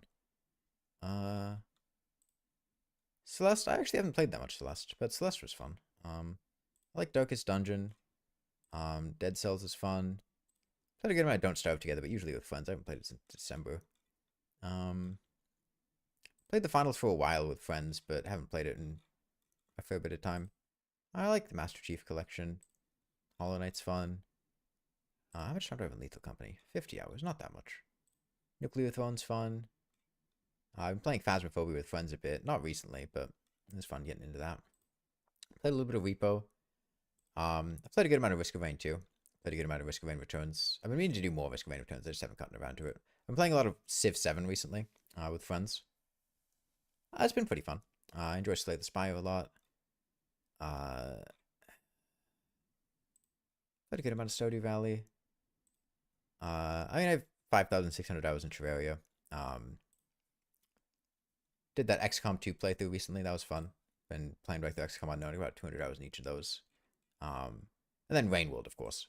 Got like 760 hours in Rainworld. Tweaking behavior and minimaps. And then we have the... hold on. It's the hidden games on Steam.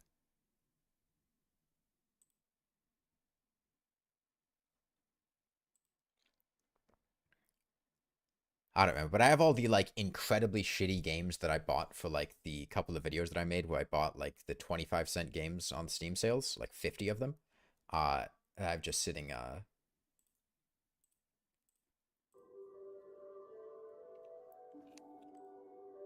there. Up on Repo sometime. Risk of Rain. Have you said trying Factorio? I have Factorio. Fine Factorio. Wasn't the biggest fan. View hidden games. Show Retro CRPG. Scald is super nice. Civ 6 is a fun game. Yeah. I enjoyed Civ 6. 7 hours in Rainworld. Well, I've played a lot of Rainworld. I mean, keep in mind Terraria is a 14-year-old game, and I've been playing Terraria for let's see, I think I got it winter 2012? Either winter 2012 or winter 2013. Either 12 or 13 years. Like, that's 5,600 hours over the span of, literal decade. Yeah, I think I had like 200 hours in Rainworld pre-DLC and then 700 after the DLC.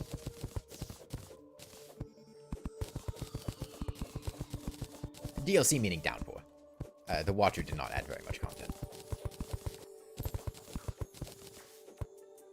Well, I mean, having games is a big part of my life. Like, I have a bunch of friends that I play games with. That's, how you socialize. You play games with friends. The two aren't mutually exclusive.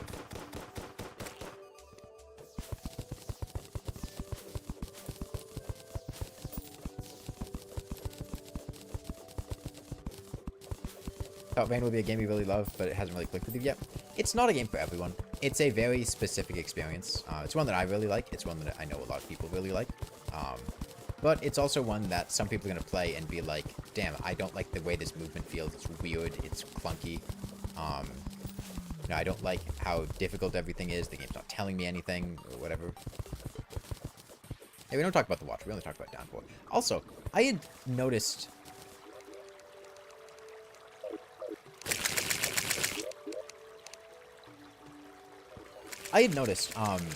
post-Water DLC, a lot of people bringing up the point of like, man, Downpour had some really high highs, but it had some really low lows that were really killing my enjoyment of it.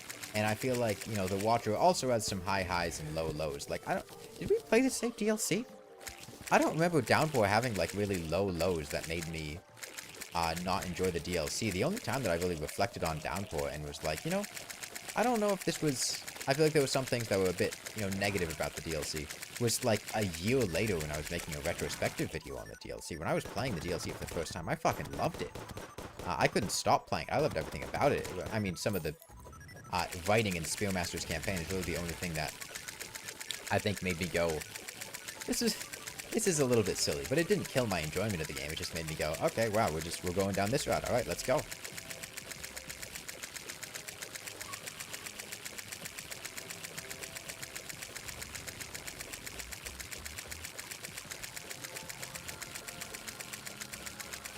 But, like, comparing that shit to, like, the fucking coral crabs in the water pre-nerf, the lack of, like, quality of life with stuff being put on the maps, like, I don't know if those two are, like, I feel like there's some misremembering of Downpour going on. I mean, I think the most frustrated I got when playing Downpour campaigns for the first time was looking for Submerged Superstructure as Rivulet, and the only reason I was frustrated doing that was because somebody in chat, I think it was DJ3K, told me that the Iterator Overseer was not leading me to the correct location, so I was disregarding it telling me to walk backwards from Looks to the Moon, despite the fact that it was leading me to the correct location. So that was entirely solely because of chat telling me that something was bugged when it was that frustration came about. Now, Submerged Superstructure was also kind of boring, but that was also the end of a very long playthrough after having been annoyed for several hours, which didn't help my enjoyment of it.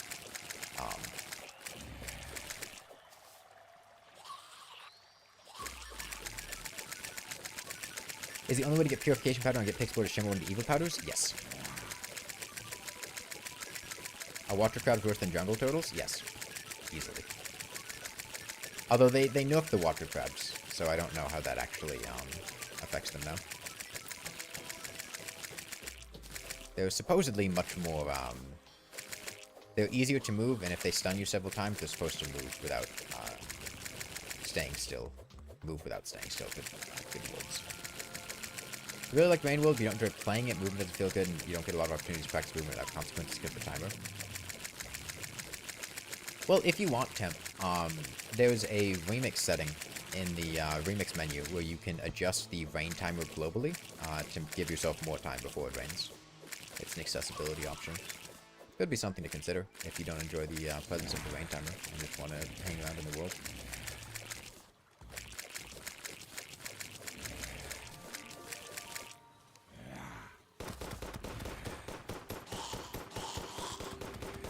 Honestly, pre-nerf crabs were better because they soft-locked you, so you was forced to stop playing the Watcher.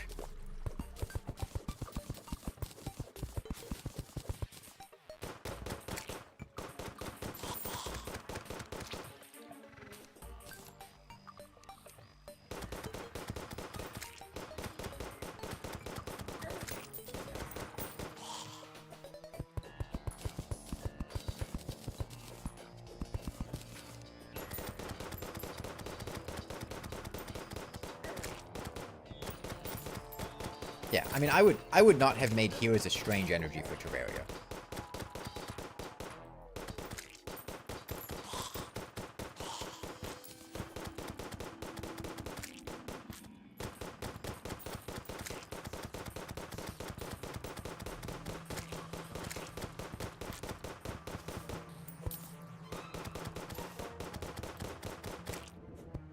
Man.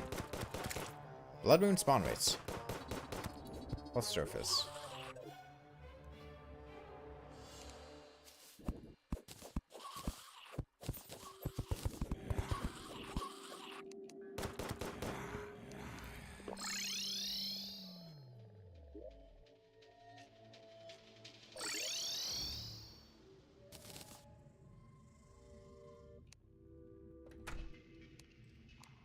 Let me buy more silver bullets.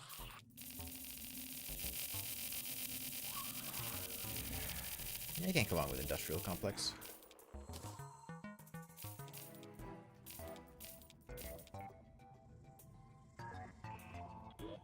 demolitionist.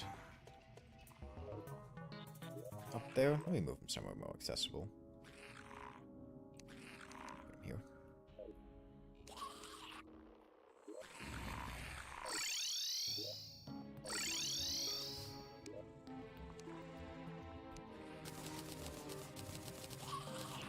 Meandering around a lot now. You're 70% of the way through Rain World and you Googled a map and followed it and you got nothing? Yeah, I mean...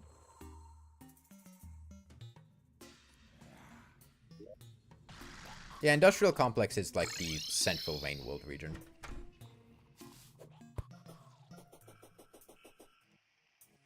What is up with my legs? I don't understand the question. What is up with my legs?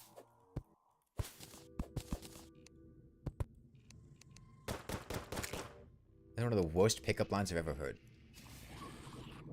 Hey girl, what's up with your legs? What are you, fucking Jerry Seinfeld?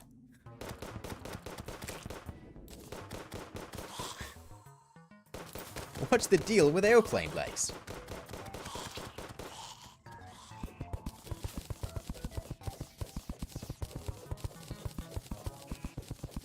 The Moon Lord legs? They're just in a vanity slot.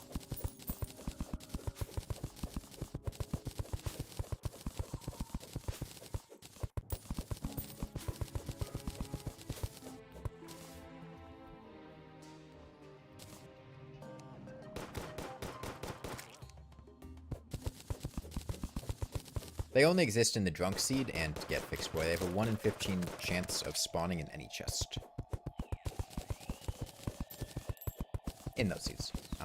They're like a frog leg that you can equip in your legs. I don't actually have it equipped. I have Necro Armor on, but I just have them in a vanity slot for storage space because I picked them out of the chest at one point. They're cool.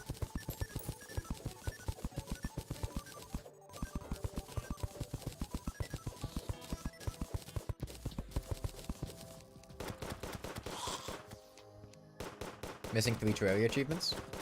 I just never bothered to get the, I think the Town Slime, Purify the Entire World, and, what is it? Drink a bottle of water when you're drowning? I just never cared enough to go out of my way to get them. I mean, like, I can. It's not difficult to get. It would take maybe, like, an hour. I just haven't ever felt like it.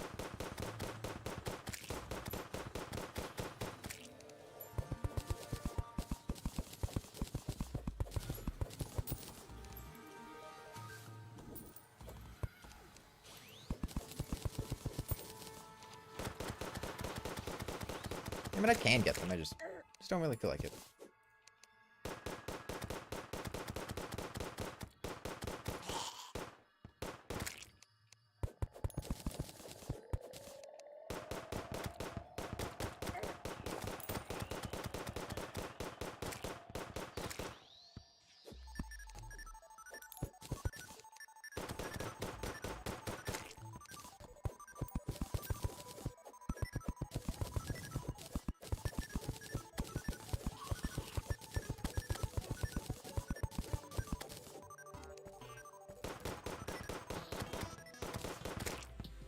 I don't think I tried to get unusual survival strategies once by just drinking like a healing potion when I was drowning and not water. But then I was like, oh, I have to drink like a bottle of water. I don't have a bottle of water on me. I don't feel like doing that. I have to go get a bottle of water.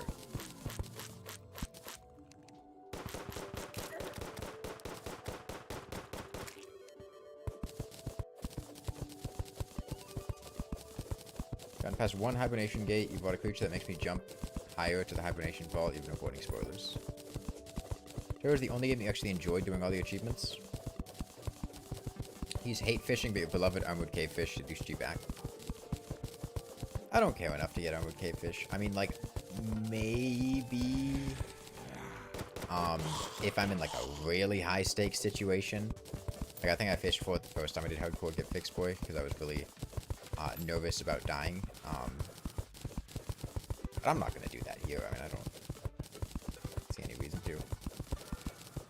It's not like it's difficult.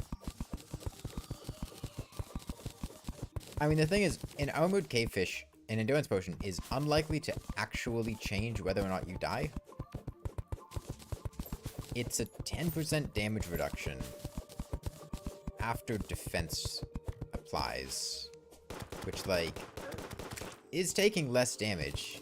It's usually just a worse Iron Skin potion that's much more difficult to get and lasts half as long for most attacks that you'll be taking.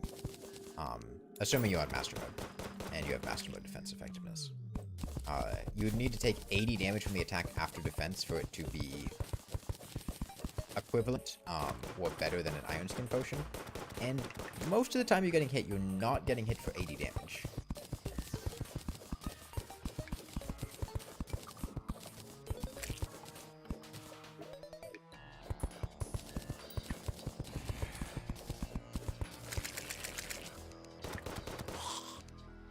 Alright, we got one more Legion block island to destroy.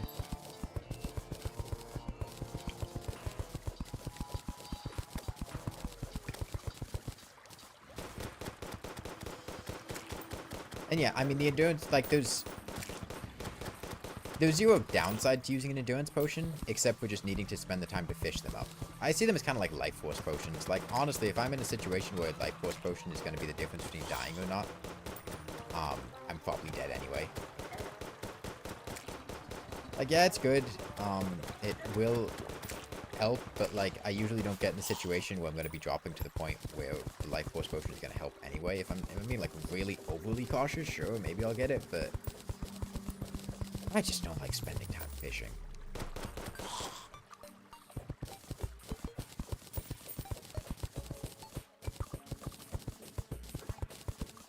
I like this serves as a confidence booster.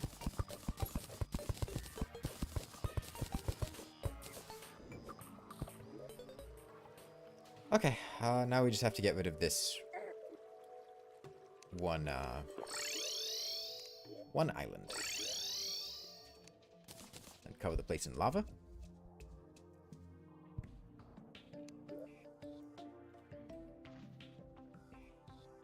Why don't I have any minion yet? It would be detrimental to have a minion. The reason is because I can predict how enemies are going to behave very well. However, if I have a minion added into the mix, that's going to cause them to take knockback or otherwise get hit and behave in somewhat unpredictable ways. So it will end up being more difficult for me to tell where enemies are going to do and how they're going to behave. And the advantage to having a minion is very minor. The amount of HP that enemies have makes it unlikely to get more mushroom soon. Actually, I'm at the point where I can just buy pins. Probably just plant those. It's unlikely that the minion's damage output is going to be enough to actually put a dent in the enemies, especially with the rate they're spawning at on the surface.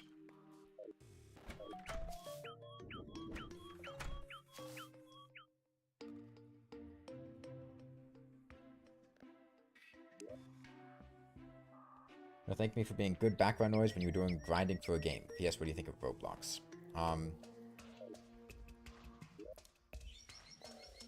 I don't really have that much experience playing Roblox. I mean, I've hopped on it with friends a couple times, mostly to play Rain Escape, which is the Rain World Roblox game. I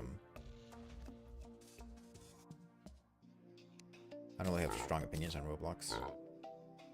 I do remember seeing my younger brother playing Repo, a Roblox version of Repo, and then I was like, this looks bad. I'm just going to buy you Repo so you don't have to play this. And then I just bought him Repo.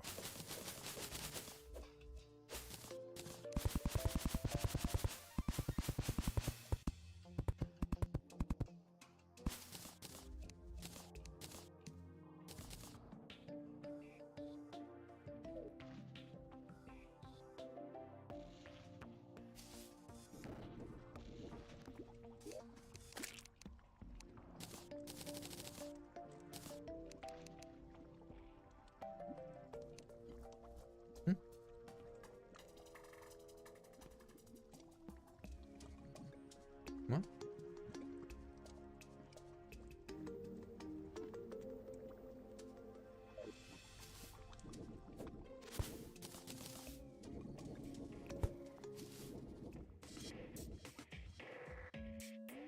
Is it not deep enough? GFB is Get Fixed Boy. It's a special seed.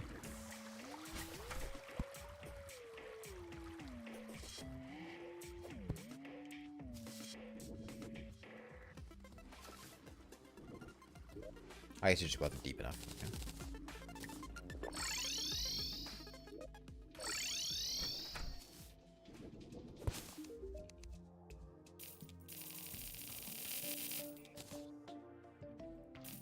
Got a couple pieces of dynamite.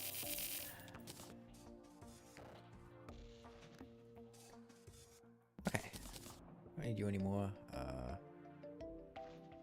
Probably need some tri bombs at some point. Lecture of these. This arena is excessively large. It does not need to be this large. But I don't feel like dying, so.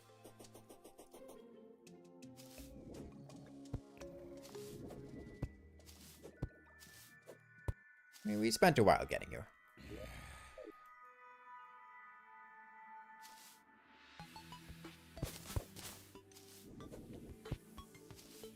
Thought I already did it. Why am I doing it again? Do I need a reason to? Just because I've done something before doesn't mean I can't do it again.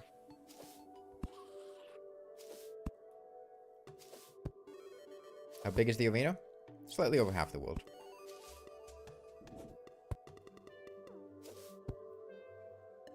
Better safe than sorry, especially when you're spending potions on each attempt.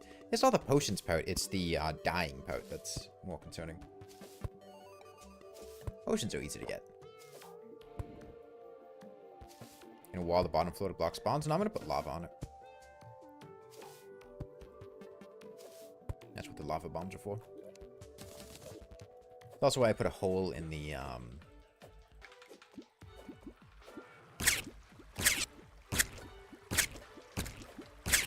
ground down there, so this water will drain out. I'm gonna blow up that sand up there. No, it's not.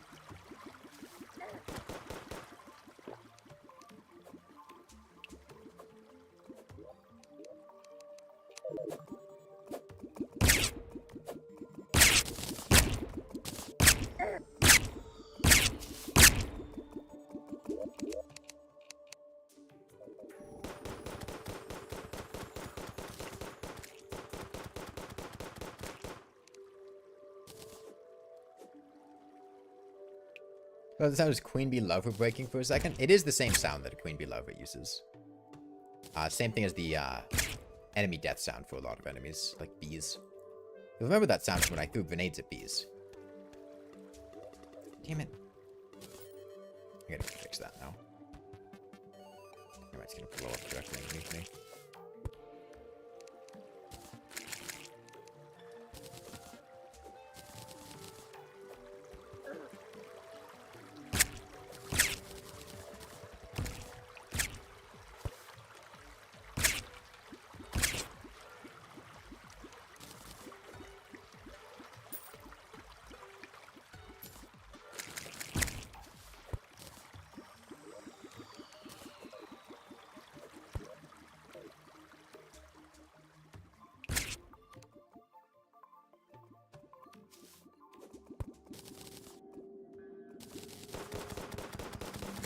Not? Maybe it did.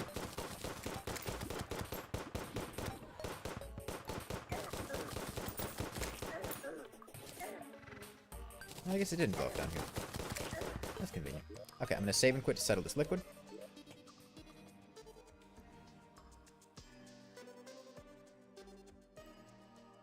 This is like asphalt but Dune Rider sand? Yeah, pretty much.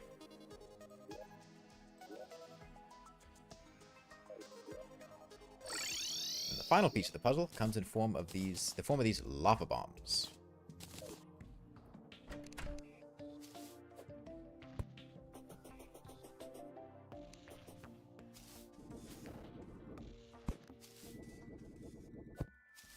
Which are going to disable enemy spawns because enemies can't spawn on lava.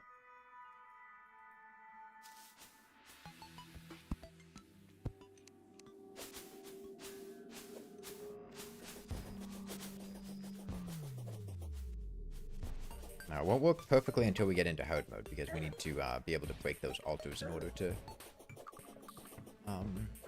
remove them, the blocks underneath them.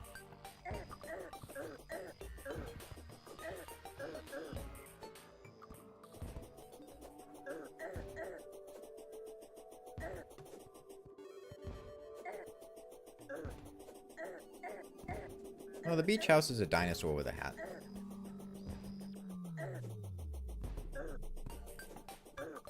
Use panic necklace for all the cacti, but no.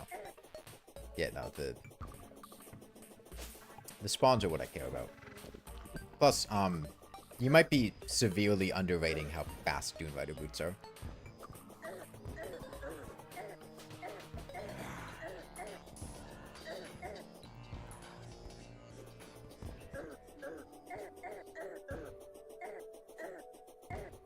Well, Crimson Corruption Thorns that do 1 damage gotta be the most useless mechanic in the whole game.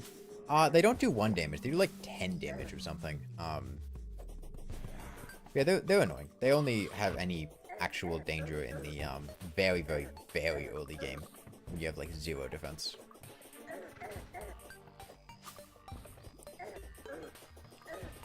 On that note, though, I do believe that's what I did for the Wall of Flesh. I used Dune Riders and Panic Necklace just for like a ridiculous amount of speed, but I don't know if I'm gonna do that here.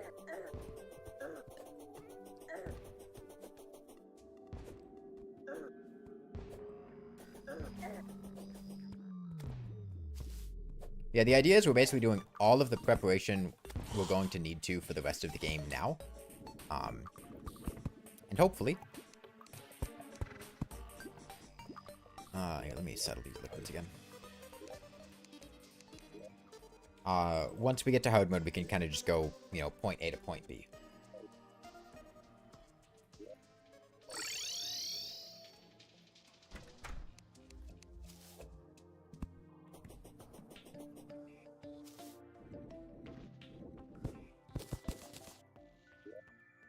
Let me put a door here. So I can get in easily.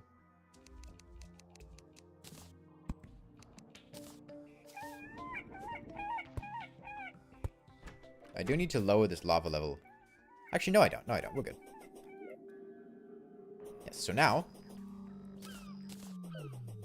we can move this fast. Which is pretty nice. The idea is we can just run directly past Medusa. As best we can. Now, we do lose our speed a bit when we jump, and I do have to remember to press down because I have water walking. Actually, what I'm going to do for this boss fight is I'm going to take off my Terraria boots and drink an obsidian skin potion, so I immediately fall through this lava, because the lava's not thick enough to run down the timer for Terraria boots, and it's not thick enough to actually slow me down for being in a liquid, but it is thick enough to disable enemy spawns. I do have to be very careful not to take off my Terraria boots now, though, because I will die, because this lava deals 200 damage a hit. And then, on the way back, we go to the surface. We use a gravitation potion to go to the roof of this, and then run along the roof in the other direction. And that's the gist for how we're going to fight Medusa. I do have to pay attention to the obsidian potion duration. Yeah, but, I mean, it's once every 6 minutes. And it saves an accessory slot. Okay, that's Medusa set. Our Devourers a problem. I might have to do a little bit of things down there. Clingers would be what I'd be concerned about, not Devourers. I'm gonna have to just evaluate it, but we can do that in hard mode. Anything to be done about the Harpies? So what I could do...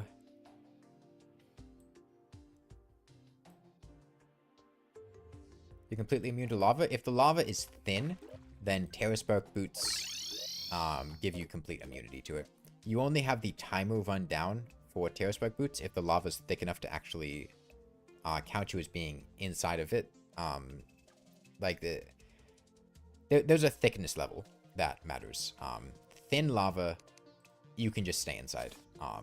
and it won't tick down your timer. Yeah, I'm also using that for the Moon Lord, but the Moon Lord is a much more specific setup. What we're going to be doing for the Moon Lord is having a bed here to recall to, and then basically running to the side until he does boulders, then run to the side until he does boulders, then run to the side until he does boulders, then run to the side until he does boulders, and so on, just looping that. In a place where meteors might drain the arena? Nope, meteors would only fall on the surface because they fall straight from the sky. And because of the thin layer of blocks, I don't think meteors can fall there. I think they'd only be falling in this part of the world. Sunflowers stack the enemy reduce spawn rates? No, these sunflowers are here to nullify the corruption status of the ocean biome to allow me to have a pylon here. Bit more convenient than using a contra all the time.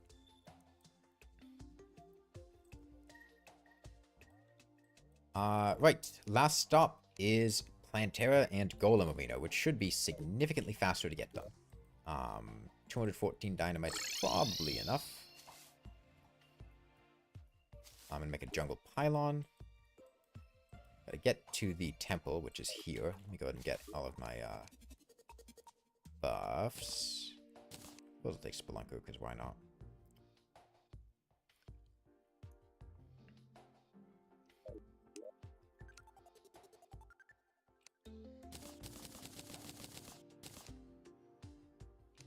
Take a Night Owl. Mining potions.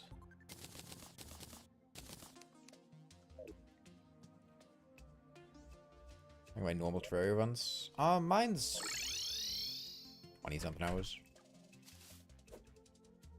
I mean, I usually beat Terraria. If I'm streaming Terraria and just doing like a normal run, it'll usually take me 3 streams. If I rush, I could do it in 2, but I don't usually. Playing something a bit tougher or longer, maybe it'll take 4 streams, but I think ballpark around 20 hours for me. I can't do 80 hours. I get, like, by the 40-hour mark, I'm really running out of stuff to do.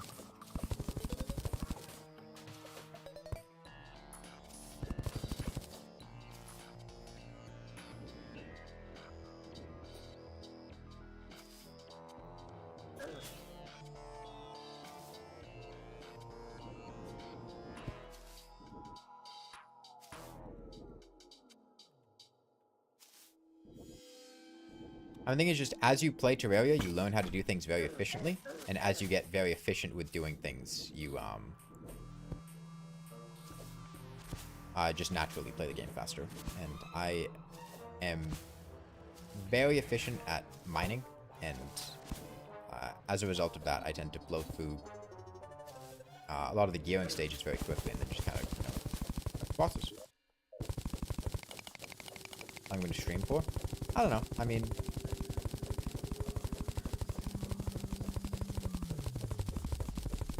it's been so far 4.5 hours. Let's see how I'm feeling. I have a message on Discord. I want to check.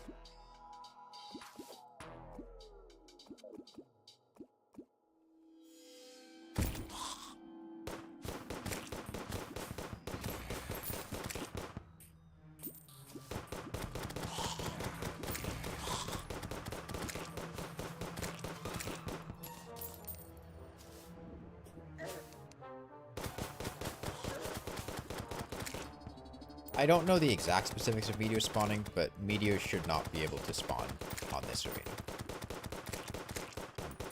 I'm pretty sure of that.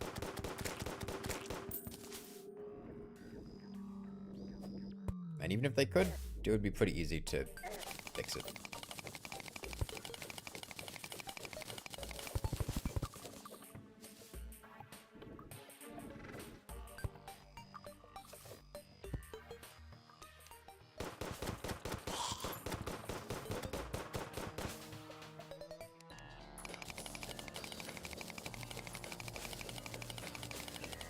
Oh, that's right. We already went to the temple. We've been here.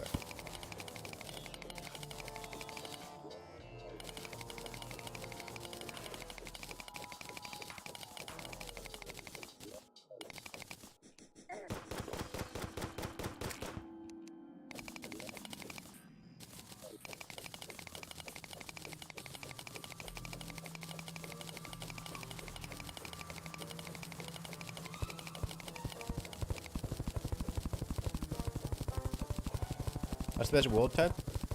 I don't like small worlds. I find it's more likely you will be subject to bad RNG and therefore miss an item not spawning in loot pools. And it doesn't give you the most room with for making arenas or dodging bosses, which can be a little bit annoying in some situations. Namely things like this.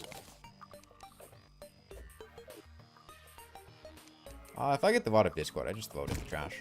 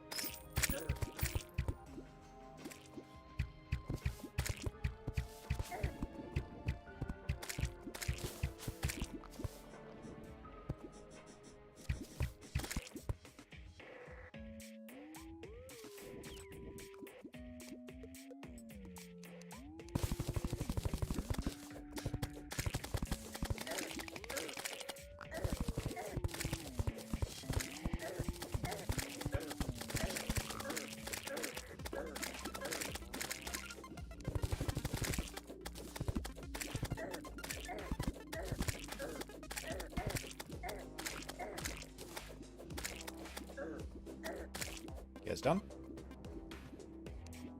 Have they accidentally spawned a Queen Bee Larva yet? No. If I spawned a Queen Bee Larva, it's a good chance I would just die. At least at most of the stages in the game before this. Right now I have a decent chance of surviving Queen Bee, but it's a very, very significant threat.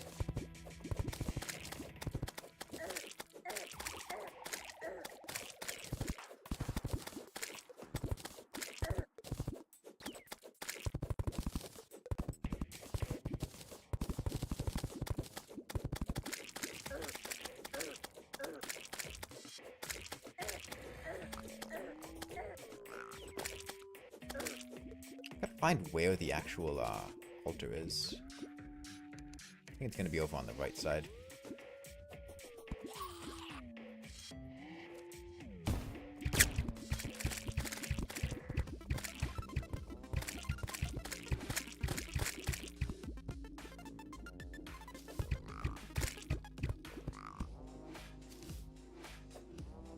Having to do all this through bee hell is not annoying. Is not fun. It's very annoying.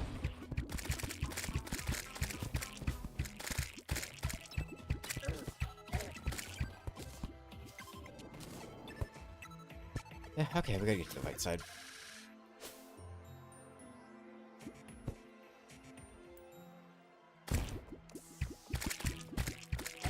Dig all this through crispy honey.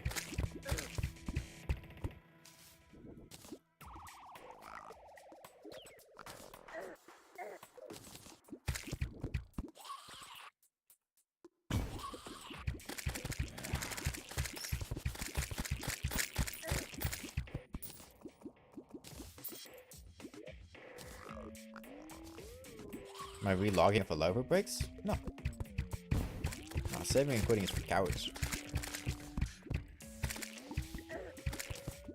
If I break a larva, I gotta deal with a larva. If it kills me, I die. That's how hardcore goes. I have scarab bombs in here. Yeah, I do.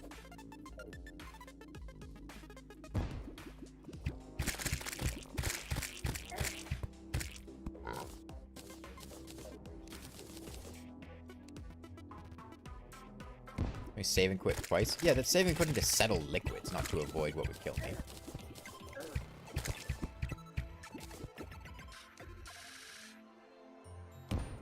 I also saved and quit when I ended the... when I left the world for the day.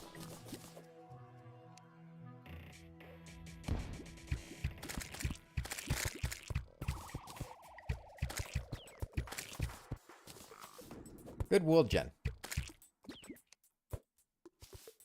Good world gen.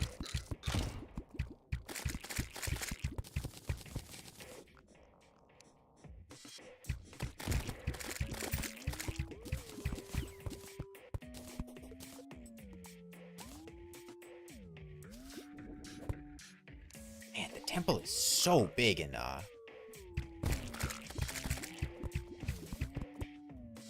Get Fixed Boy.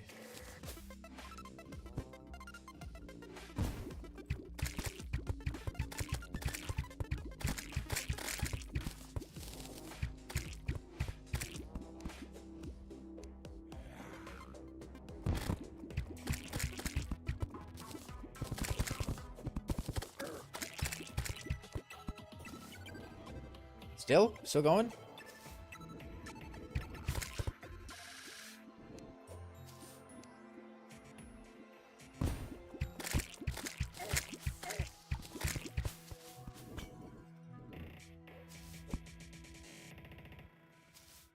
I'm not a save and quitter, I'm a save and quinner.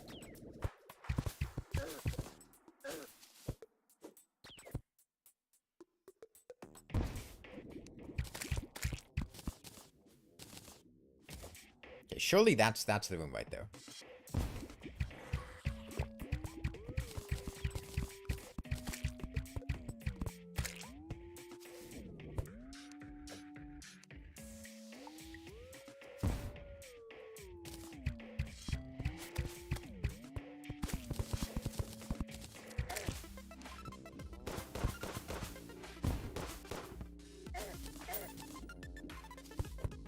Okay.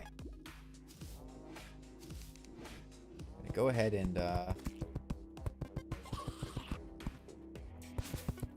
a place to house some NPCs here.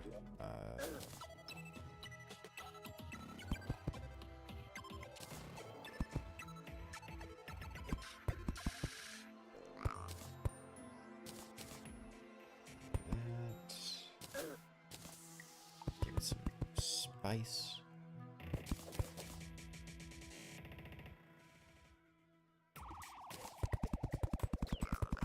Lesion flavor profile in here.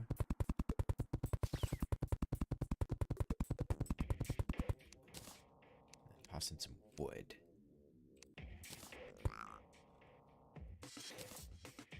Extra workbench. Table up there so they have to eat in a dirty, sticky floor. Chair down here. They're too good for doors, they don't deserve it. Outside.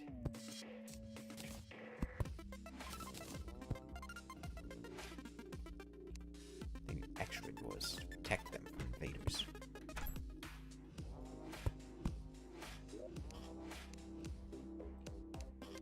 Right. Natural mud walls.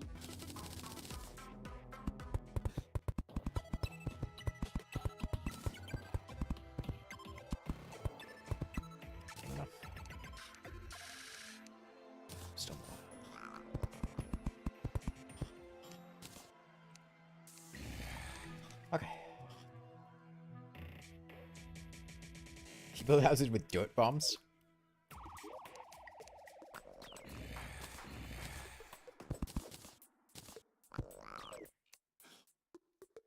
It's 11 a.m. It's gonna be some time before NPCs can move in. Let's get to blowing shit up then.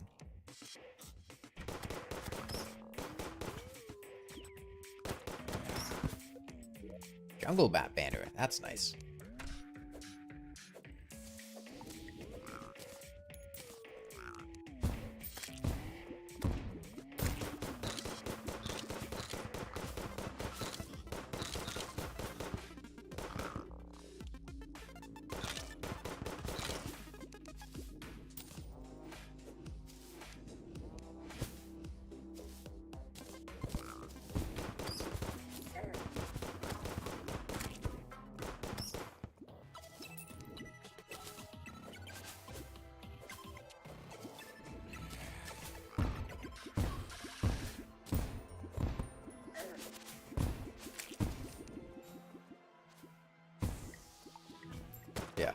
Here we're just building a place to fight the Eater of Worlds. Oh, sorry, Eater of Worlds. God, I was reading somebody talking about the Eater of Worlds in chat, and that kind of threw me off. Plantera and Golem.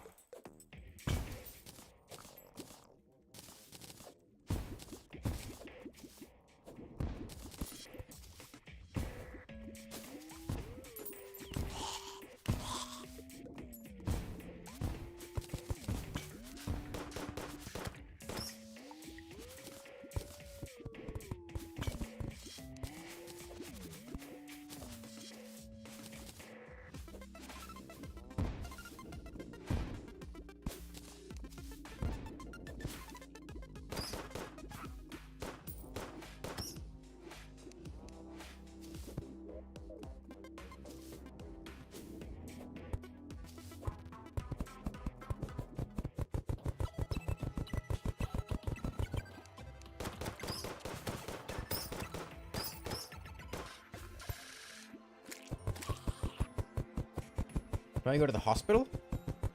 Oh. Why? Nothing wrong?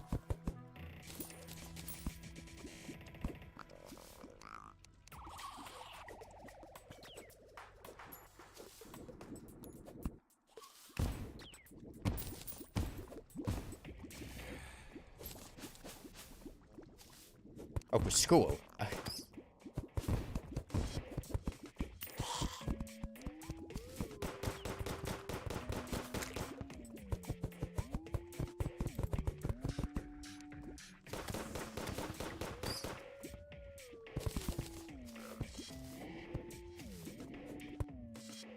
How tall do I want my arena?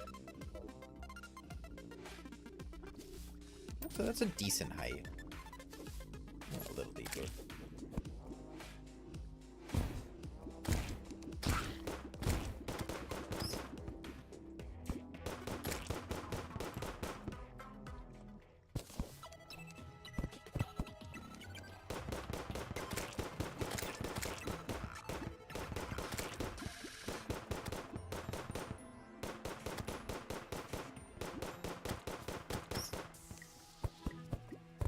I'm ultimately going to need to adjust this with asphalt anyway. I feel like you know, if I need to expand it later, that's fine.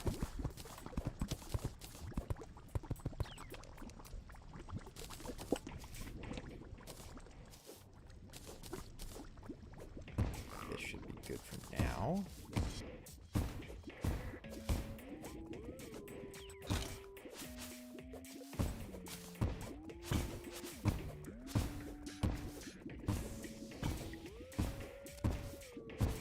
Plant and rage in a mushroom biome. Plantera's standards for enraging are an inclusive check, not an exclusive check. That is, Plantera does not check to see if you are in a mushroom biome or a corruption biome or anything. All that she checks is, are you in a jungle biome? And you can be in a jungle biome plus another biome, as long as you are in a jungle biome and below 0 elevation. She will not enrage. If you are not in a jungle biome and below 0 elevation, if you are not in a jungle biome, she will enrage. And if you are not in a jungle biome, if you are in a jungle biome above 0 elevation, she'll also enrage.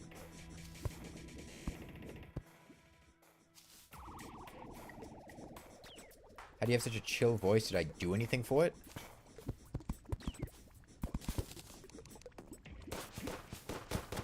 Do anything for it? Yeah, I made a contract with the voice devil.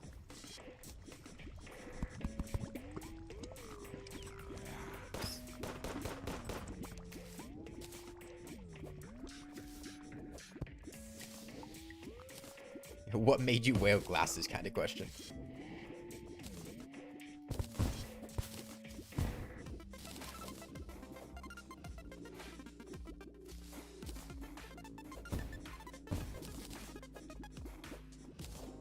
Why does your face look like that? What made you choose to have that face?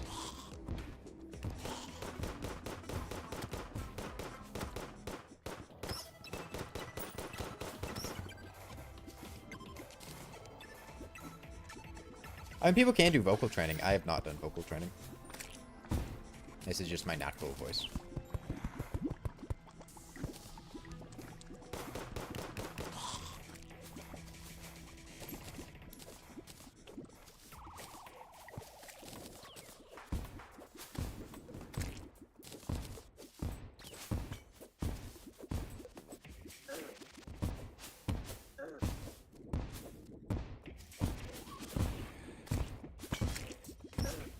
Rip steak? The steak's not cooking anywhere.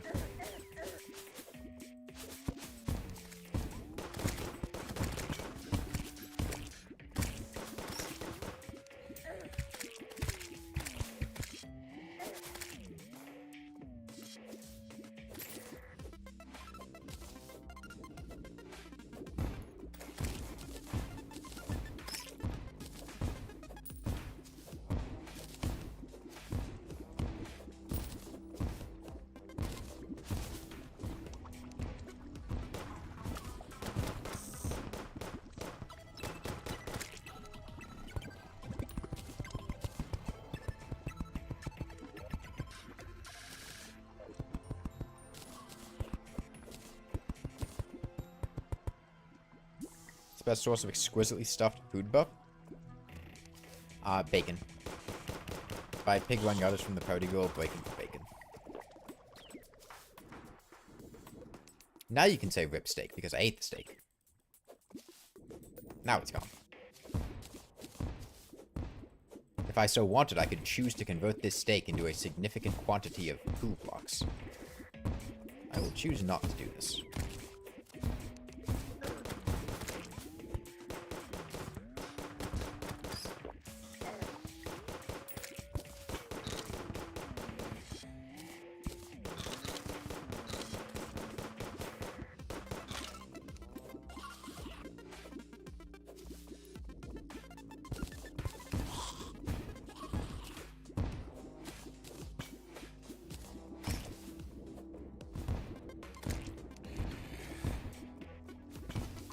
At least seafood dinner is kind of permanent medium food buff in Get Fixed Boy. Yeah, I just don't really care about having a medium food buff.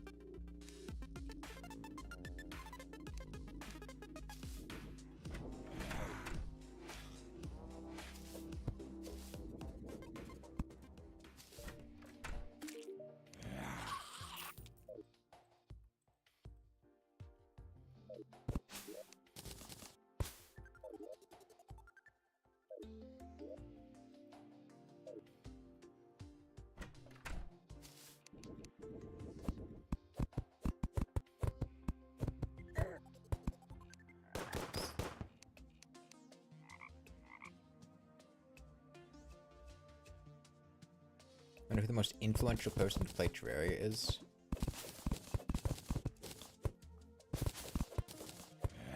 I guess it depends on your frame of reference there. I mean, I mean, like I said, Terraria is one of the best-selling games of all time. Most people who play video games a lot have probably played Terraria. Even people who haven't played video games a lot, there's a decent chance they've played Terraria. Now, as younger gamers, might be less likely to, but Terraria is a very, very, very popular game, so I'm sure some very famous people have played Terraria. I mean, it's not quite Minecraft level, but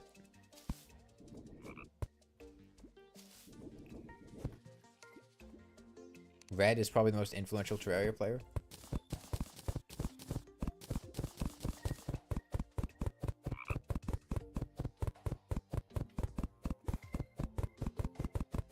I would not be surprised if Elon Musk has played Terraria.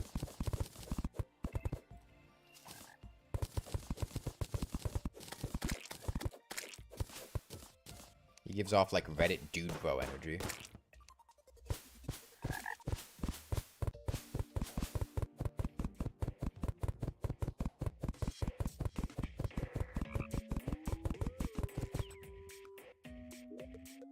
Players that get stuck on Skeletron and calls the game shit.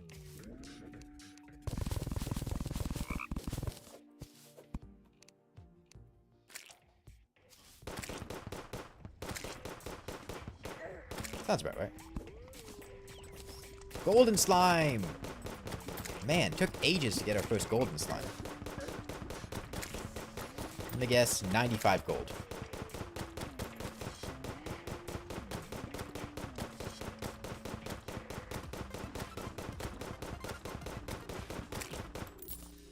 $90 gold. That was close.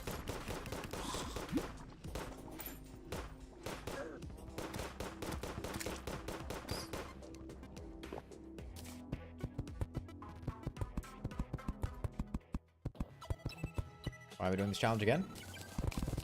It's bored.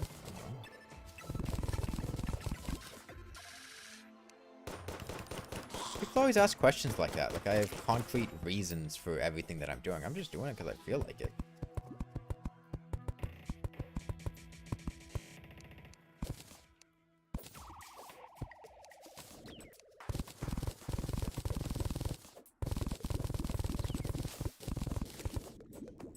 Interesting choice. You chose to eat spaghetti for dinner today instead of a pizza. Mind explaining why?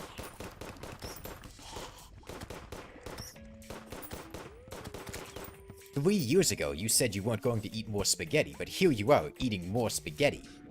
Curious.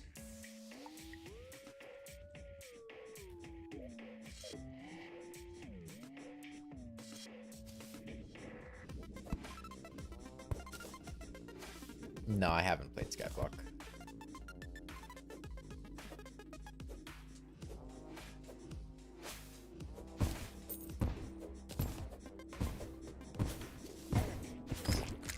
Well, it was a miserable experience because I was bad at it. I didn't really know what was going on. I am significantly better at Terraria than I was several years ago.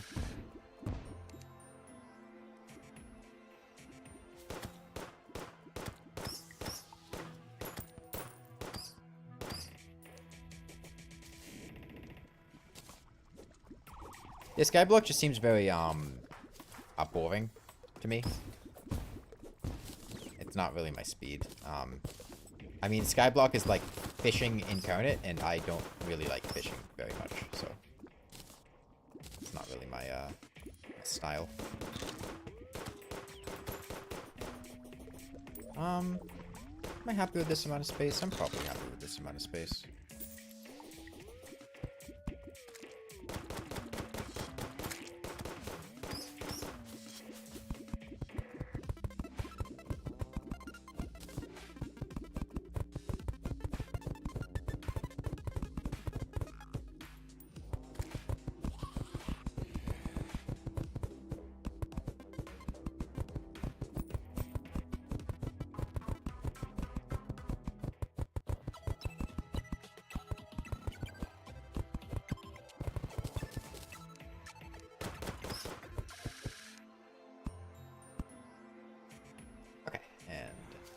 Last step. I'm probably going to make this a bit taller, ultimately, but this is fine for now. Just throw some lava down here. Got a safe section ironed out to eventually fight Plantera. Also, going to go ahead and make a little farm here for Plantera's bulbs and for life fruit.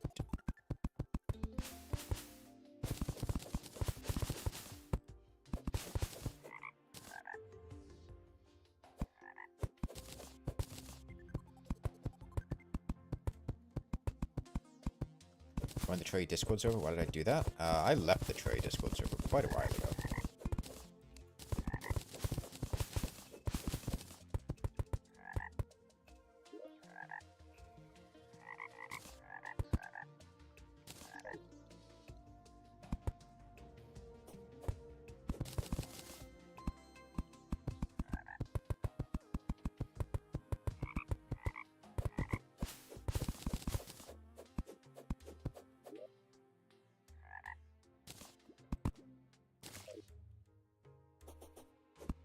Why did I leave? I didn't like it there.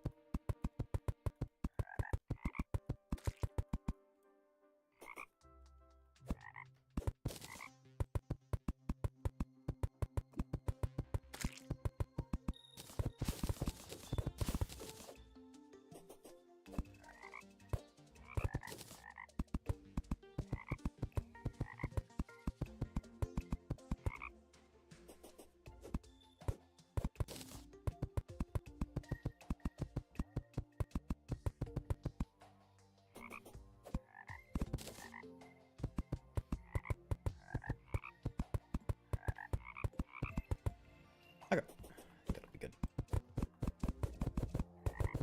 This will grow as we go through the rest of the game.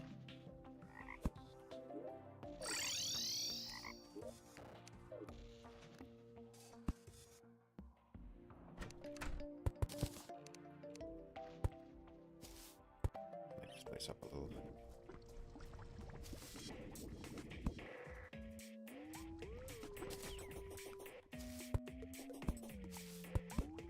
I'll probably rework this a bit in hard mode, but it's fine for now. It's much easier to... Odd as it may sound, it's much easier to build in the jungle than it is to build on the surface. The surface is a nightmare to try to build on.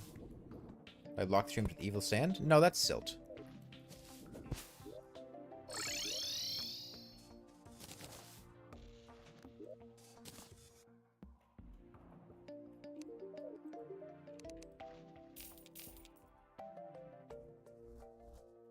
Okay, I think that's basically all the preparation we're going to do for the Wall of Flesh. Got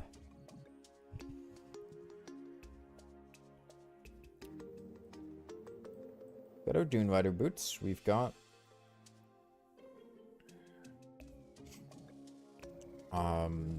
pylons set up all over the world. We've got every pylon established. I think we have all the NPCs we can have moved in. Aside from town slimes.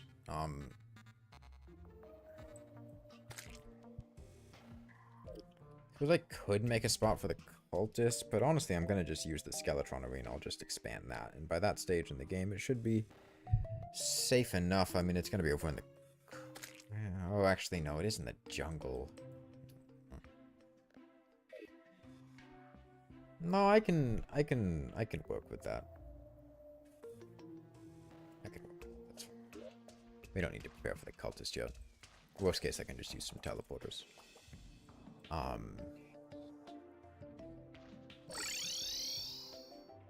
Pylons should be safe from being corrupted. Not corruptible areas. That one's gonna get hollowed when the time comes. Yeah, Wall of Flesh time. Let me check how long it took me to kill the Wall of Flesh in my first world.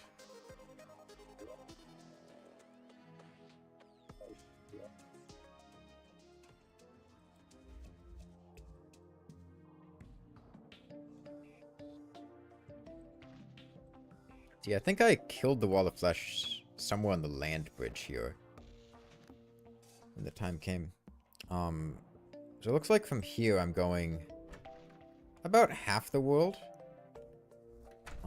as my arena size. The reason for Planetary preparation before Wall of Flesh. It'd be quite difficult to prepare for Planetary after the Wall of Flesh on account of hard mode jungle enemies. Maybe half the world.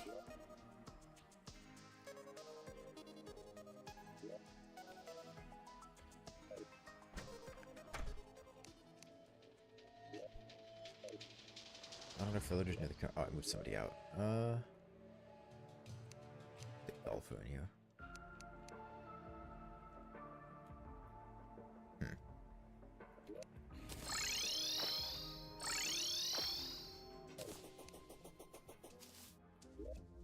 I'm less concerned about turtles than I am, like, all the go-through block enemies. They're more concerning.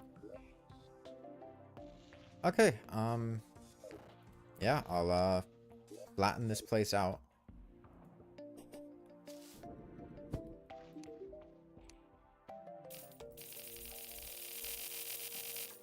I need to flatten out some of the underworld, too. Well, the outer part of the underworld.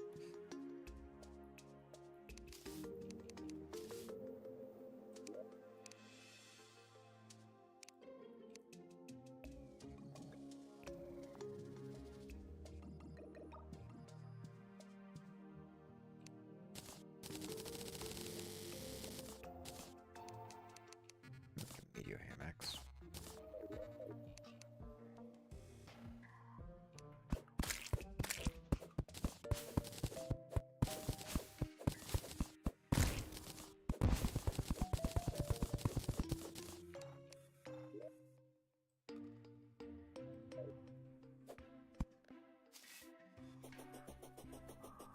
Watching someone spend 4 hours making arenas is almost as fun as making arenas yourself for 4 hours. Yeah, it's, I'd love to not have to do this, but on account of what we're playing, I feel that I don't have a whole lot of choice not to. Unfortunately, the nature of Get Fixed Boy is that I kind of have to do this, especially in hardcore. And this is kind of the only point in time where it makes sense to do it.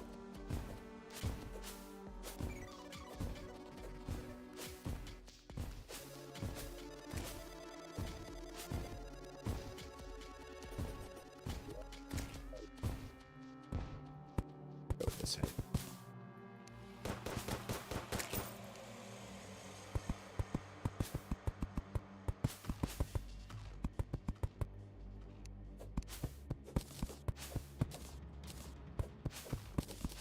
Yeah, it also means once we get to hard mode, we can do things a lot, we won't really have to take breaks to build arenas in the middle.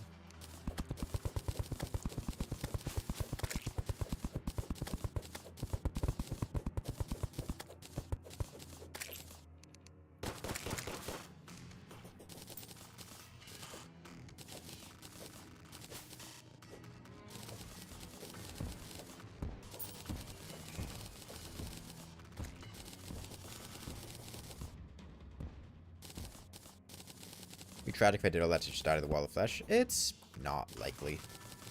It's possible. It'd be, you know, mild inconvenience, but, you know, it happens.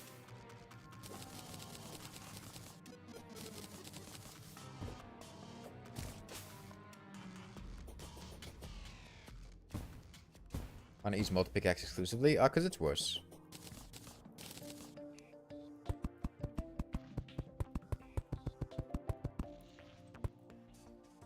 Blunt answer.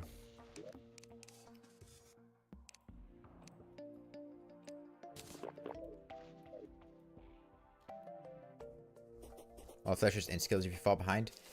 Effectively. It's not technically an insta-kill, but I'm pretty sure that would involve eating the Wall of Flesh's melee damage, which is like 400 in Get Fixed Boy. I think it's 225 on Master Mode. Add another 75, 300 times 33%. It'd be 400, yeah. And sure, with defense, if I was at full HP, I could technically survive being hit by the Wall of Flesh's contact damage, but for all intents and purposes, that's basically just dying. And farm Implanters, yeah, I'd have a good number farmed.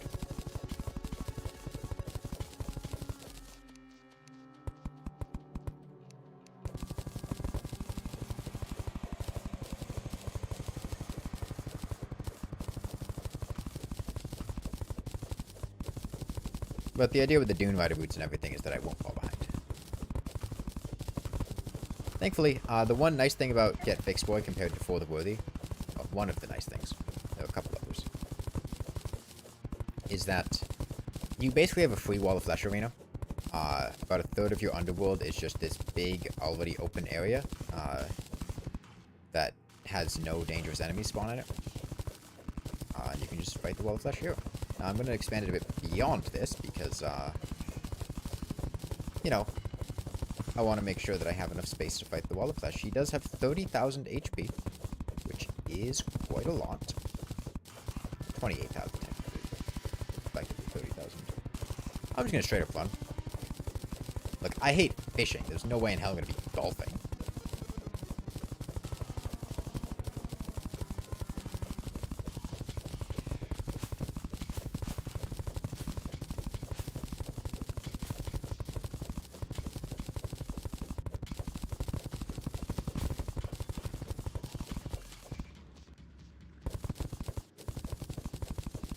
It would have been really nice to get a bone pickaxe. I also could have just kept my silver pickaxe for this. Actually, you know what I can do? Do I have room here? No. My mining set's in my chest. Would I call this my favorite special seed in terms of enjoyability? God, no.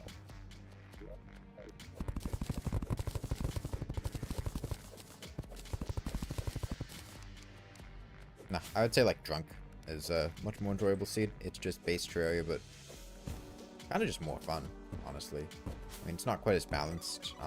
There's some odd things about it, but for the most part, drunk's pretty enjoyable.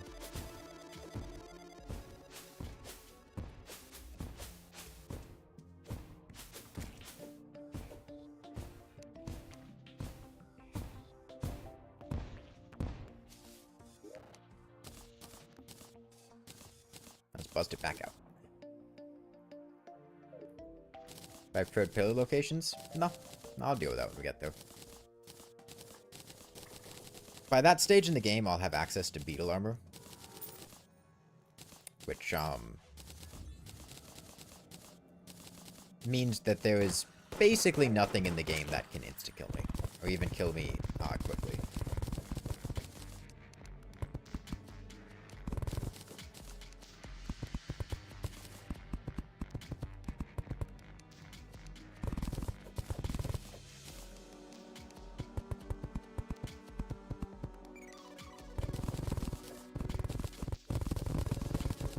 You don't understand how the pickaxes are less effective than the best one? It's because of the speed of the molten pickaxe. The molten pickaxe is not actually... You see it says fast speed versus very fast speed? Yes, the molten pickaxe has 100% pickaxe power. Pickaxe power determines how many hits it takes to break a block. So the molten pickaxe has a very high pickaxe power. It is able to break blocks in a small number of swings, but it does not have a fast swing speed. It does not swing very often. Because of that, the molten pickaxe in normal seeds is good for blocks that it breaks in one hit. The best in pre-hard mode for stuff like stone. Stone has 100% health, so the molten pickaxe, which deals 100% pickaxe, has 100% pickaxe power, so it deals 100 HP of damage in one swing, will break stone blocks in one hit, and is the only pickaxe in pre-hard mode that will break stone blocks in one hit, so it's the fastest for blocks like those. However, for softer blocks like dirt, which only have 50 HP, a pickaxe that can break dirt in one swing and swings faster than a molten pickaxe will be better than a molten pickaxe for breaking those blocks. Bone pickaxe, Deathbringer pickaxe, stuff like that is faster for just breaking dirt type blocks than a molten pickaxe is. And on top of that, in this seed specifically, blocks have half as much HP. So dirt has 25 HP and stone has 50 HP. And that means that any pickaxe with 50% pickaxe power or higher will break a stone type block in one hit. The molten pickaxe's extra pickaxe power does not really come into play at all. So it's not really useful in any situation aside from breaking blocks that only it is able to break. I only have it so I could break dungeon blocks, so I could have them available to make a dungeon farm later if I so desired any items from the dungeon.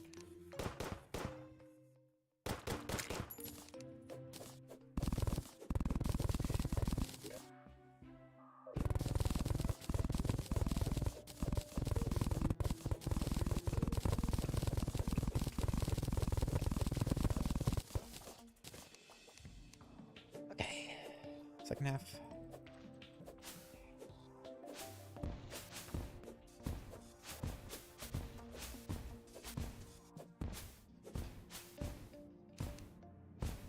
Some of the ash blocks falling. Yeah, that's a thing in For the Worthy and by extension Get Fixed Boy.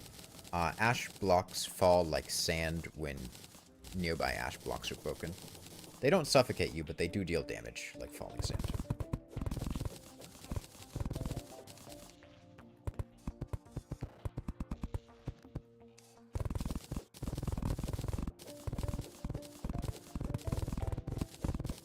Is defense stacking even worth it?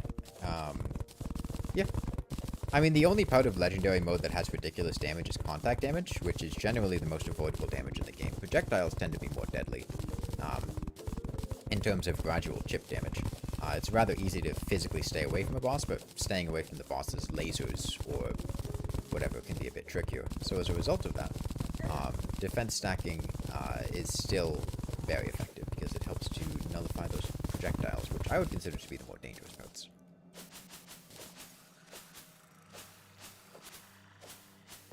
For instance, the Wall of Flesh's contact damage and like the hungry damage is like 600, sure. Sorry, not 600, like 300, 400. It's pretty ridiculous as it scales down to low HP on the hungry. But it's also trivial to just not be next to the Wall of Flesh. Like, the dangerous part of the Wall of Flesh fight are the lasers and the Imp Burning Spheres. And the Imp Burning Spheres do count as contact damage because we logic coded this game in a very interesting way. Because they are destroyable NPCs, they have HP and are therefore... Well, because they're destroyable projectiles, they have HP, and because they have HP, they're NPCs, and because they have NPCs, the damage they deal on touch is considered contact damage, so it's increased drastically in For the Worthy. That's part of why the Imps are so deadly, because they deal hundreds of damage with a fireball. However, with Imp Banners having that damage, it brings it down to a more manageable amount, and with high defense and Imp Banners, you can survive them pretty comfortably. They only deal like 10 damage a hit or something, and the lasers only deal... They scale in damage over the fight, I think 66 to 90 damage. Beginning of the fight, pretty survivable when you have like 60 defense. End of the fight, they're dealing like 20 or 30 damage a hit. It's a lot, but it's much more survivable than if you were taking like... They're taking 20 or 30 damage a hit as opposed to like 50 damage a hit is a pretty significant improvement. I'm using recall potions. Is it faster? Yes. The magic mirror is one of the slowest items in the game to use. It has a use time of like 90 or something. It's really slow. You're going to be stuck there for like a full second holding out the magic mirror as you try to recall, whereas a recall potion is very fast. You will go back home almost instantaneously after drinking it. So when you're in a situation where there's something very, very dangerous that you need to get away from immediately, having a recall potion will allow you to escape that situation in like a quarter of a second. A magic mirror would take like a full second, and when you have 40 iframes from getting hit, you can very comfortably get hit, swap to a recall potion, and teleport out without getting hit a second time. A magic mirror will pretty much ensure you will have enough time to get hit a second or even a third time, depending on how slow you are, which will be the difference between life and death. Yeah, they're not destroyable in the boss fight, but they still get the boost because they are technically NPCs. So yeah, recall potions are a hardcore player's best friend. They are just better than a magic mirror. The only downside to recall potions is that they are not unlimited use. However, you get so many of them from chests. I mean, right now I have 103 on me, that it's not really too much of a concern.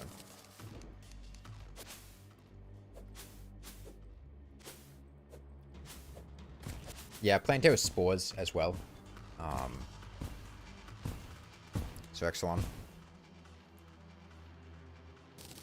Would be funny if they flipped to a Wall of Flesh spawned. That would make the Wall of Flesh incredibly difficult, as you'd effectively only have at most half of the world to kill it.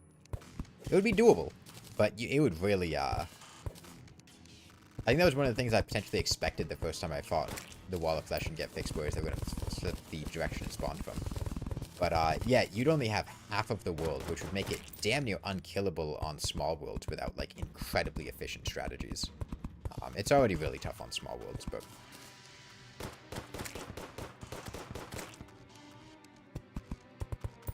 Goblin Mages also spawn fireballs? Yep.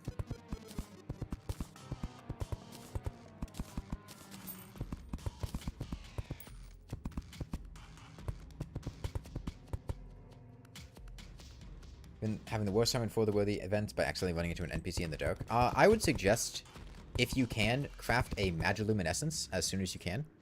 It takes 12 Trimtane or Demonite bows and 5 Topaz.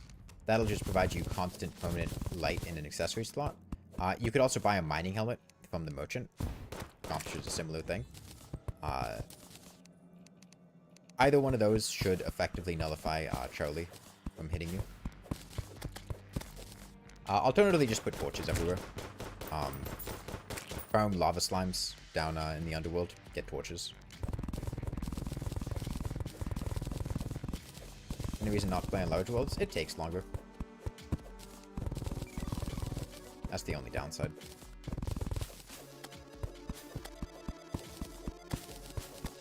But yeah, this is what I was talking about. Like, if I had an axe of regrowth here, yeah, I'd be... I think the axe's power is pretty high and it breaks trees pretty quickly. But I'd also have to, every single time I break one of these trees, swap to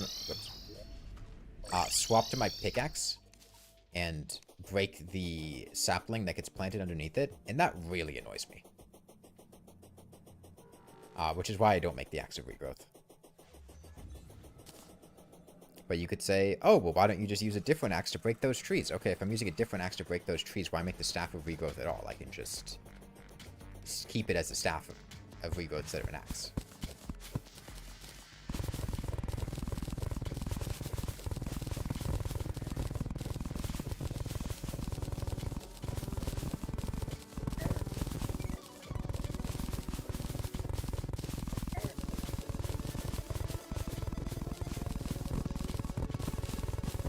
Yeah, I pretty much never replant acorns, so I don't like the acorn feature. And sure, it's an effective axe, but I don't really care that much. When the axe has what I would consider to be a notable downside.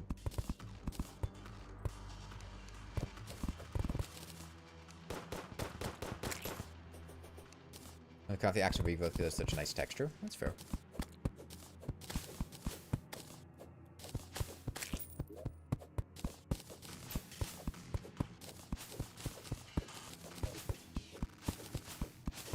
Deviation from my first playthrough planned? I don't really have that much of a plan, I'm not gonna lie.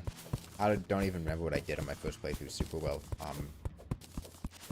I imagine most of the strategies I came up with I will continue to do. As they were effective strategies then, they'll still be effective strategies.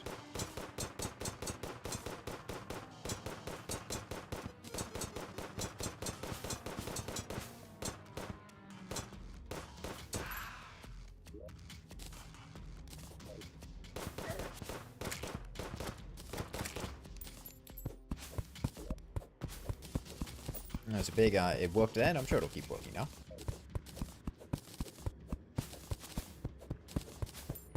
What changed in games since last I did this? Not that much. They did a couple of, I mean, they nerfed the Knight's Edge. I didn't use the Knight's Edge last time, but,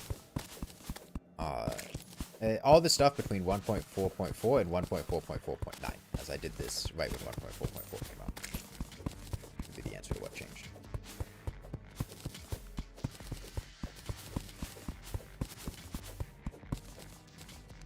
Yeah, I like exploring.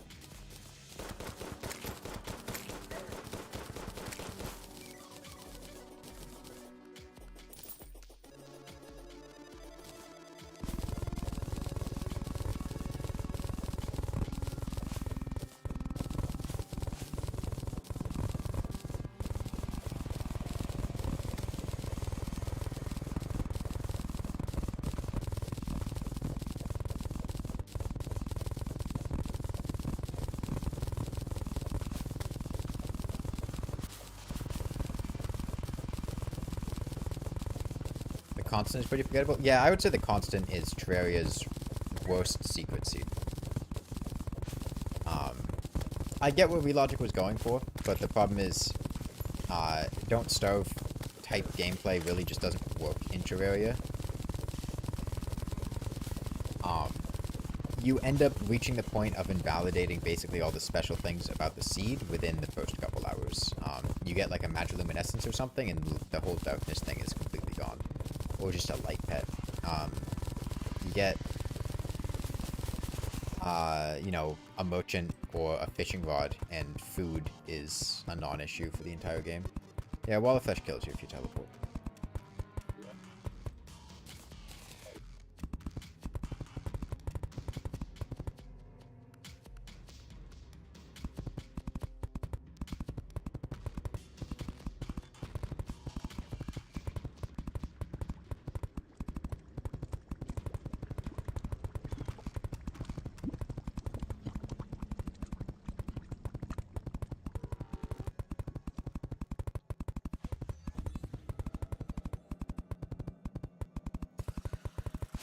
Now, one thing I'm not keen to do again, and I don't think I'll ever do again, is, oh yeah, another thing, in Get Fixed Boy is, Hellbats drop lava. There's lava slimes in the middle of the world don't, so they give that behavior to Hellbat instead.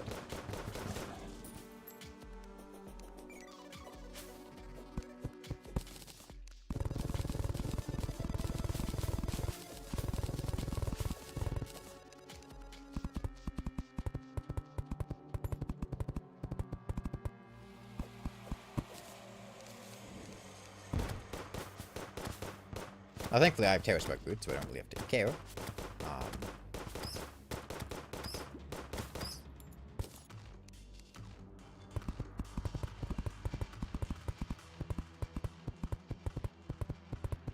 Yes, multiplayer Get Fixed Boy, particularly large multiplayer world Get Fixed Boy. We did that, I think I did that once. It was bad, man. It was bad. I also did this right after 1.4.4 came out, and at that point there was a bug that caused Pumpkin Moon and Frost Moon scaling. This is when they added scaling to those events for multiplayer. It was bugged so that their damage scaled with player count as well as the HP of enemies, so you'd be getting hit for like 1,000 damage from just like the regular Pumpkin Moon grunts. But yeah, multiplayer Get Fixed Boy, I was kind of the only person that was effectively doing anything. I was like solo carrying, setting up pylons and whatnot.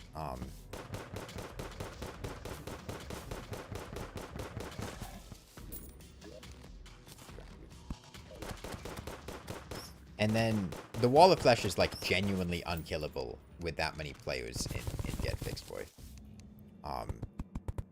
Because the scaling on the Wall of Flesh's HP is just ridiculous. It's got the whole like 50% more HP.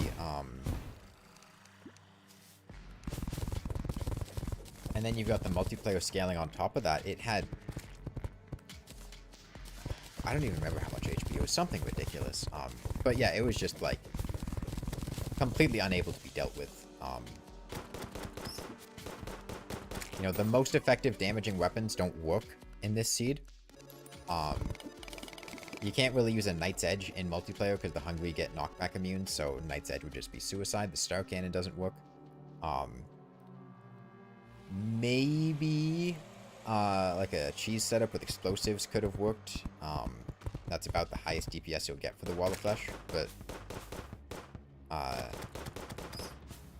yeah, it was not a fun time. We had to just like have everyone leave the world and then just kill it with spawn it, then have everyone join back in. I think that was the ultimate strategy. And it also just wasn't fun for people. People didn't like playing it. Can't say I blame them. You know, most of the people in those multiplayer events are pretty casual gamers, and they're not going to have fun with the incredibly punishing seed, especially when it's not even like everyone's failing. Like, I'm doing perfectly fine. As are maybe like one or two other people, but then like 75% of the server is just having an awful time.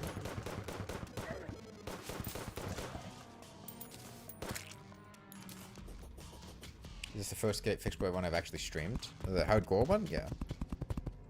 I mean, I streamed playing Get Fixed Boy when it came out. It wasn't hardcore, though.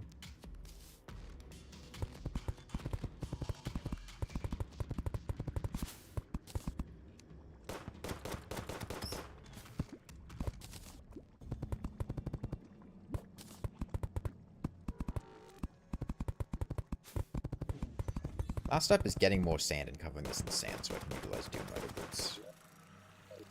I might as well keep going.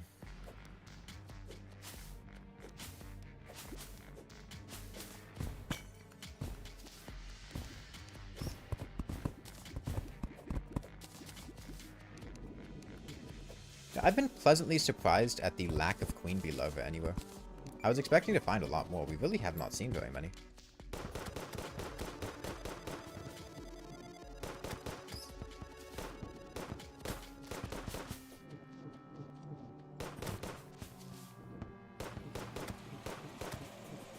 I can probably just... against these guys.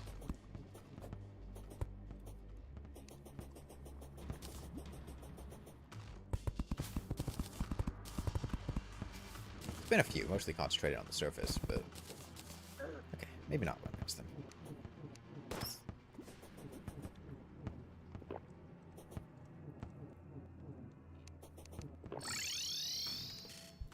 I don't like the proximity of those voodoo demons to the hellbats. How long are we using the Phoenix Blaster into hard mode? Probably get a decent hard mode weapon. I don't know. Haven't thought about it that hard.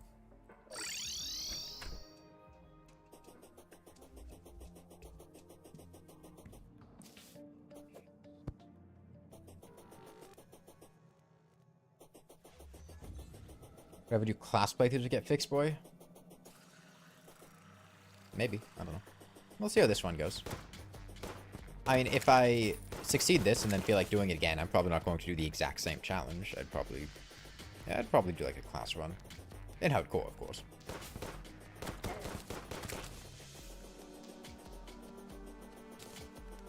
I tried to do a hardcore on death mode, calamity, and post golem now. How do you deal with losing a character and what is there to learn? I don't really have great advice on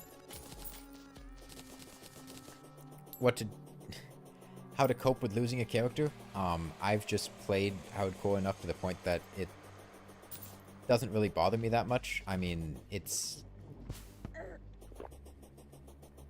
just kind of reach the point where it doesn't bother you. You kind of just, I don't know, get over it. You know, you play enough characters, you're gonna lose a ton of them.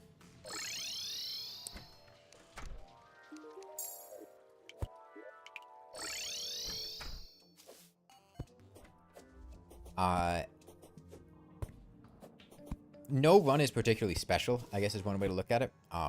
Like, even if you have fantastic RNG, you'll get good RNG doing other ones, you'll get bad RNG doing other ones. I mean, this run does not have very good RNG. And I don't know, I guess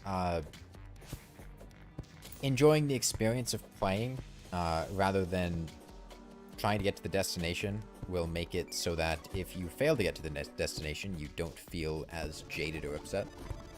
But I mean, don't get me wrong, losing a hardcore character can be upsetting. There's nothing wrong with being like, I've spent 20 hours on this run and I just lost it.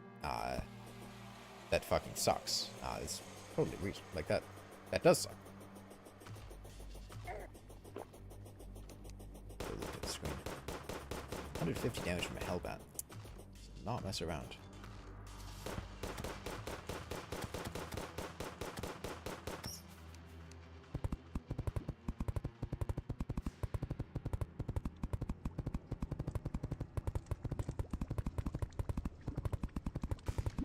It can be tough to find small streamers. It's also possible, if it was a live stream, you know, YouTube doesn't automatically save live streams. I think you have to click a button to save the live stream as a video afterwards. It's also possible they might have unlisted or deleted the stream if they're a small streamer and they were like self-conscious about it or didn't like it or something.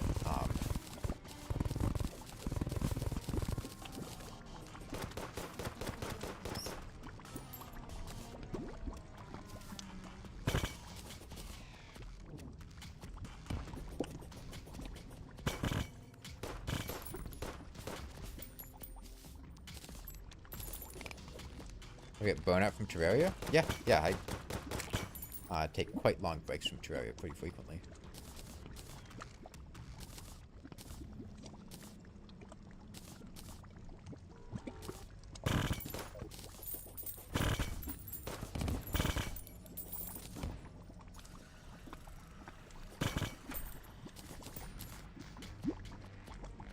That's what I'm looking for.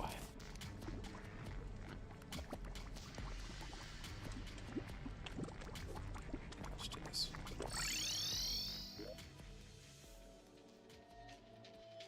I think I'll probably fight right to left.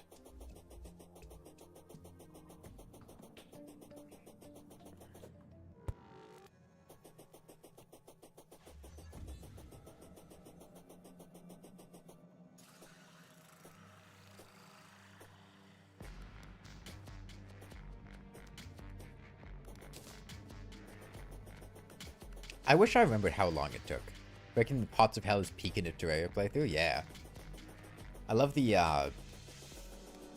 it's just so satisfying cracking open pots. And Potions of Return are really nice to get. I should have deposited my inventory.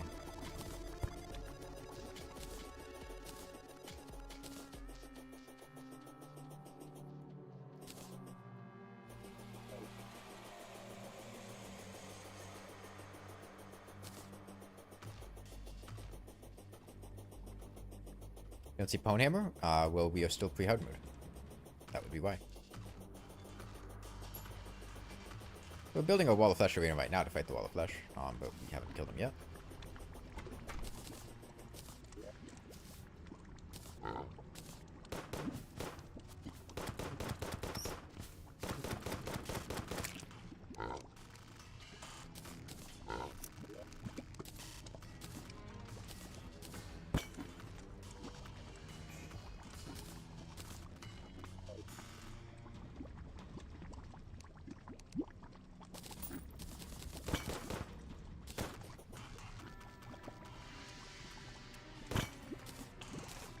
I'm at the scan for Queen Bee Lover and destroy them in these houses. Part of the run.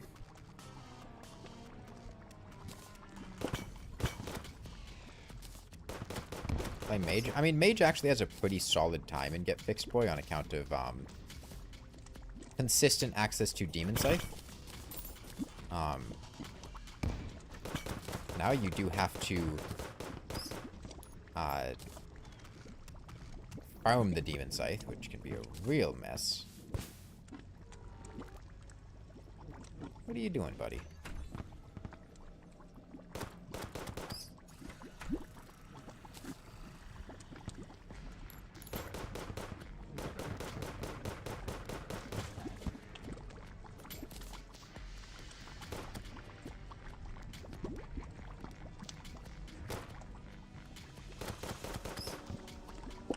Ooh. That's not good. I don't remember if lava breaks lava.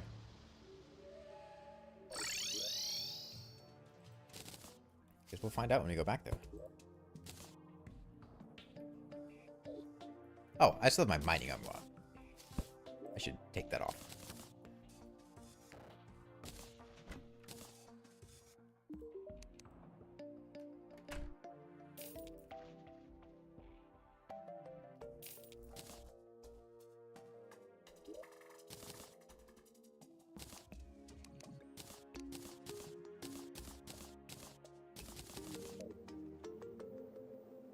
Queen Bee to kill Wall of Flesh. That's quite challenging to do. Oh no. Get Fixed Boy on account of how hard Queen Bee hits. And the fact that she'll just instantly get melted by the Wall of Flesh, that too.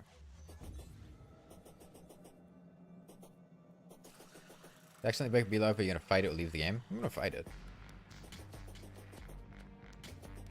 I'm not gonna break a Bee Lover, but if I did, I'll fight it.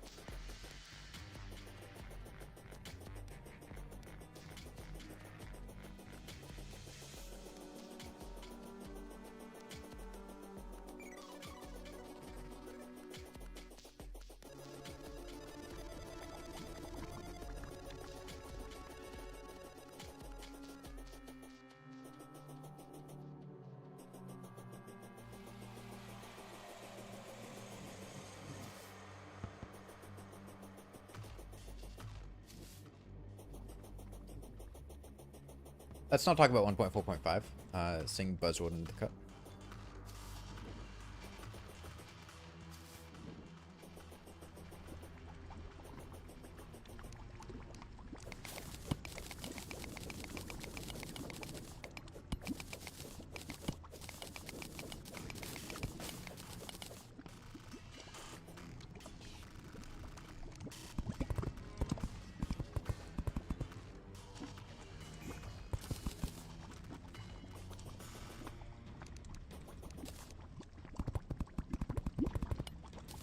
Well, let's find out. Does lava break lava?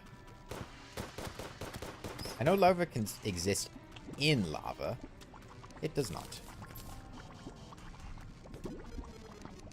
That or the lava just disappeared. Honestly, I'm not sure.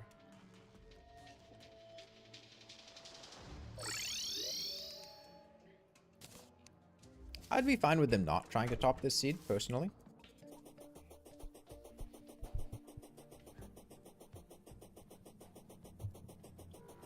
I'm happy with them adding alternate things that are more focused on being, like, fun than just hyper-focused on making a really difficult experience.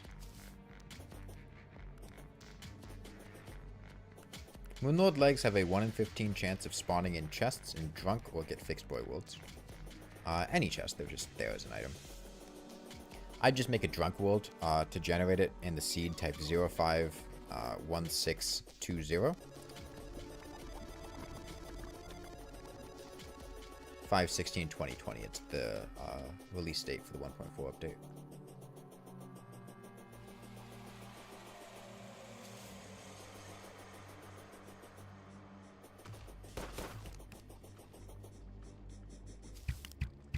Another thing in Get Fixed Boy you might have noticed, worms are very, very big.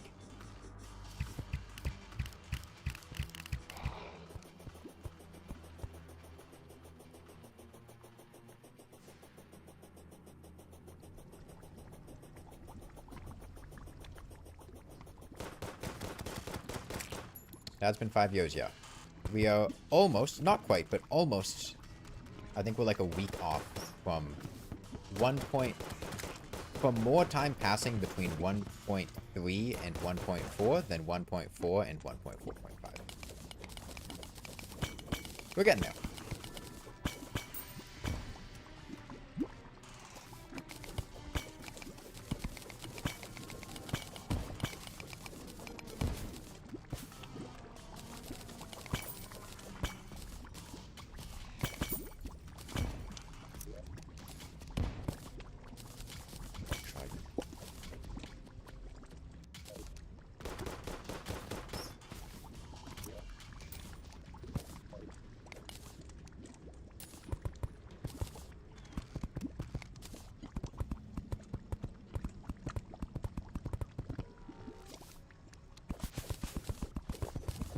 Oh, no.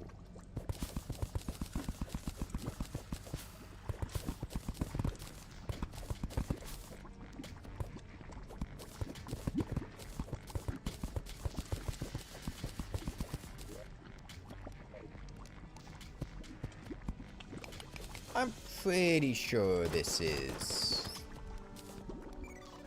long enough. Let me,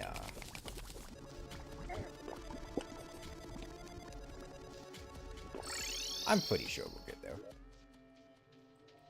At least on that side. We'll do the same thing on the left side.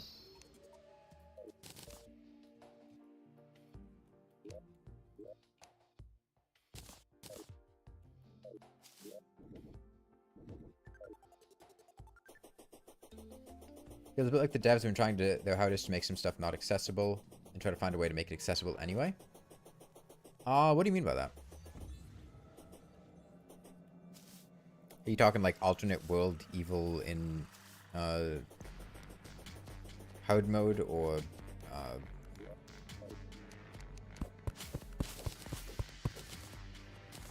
like drunk world siege letting you get both evils or what?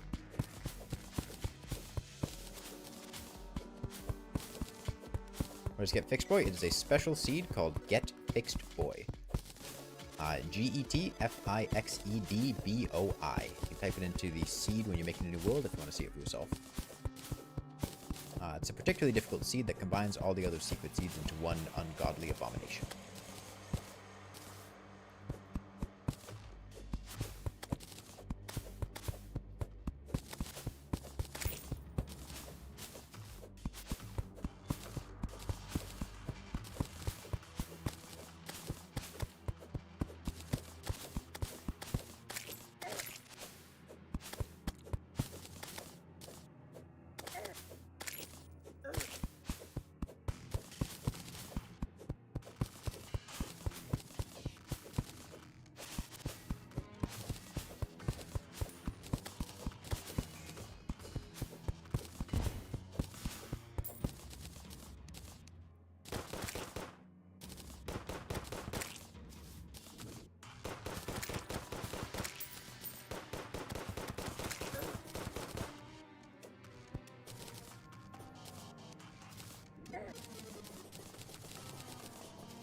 You've actually seen the surface. Is it worth getting there early?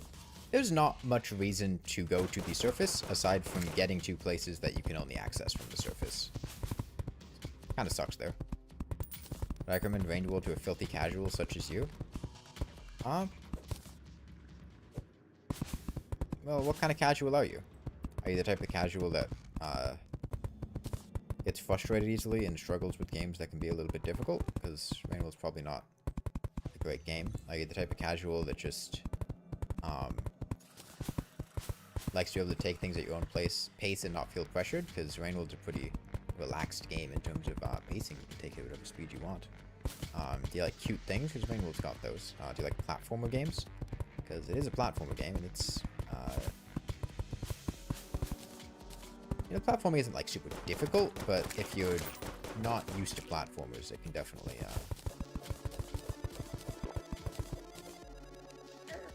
throw you off a little.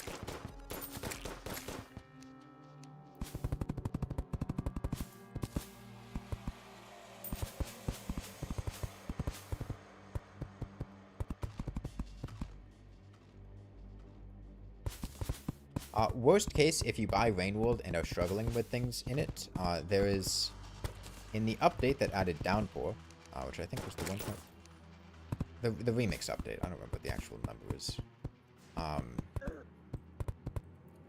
They added a configuration option called the remix menu, which allows you to adjust a bunch of small miscellaneous things about the game, mostly in the aim of accessibility and making the game easier for people that were struggling with it. So, if there are things like, I don't like the feeling of the pressure with the rain timer, you can adjust it globally. You could also decrease it if you wanted to.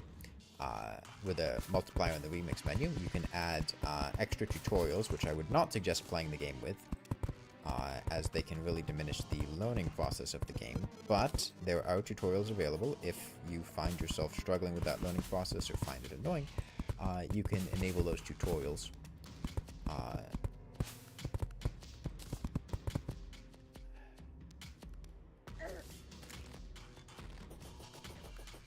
Don't lava slimes drop lava in harder difficulties? Yes, but on this seed specifically, that behavior is changed to hellbats instead, because you spawn in the underworld and lava slimes are the equivalent of blue slimes. So in the outer parts of the underworld, hellbats drop lava instead, whereas here, lava slimes are basically blue slimes. Would I fill in every gap? It makes me happy.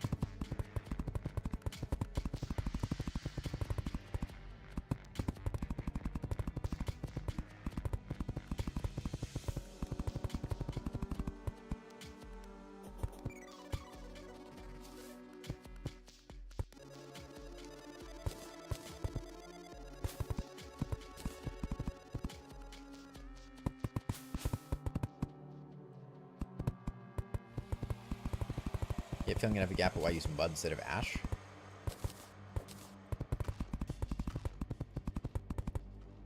Doesn't really matter. I'm going to cover it with sand anyway. I have mud on my hotbar. I don't have ash on my hotbar. That's about the extent of it.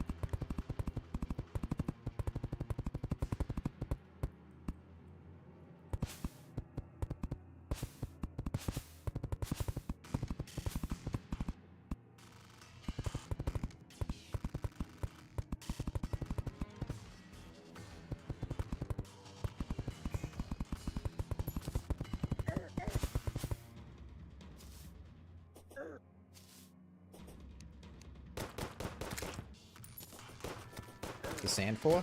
Using Dune Rider boots for a speed buff.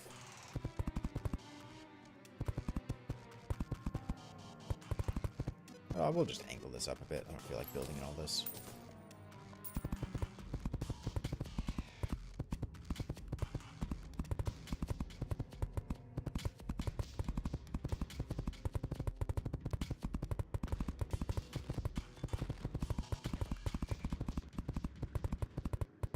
We do all this, we cover it all in sand, and then put down campfires, put down heart lanterns, and put down imp banners. Hello, Mr. Boy.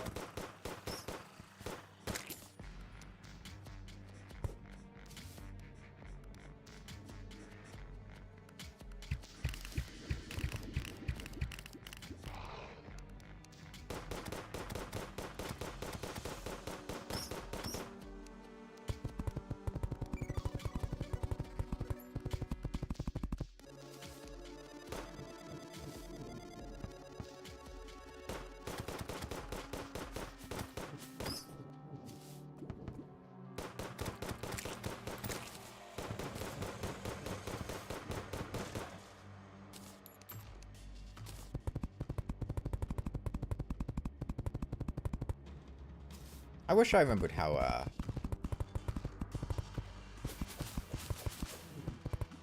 much space I need to kill the wall of flesh on Get Fixed Boy with a Phoenix Blaster.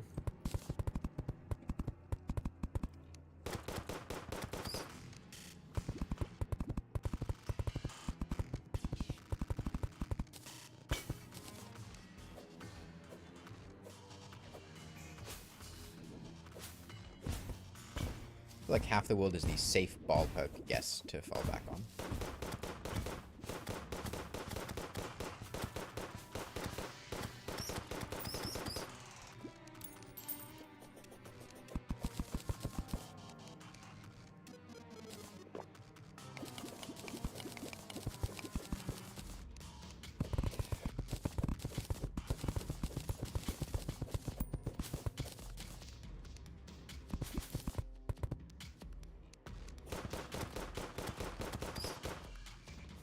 Would I set my knowledge of Terraria and play it again for the first time? Would I? No.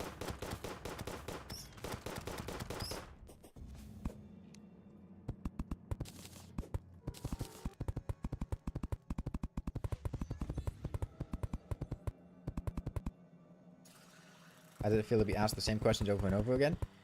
You get used to it. Mildly tiring. But that's just live streaming for you.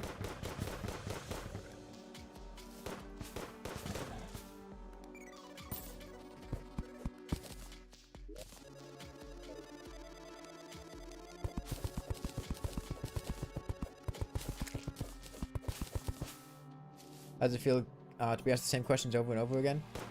You get used to it. That's just live streaming for you. Mildly tiring.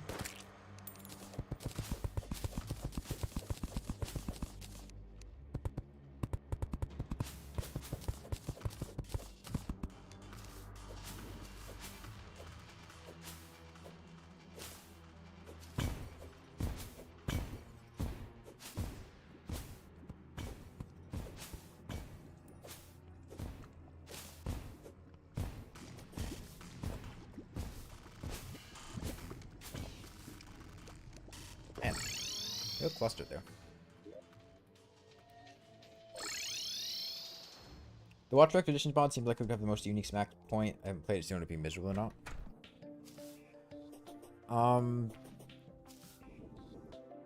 I mean, assuming it's like the other max point expeditions, I'm pretty sure it would be what? Max spear pinning and then just pick your poison of kill the maximum number, whatever maximum number of the 25-point creatures allowed are. I assume lizard long legs, certainly.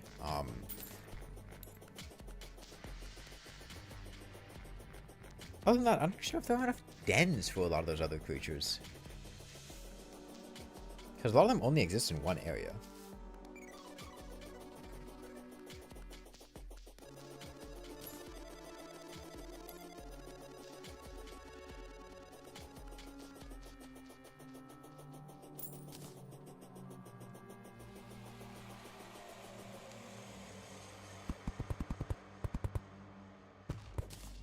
And expedition mode needs a certain number of dens for it to show up with 15, kill 15 of them, which is kind of what you need for the max points.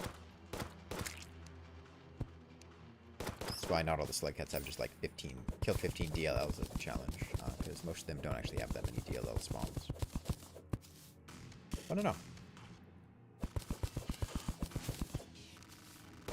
In terms of actual gameplay, I don't think the Watcher Max Point Expedition would be very difficult. Basing this on the fact that the Watcher can go invisible, and that's pretty powerful. I don't think it would actually be very difficult to do the killing challenges. Ever gotten into any speedrunning? Not really. I'm not really a huge speedrunning person. And I've done some speedruns. Not of Terraria, of other games. But never really been a big fan.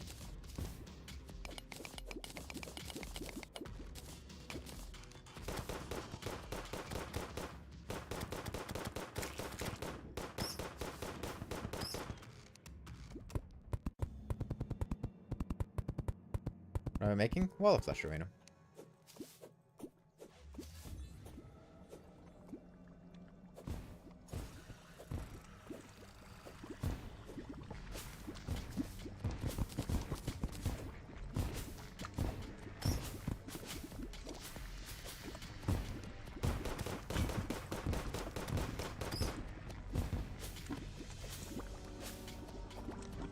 Wall of Flesh is generally the most dangerous boss on this seed.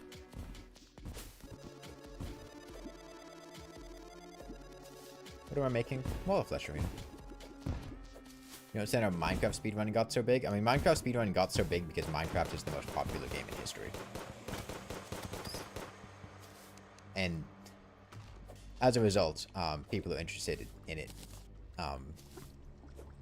I agree that I don't think Minecraft is a, like, particularly fun speedrun game, but just the fact that it's big and speedrunnable means people are going to be interested in the speedrun of it.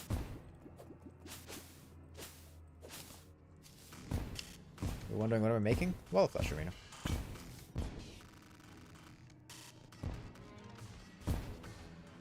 Speedrunning scene didn't pick up until fairly late for Minecraft? Really? I remember what Minecraft speedruns in like the mid-2010s. Maybe not like super popular ones. I haven't kept up with Minecraft. But I remember like back in 2012 when I played Minecraft seeing decently popular speedruns.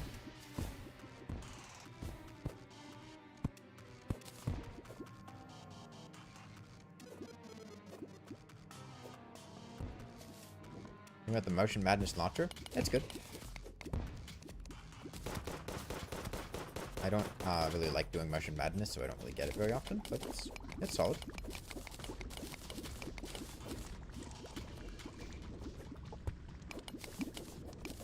Minecraft speedrunning got popular after speedrunning got more and more popular. I mean, speedrunning's been pretty popular for... And I guess maybe it had like a resurgence. I don't keep up with like the kids these days. It's not like speedrunning's some new thing.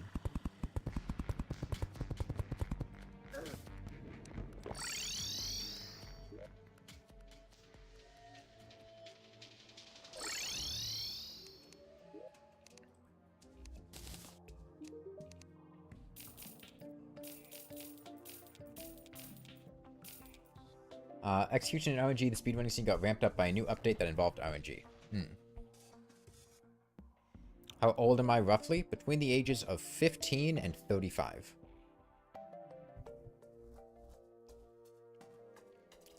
Pick your poison.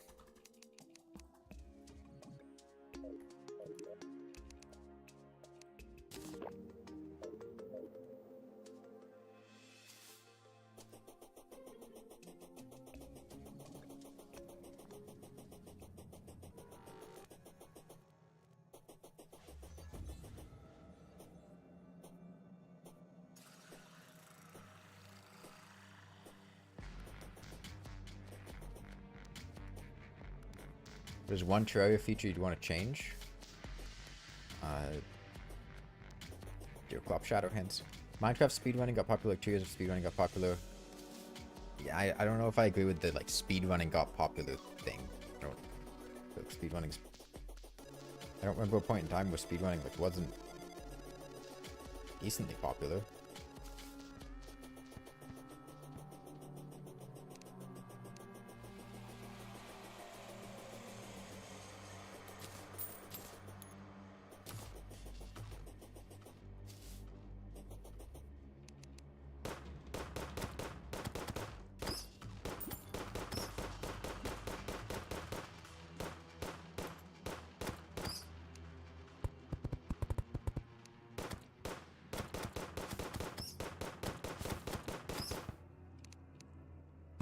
I don't really keep up with like social scenes, so can't really speak on this that confidently, but I don't.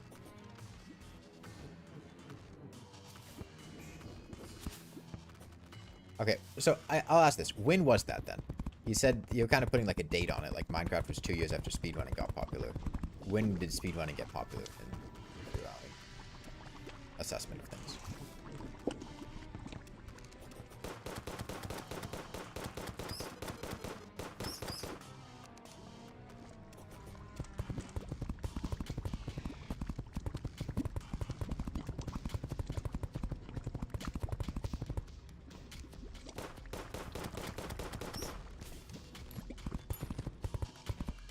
for this version of the Phoenix Blaster. I'm fine with either one. I have made the comparison of it, like, meeting back up with an old flame that you used to go out with and finding that they're a very different person, but you're still attracted to them.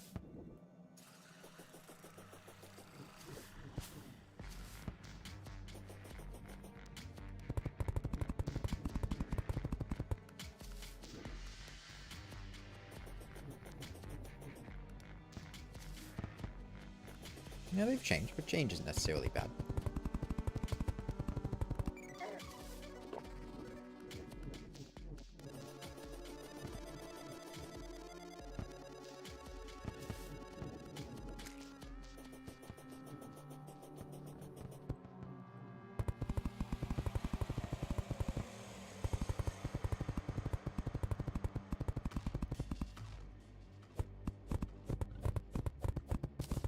I hate how fucking bat-centric the underworld is. Like, people complain about jungle bats. Okay, hellbats and demons both follow bat AI, and just being in the underworld means you have non-stop bats you're dealing with. Are all demons voodoo in this? No. It used to be in For the Worthy before 1.4.4 that all demons were voodoo. There were no regular demons.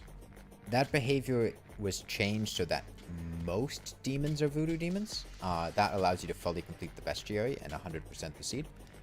And of course that's inherited in Get Fixed Boy.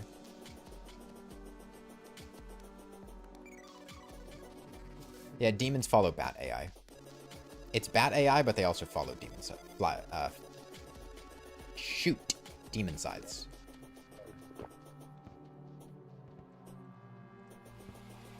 No, I mean, I'm not in any rush to fight the Wall of Flesh. Getting into hard mode is going to be a pretty big spike in general danger level, and if there's anything I can get done before that, I want to get it done. Can't give a date. Relative time of similar things, somewhere between 2 and 6 years ago? No way. No way.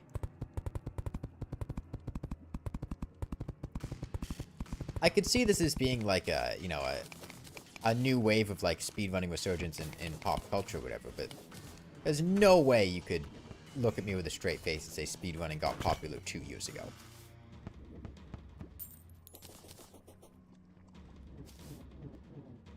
I can't buy that. Yeah.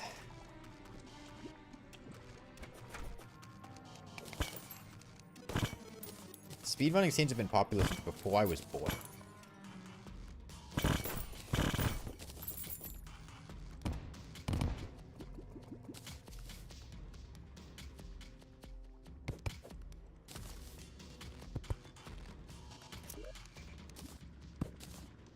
Life Force Potion. That's solid.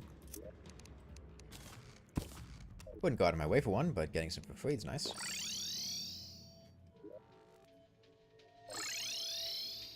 Games done quick streams were around way before Minecraft was a thing. Yeah. Somebody mentioned, like, Doom speedrunning, but that's... I wouldn't say that was, like, super popular as a mainstream thing, but I mean, I guess maybe if we're talking, like, super mainstream recognition of speedrunning, even then, like someone was saying, you have, like, Super Mario speedruns and other, things like that. I guess within, like, super mainstream, maybe, but... Black Ops 3 zombie speedruns being very popular a while ago. Yeah, I'm just saying, like, at the time Doom speedrunning was popular, I don't think, like, mainstream acknowledgement of speedrunning was big.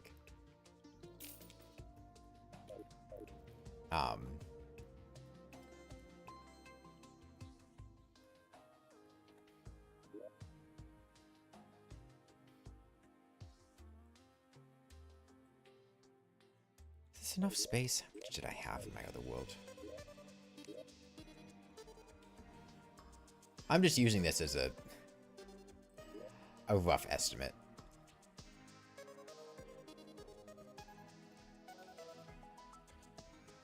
Because it's, well, it worked.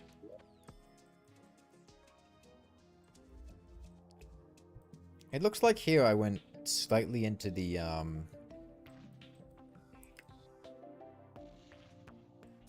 mean, I think this is about the size that I had there.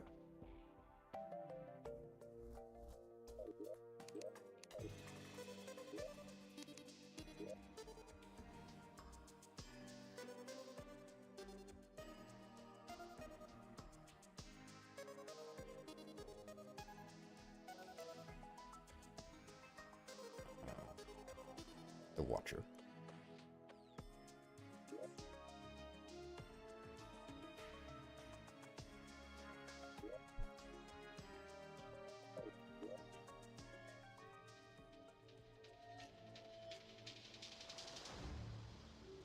There to there.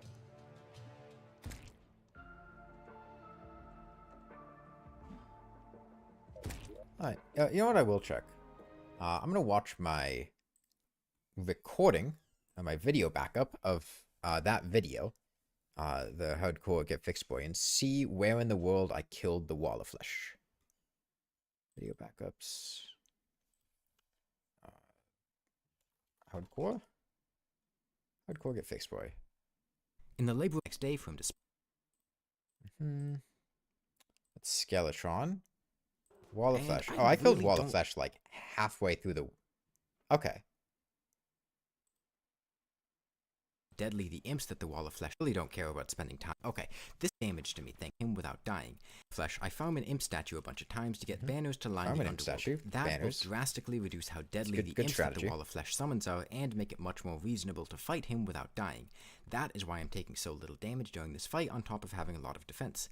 And with my trusty Phoenix Blaster... Yeah, it only... this is already way bigger than it needs to be. We're fine. Just gotta get some more sand. Uh, 329 right now.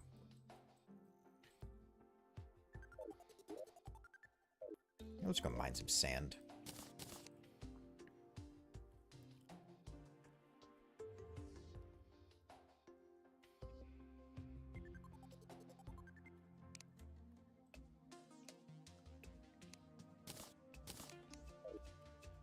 Sand, put that sand down.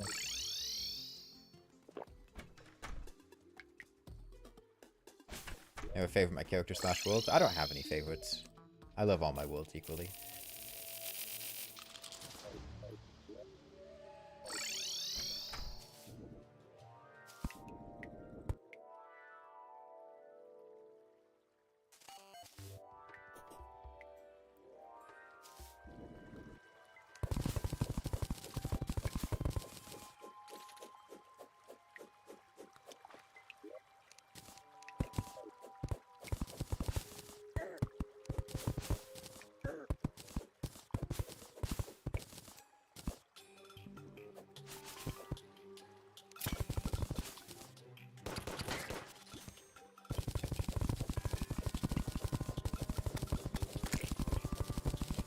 Can you shimmer hardened sand and sandstone down to regular sand? Is that a thing?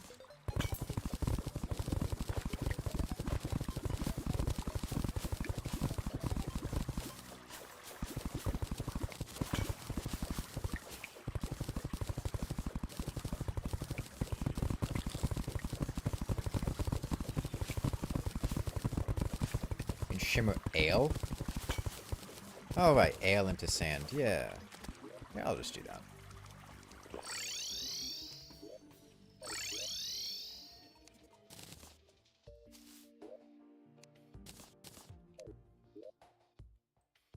How did I put the tavern keep? Is it here?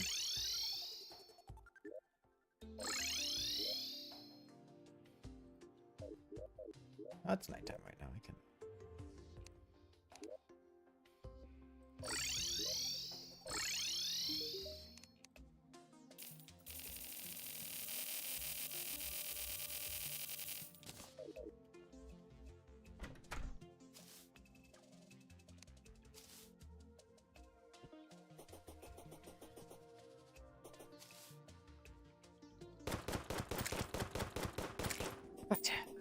almost there. I'm technically turning slush to sand? That is true. That is true.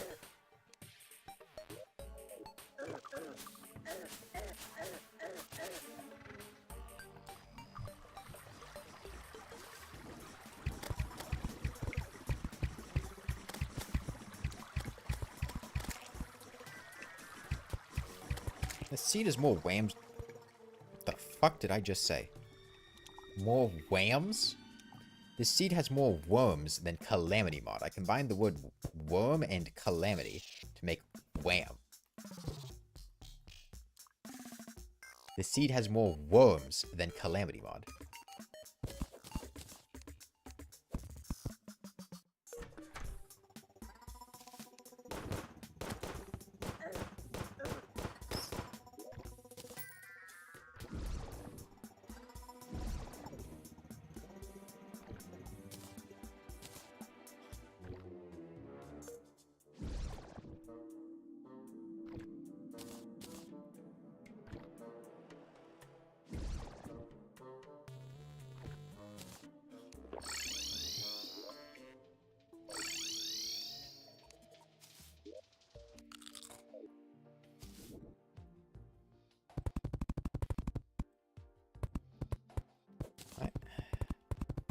Step, cover this all in sand. This gives me a good framework for remembering how long an arena for the Wall of Flesh needs to be, though.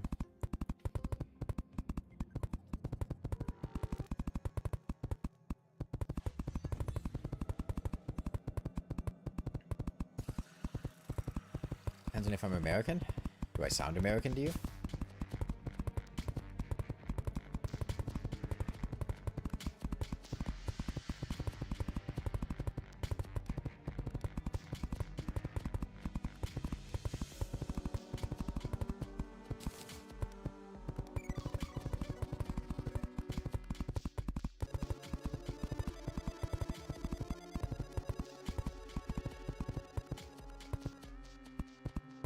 I sound Canadian?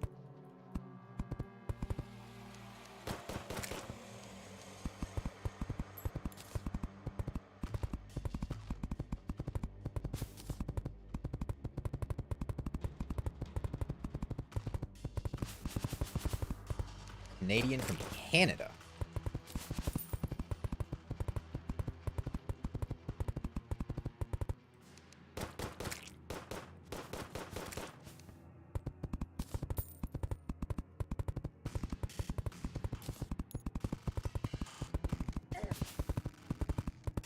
Brazilian.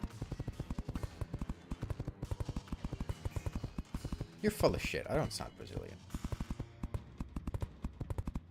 Britain from British. I did say 5/16/2020 like it's a normal date format.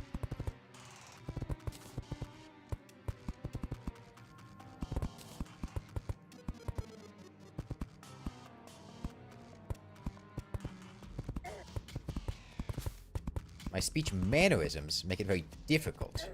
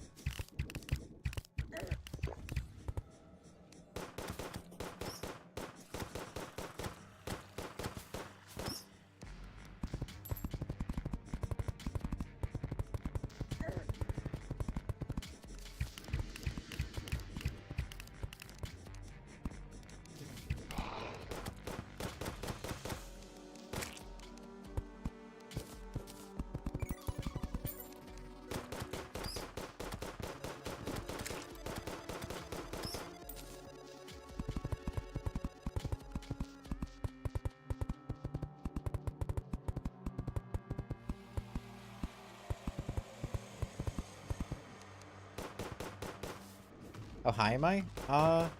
I'm not very high above sea level.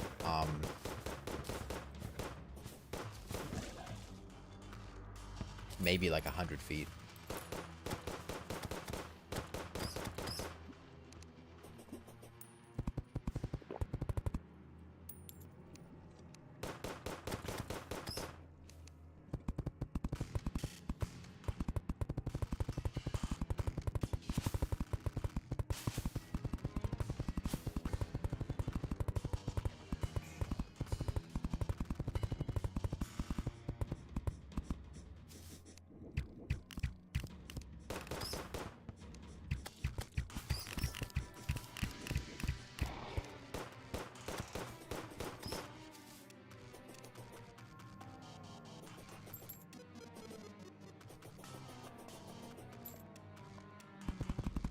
ethnically American. I feel like the way that I talk is probably a big giveaway that I'm American.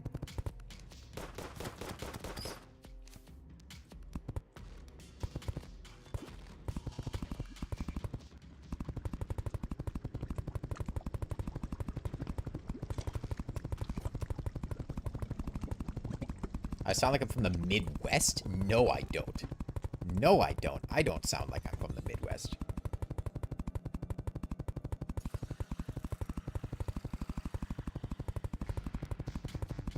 You heard people from the Midwest?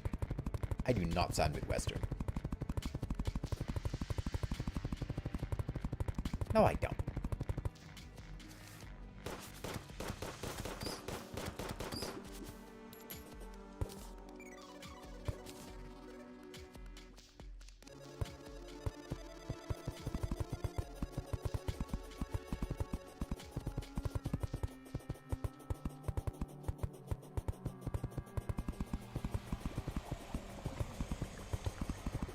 You have no idea how American accents work.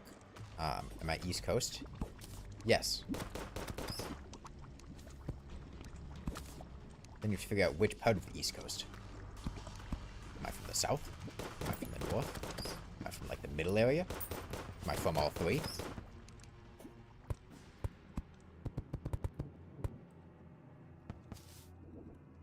Am I from the East Coast, but, like, it's the East Coast if you're counting from the other direction? Like, you go to, like, Asia, and then go east from Asia, and then you hit the next coast, and it's the East Coast.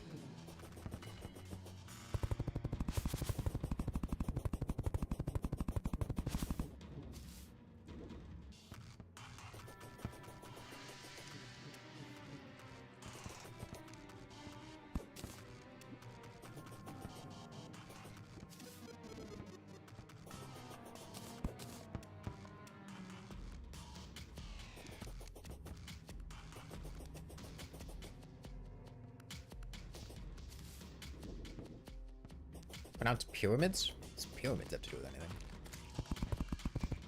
I'm not Egyptian.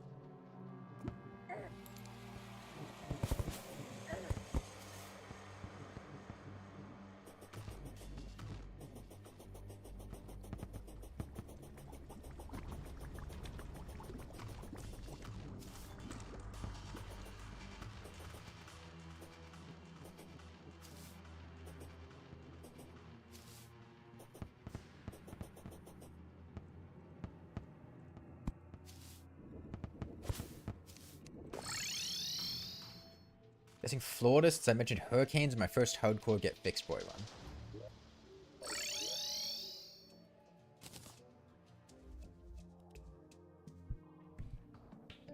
Pretty much the entire southeastern US gets hurricanes. It's pretty common along that coast.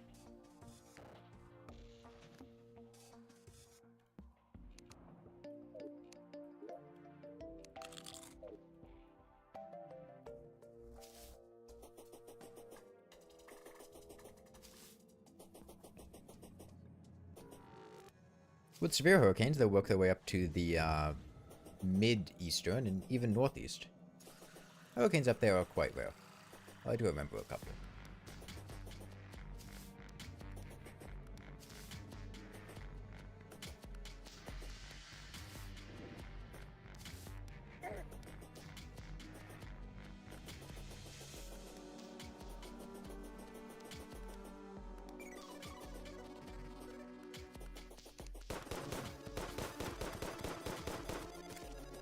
Little do you all know I'm fucking with all of you and I'm streaming out of my mother's basement in Belarus.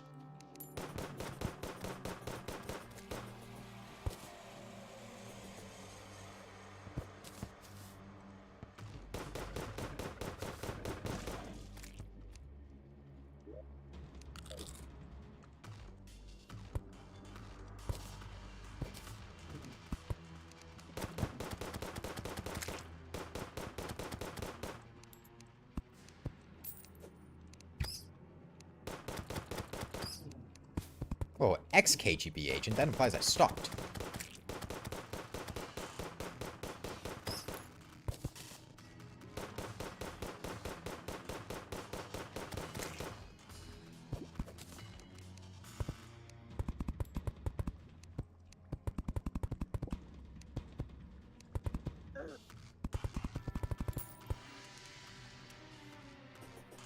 I kill Wall of Flesh this stream? Yeah. Yeah, I'll fight him this stream. Ooh, a demon save.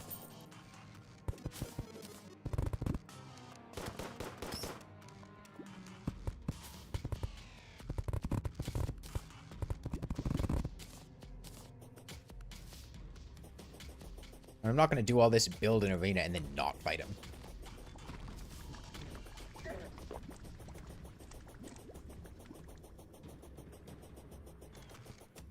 Ducks of the mood changes all the time? Well, I'm glad to hear it. It'd be kind of nasty if they wore the same clothes all the time.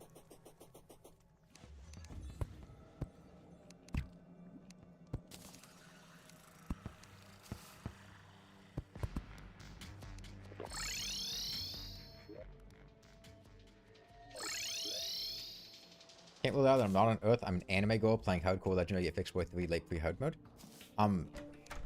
You know that anime is on Earth? It comes from anime, the country on the east part of Asia. Anime is set on Earth. It's in anime. Or as the locals say, anime.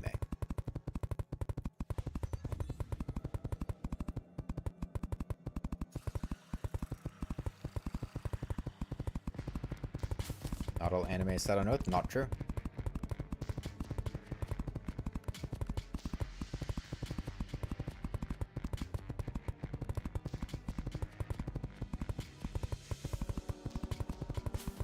Favorite anime? I don't know, I'm bad at picking favorites.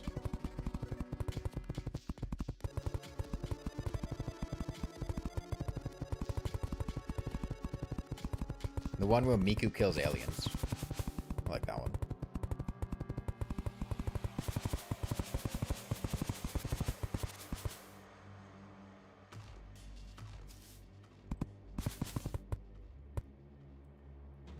Have I watched Neon Genesis?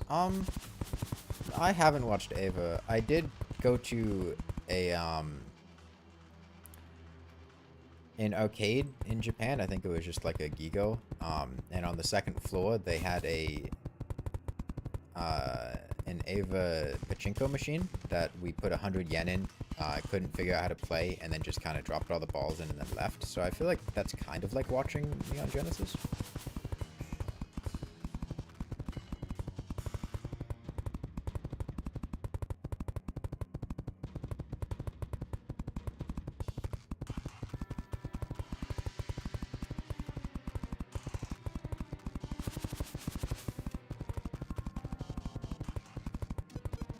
First person I've seen call it Ava and not be a fan. Well, I could be like one of my friends who pronounced it EVA.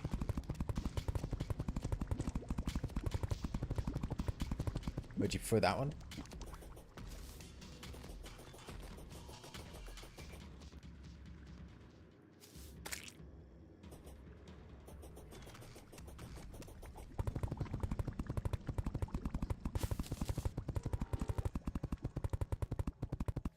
Like I'm feeding your goats? I was building a Wall of Flesh arena. I'm still building a Wall of Flesh arena. We're almost done though.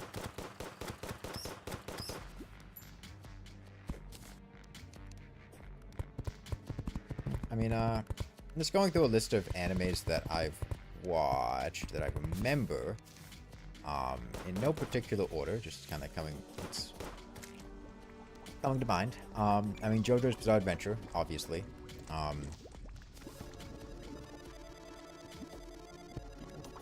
I watched Kaguya-sama recently. I watched Durarara quite a while ago. I watched Hanako.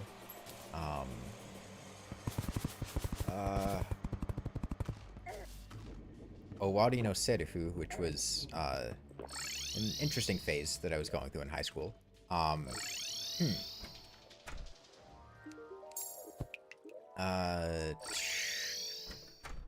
Trying to remember other animes that I've watched. God, I mean, the list is much longer than that. I'm just blanking on stuff because I'm thinking about what's going on in the game right now. Dub or sub? I mean, it depends on the anime. Like, I watched Death Note dubbed because the Death Note dub is awesome. I haven't watched the Death Note sub.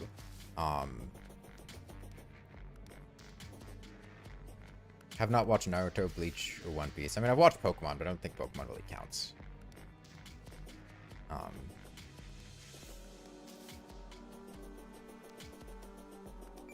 Yeah, Death Note's one of the few animes that I've watched dubbed instead of subbed.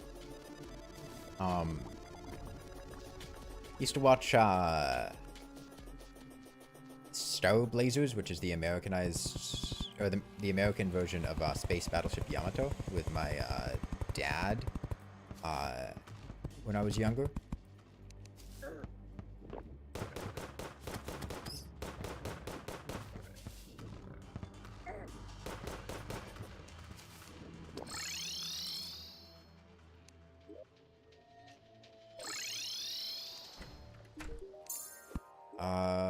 Trying to think of other anime. Really blanking on stuff.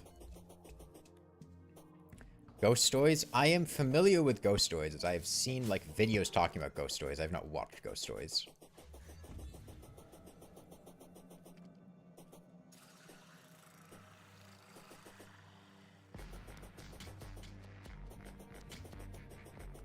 Oh, I've watched various Fate animes. Unlimited Blade Works, Fate Zero. I did, I did also watch, Fate, Caledolino Prisma Ilia, which was certainly one of the anime of all times. And the reason I watched it is because I enjoy the character of, Child Gilgamesh. I think he was really entertaining in Hollow Ataraxia, and he was also in that anime, and I had to deal with fucking, like, 3 seasons of Lolly Yuri, just for, to watch a character that I liked.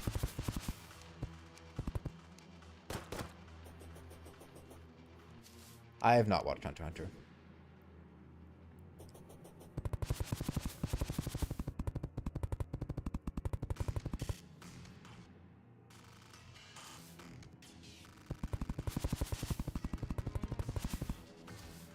I also watched Fate Apocrypha, which was not good. It's the one with Astolfo in it. It's like the only redeeming part of that anime.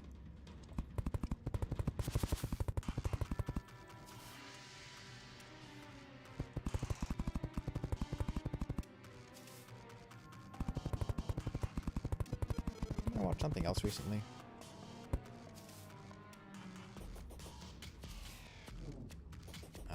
Oh, I watched ReZero with my friend recently.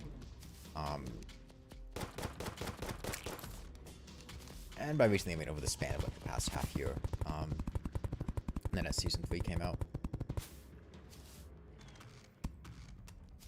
I've watched Steins Gate? I have not. Oh, game stuttered a bit there.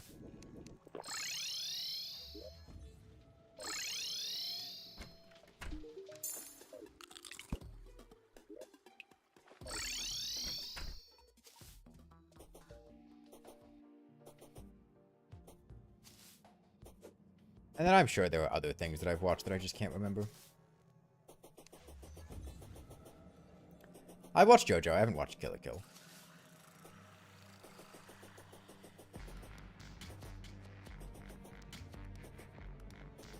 I have not watched Classroom of the Elite. When will I 100% anime? I don't know if it's humanly possible to 100% anime. That may be beyond the limits of human capabilities. Would horse mount help with the long runs? No, I want to be able to jump over things effectively. I'm happy with the long runs. It's fine. I mean, if I want, I can just do this. Which, speed me up quite considerably.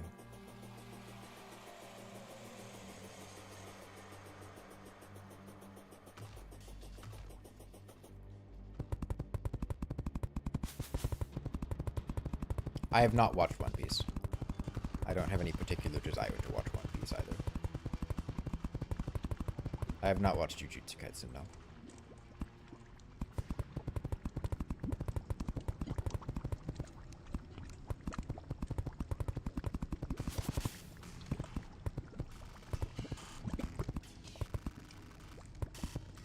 One Piece just... I mean, it's the classic... I don't want to get into that. It looks way too long.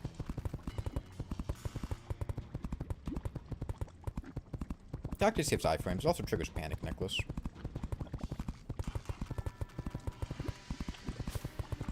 Osu looks annoying to play. I've never had the interest in Osu. Okay.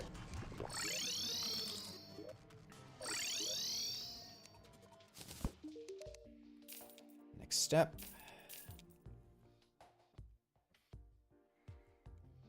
Banners, campfires, heart lanterns.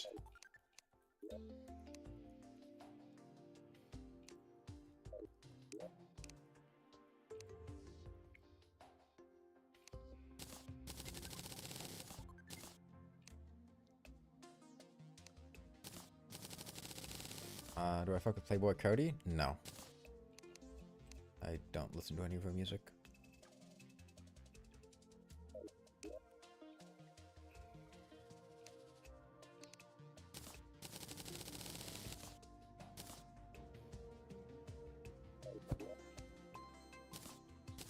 Let's see how far this gets me.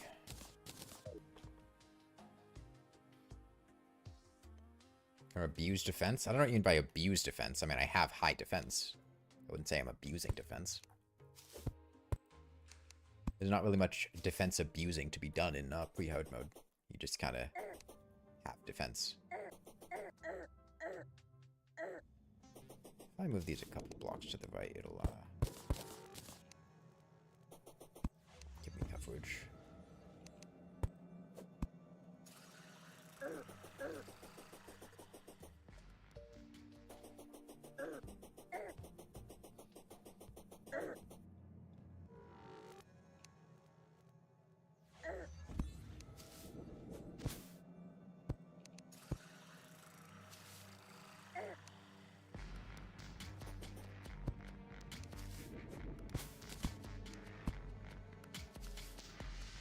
I'm just gonna use whatever's effective. I have no desire to restrict myself to any particular class right now.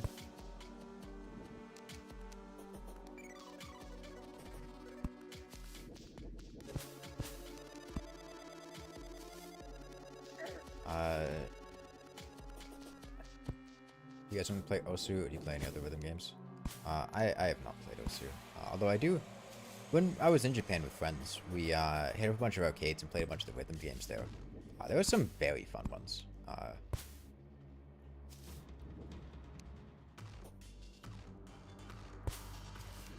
do quite enjoy rhythm games.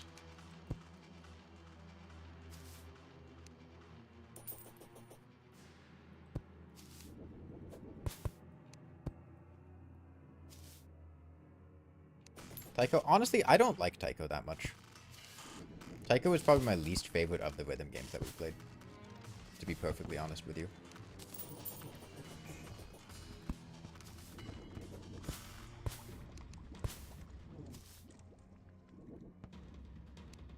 It didn't scratch my, I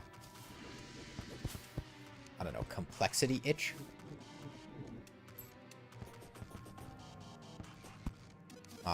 Maybe it was also just the machines that we had didn't feel the greatest. They were kind of older.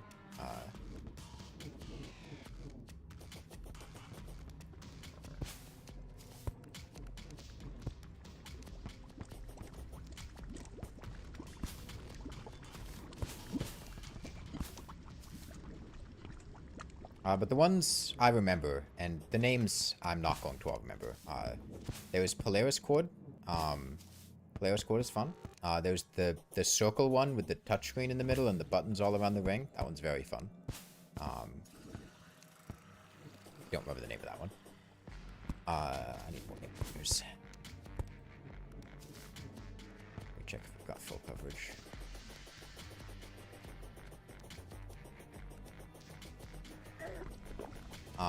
There was one that had you engaging in, like, boss fights against the, singers. You had, like, cards that you would get that were, like, your characters, and you had to, like, take them through boss fights, playing through different songs. That was pretty fun. There's DDR, of course. There's Taiko, which is the one on the drums.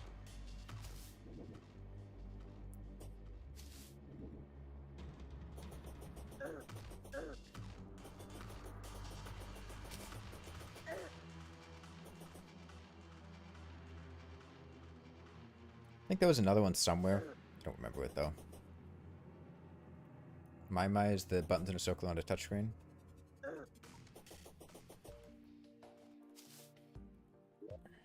Yeah, of those, honestly, Taiko was my least favorite. Ever played Patapon? I don't remember it, if I have.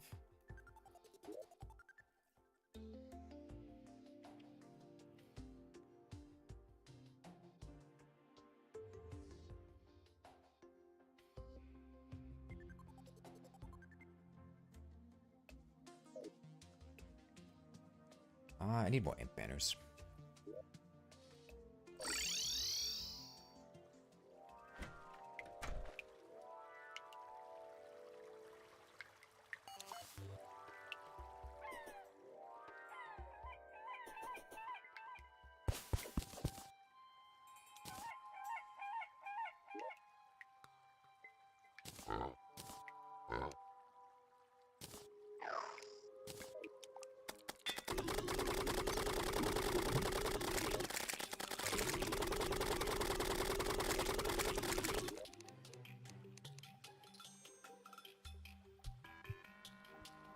You're looking for a Beat Mania cab when you're in Japan, so you don't see one of the two arcades you went to.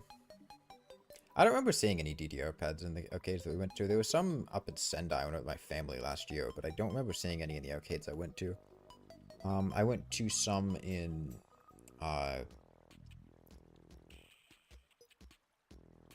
Himeji, Lake Suwa, and then just some random ones in Tokyo. I don't remember seeing DDR pads anywhere.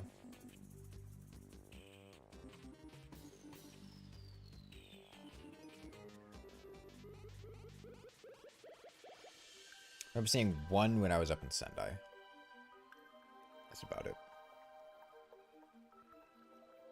And granted, I didn't religiously check every single arcade, but...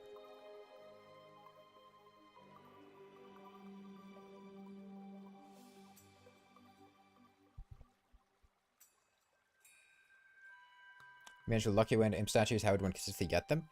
I mean, I found like two. It's very rare that you will not find imp statues in Get Fixed Boy. In For the World, they can be a little tougher, but Get Fixed Boy has increased statue spawn rates, remember, because that's inherited from No Traps, which has increased statue spawn rates, so it's very difficult to get to the Wall of Flesh without finding an imp statue if you spend any amount of time looking for it.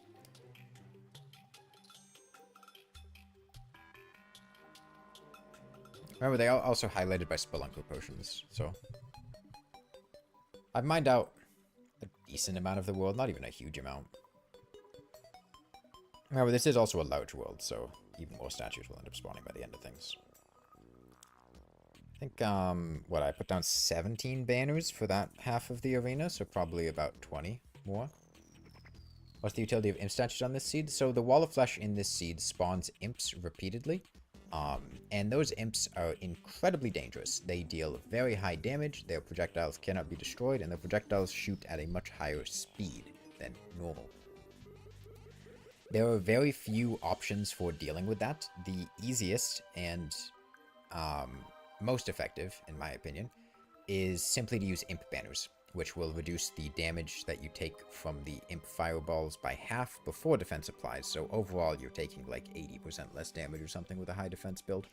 Makes them drastically more survivable. Alternatives are arranging your arena in a way that invalidates the imps, either through like minecart tracks going backwards, or not having a floor and having them fall into lava, or You can do an elaborate trap setup with explosive traps and kind of just kill them as they show up. You can also use imp statues to spawn imps so that the Wall of Flesh can't spawn more, because you can only spawn imps if there are fewer than 4 imps in the world. So if you spawn 4 imps through statues, then he can't spawn anymore. But at that point, you might as well, if you have an imp statue, just get imp banners. I think it's hard to reach Wall of Flesh on an imp statue with good minus buffs, late period tools. Search. I did say if you're searching, if you look for one, Callum. I don't think I just said it's hard to reach it without one. I think I said it's hard to reach one without one if you look for it. Because they tend to be quite a few of them. Cannot retry the Wall of Flesh? Correct. Now, if I was lame, I could save and quit the Wall of Flesh, which would allow me to load back in and fight him again. I'm not going to do that, though. Wall of Flesh is all or nothing.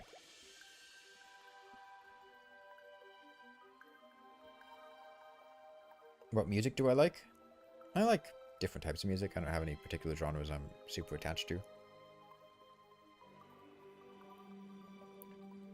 I mean, there are rock songs I like. There are alt-rock songs I like. There are rap songs I like. There are... I don't know if there are really any country songs that I like.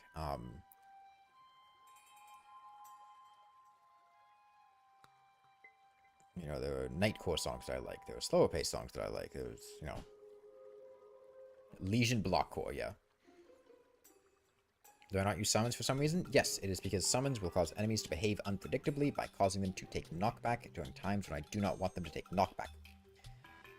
They can also just cause some visual... I usually look for, like, movement, and summons having things moving can confuse me visually, but it's mostly due to the fact that they will cause enemies to behave in ways that I am not directly controlling, and I happen to like directly controlling how my enemies behave.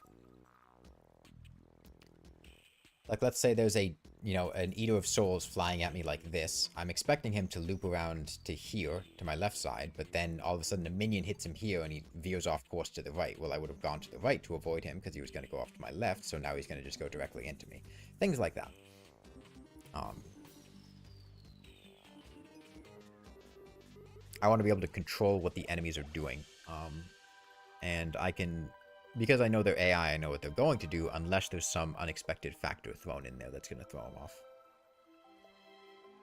There are times I'm using summons, like right now I'm using summons to grind this statue. But for the most part, I tend to ignore them. Also, they can do some very annoying things, like during the Lunatic Cultist boss fight. Your summons are capable of attacking the wrong cultist. They won't target the cultist.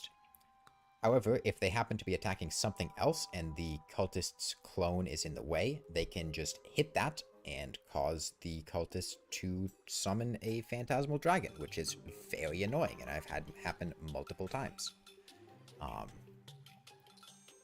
They can also trigger biome mimics when you don't want them to be triggered. They can hit explosive bunnies and cause them to blow up. They can do all sorts of things that can be very inconvenient. No, I'm not going to use summons for the Wall of Flesh. I mean, there's not really any reason to. The Imp Staff, or the Slime Staff damage is going to be negligible. What's happening? We're farming Imp banners to put down for a Wall of Flesh arena. Currently, we have about half of it bannered up. I don't want to banner up the other half. Now, I don't think we're actually going to need this second half, but it's nice to have just as a precaution.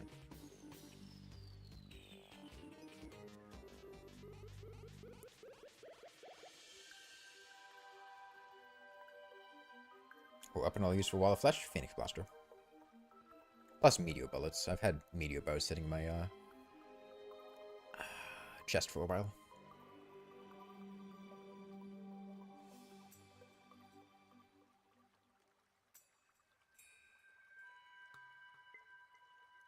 Yeah, I mean, you might have noticed, like, when I was building those platforms and stuff, there were a lot of points in times, especially when I was on the surface, where I wasn't attacking things, I was kind of kiting them to the side. And minions would interfere with my ability to do that, and overall cause me to be less efficient. Plus, minion damage is not very high if you're not a dedicated summoner. Like, if I just had, I don't know, a Flink Staff out.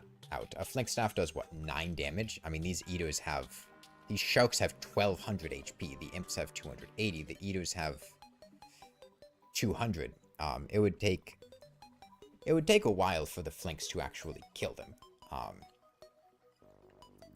And same with any other minions. I just picked Flinks. It was easy. I mean, Imp does, what, like 20 damage or something?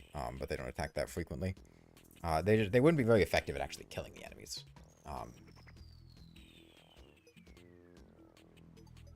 What do I have? 2 picks? The Molten Pick is here for mining. I really don't even need it anymore. It was just here so that I could mine dungeon bricks, because you need a pickaxe with 100% pickaxe power to break dungeon bricks. The Deathbringer pickaxe is faster. And I had a silver pickaxe before, which would have been faster for mining the ash down in the underworld, but it's fine. Could I survive a gorilla trying to attack you in a large gym for at least 5 minutes?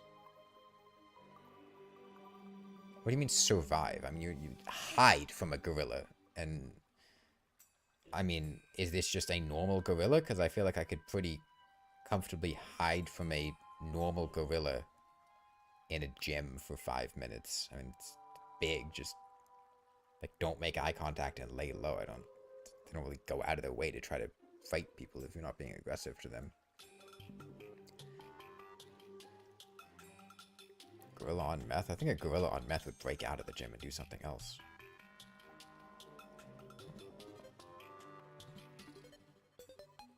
Mic is kind of low even on full volume. I don't think it is that low. It's the same volume it's been at the whole time. I was talking a little bit quietly though. Gorillas are dangerous, yeah. I mean, if you're talking about like survive a gorilla, like it actively sees me and is trying to like chase me, no, I'm going to die. But if you're just talking like exist in the same environment as a gorilla for 5 minutes in a large building, I mean, like hide in a closet, or hide in a locker in the locker room or something, I don't know. Mixing is fine to the stream itself is relatively low volume. Yeah, I do keep my music settings kind of low. I also have sound off right now.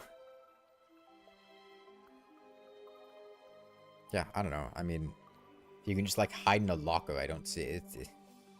I don't really see the gorilla finding me.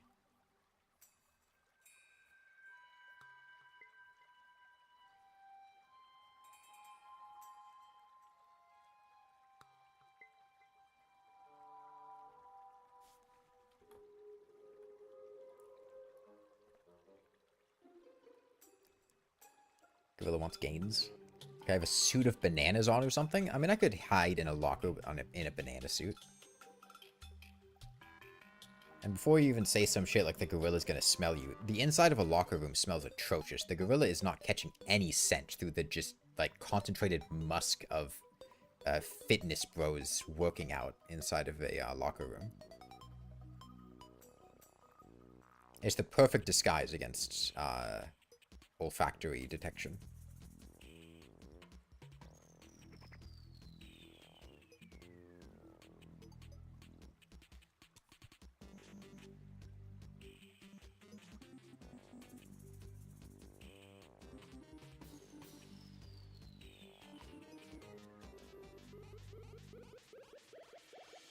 Oh, we got a tentacle spike.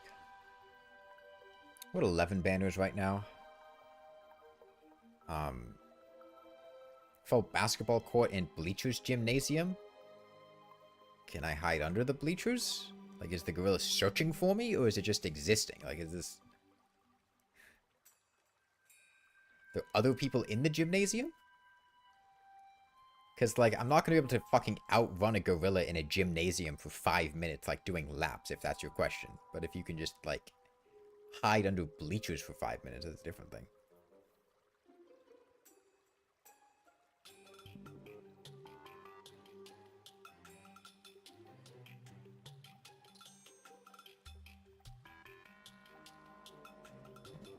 Could I beat the gorilla in a dunking contest? I mean, I can't dunk, but I also feel like the gorilla can't dunk. I don't know if gorillas can jump that high.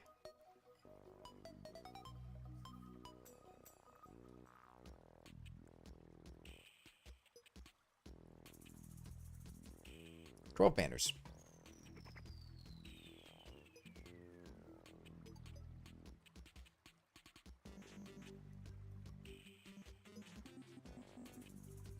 It's the gorilla from SpongeBob. That thing used to give me nightmares.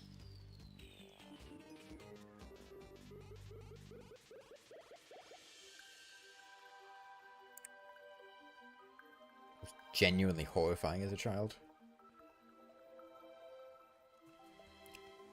Could I beat the girl in an Elden Ring speedrun on a dance pad only? Yes.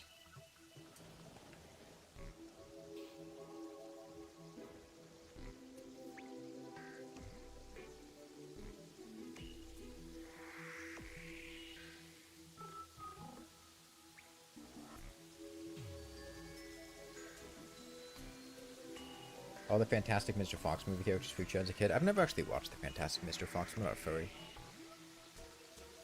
How many banners am I looking to accumulate? I think 17 will get me to the other half of my arena. I just want to cover my whole arena.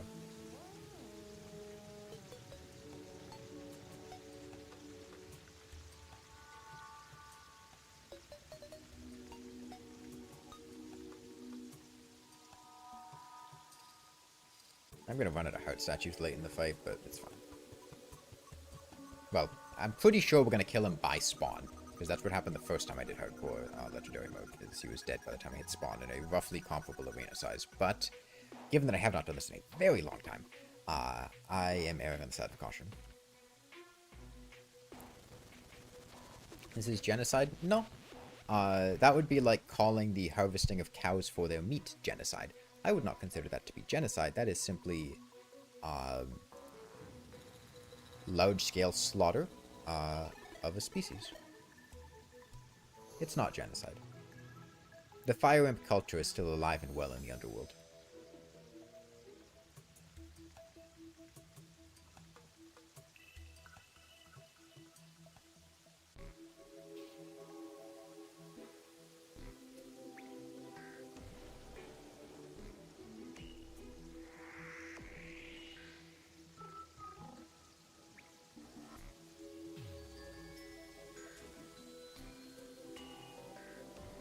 Fire imps are an invasive species.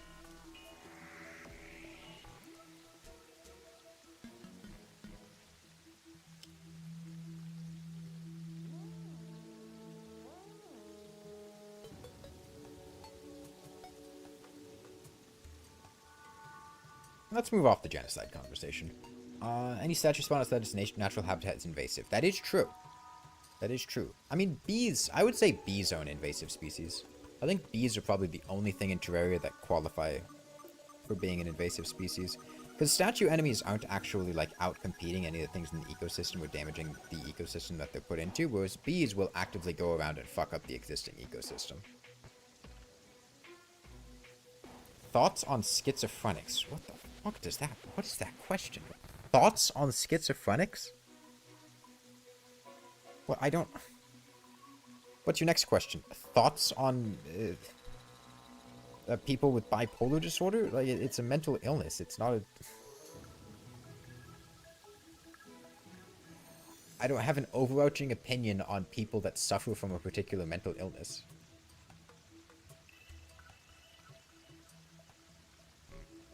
Thoughts on people with dementia? Thoughts on bipolar people? Pretty cool. I mean... Like, schizophrenic people are just people. I mean, I don't have any particular, oh, they're incredible, or, oh, they're horrible. I mean, they're just people. They have to deal with a very difficult, mental situation, but I mean, they're just people. Let's make a tier list of mental illnesses. There we go, there's 17. Let's go fight the wall of flesh already.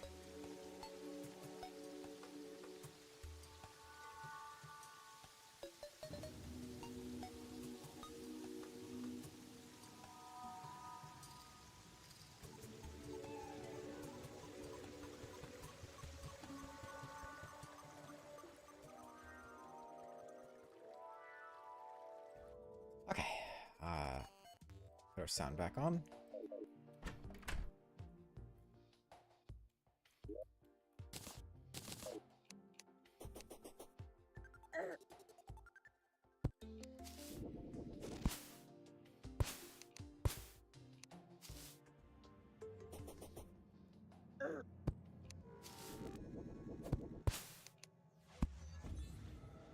Autism SS tier.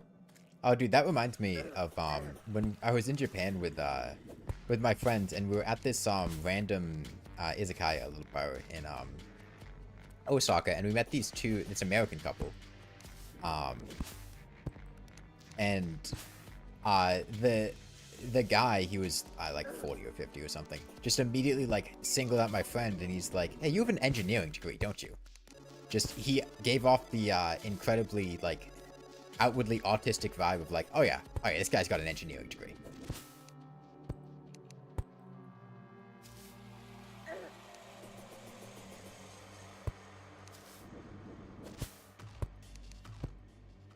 Bipolar S tier permanent coffee buff if you don't get sad. I mean, it depends on which type of bipolar you have. Not all bipolar. I don't think all bipolar disorders necessarily bounce between mania and depression. Type 2, I think, is more just you get to be sad. Type 1's a lot more manic, though. You get to spend all of your money or go do incredibly reckless behavior, and there's, you know, basically no downside aside from all of the ways that that sucks.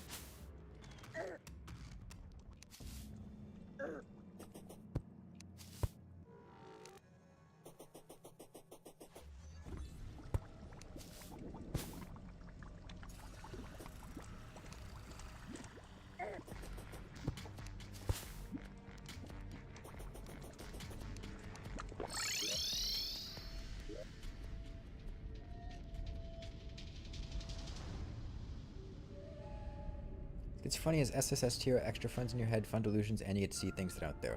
I don't know if any of those are positives.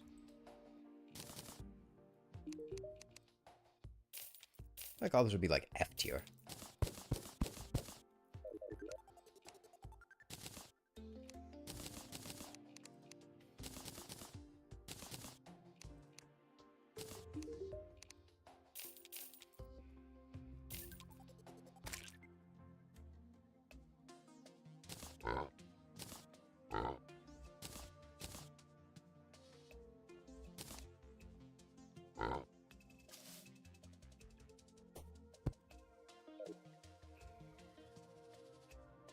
Also, impulsive decision and saying stuff that it's okay. Yeah, no, manic episodes are not, like, good to have.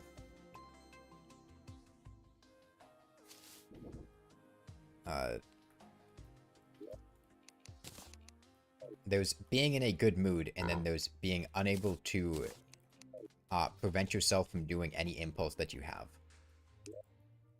And those two are very different. One will cause you to have a good time, one will cause you to ruin your life. Alright, let's establish our accessories here.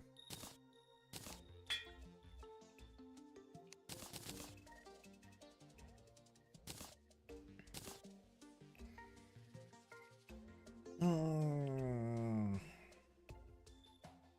I swap off Terra Sparks?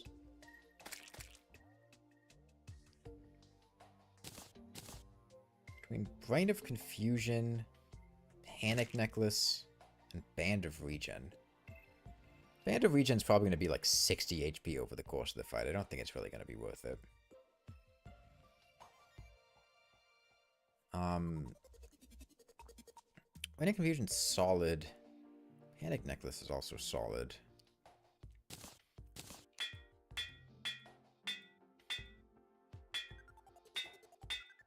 You get used to warding.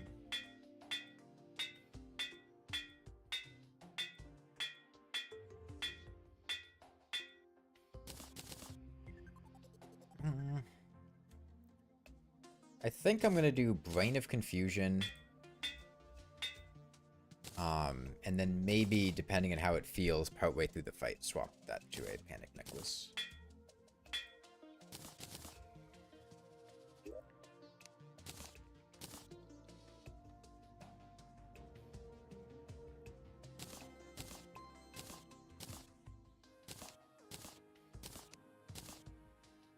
I'm not gonna get a worm scarf? No, I have a brain of confusion. No, you should not go do hard drugs. Some of you here are just, like, edgy kids. Some is probably an understatement. But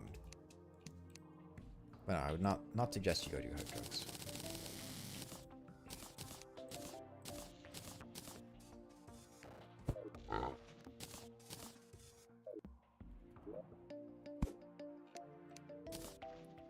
Okay, I think we are just about set. I got a life force potion. I was gonna do red potions, pop them for the chance at our wrath or rage potions. Regen, swiftness, don't need archery, night owl's fine. Obsidian skin for on fire immunity from imp. Burning stuff, why not get a sweetheart necklace? Because I need to kill Queen Bee and I don't feel like doing that.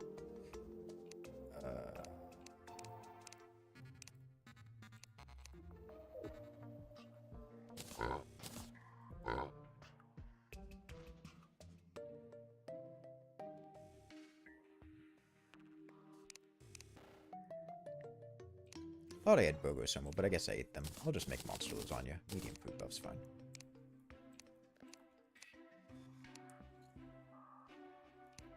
Okay. Make iron skin. My iron's in here. I used red potion before other potions, because they might give you the buffs you get from the other ones. Iron skin. Don't want gills, don't need magic power, don't need mana regen. Don't need shine. Thorns is free, might as well take it. Might as well take Hunter. Okay, I think we are set. Recreationally using drugs is the worst thing you could possibly do if you have any kind of mental condition. I don't know if you need the mental condition, Ryder. I think just recreationally using drugs in general, especially harder drugs, particularly harder drugs, would be a very bad idea.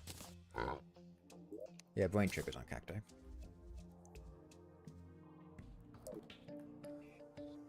Okay, this will take us up to, this is with Bass statue, 3 minus 5, 48. So we lost 6 defense from Molten, which is a little unfortunate, but I think we'll be fine with this. Yeah. Yeah.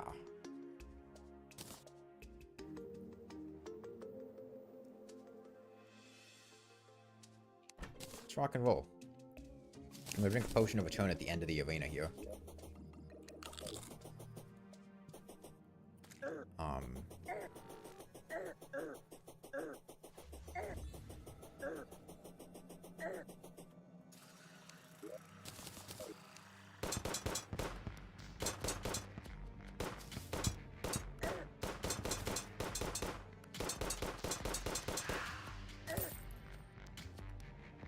And then just pop out of the potion, throw out my voodoo doll, and then work from there.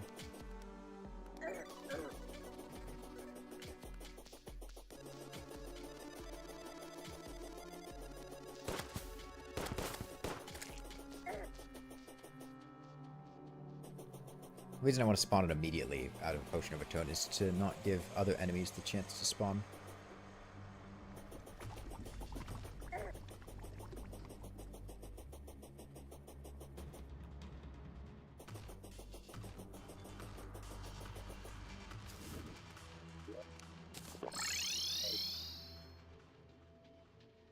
Okay.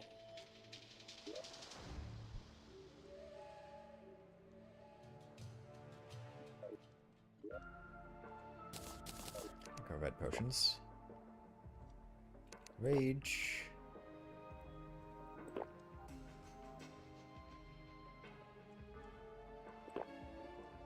Life Force. We took a Wrath.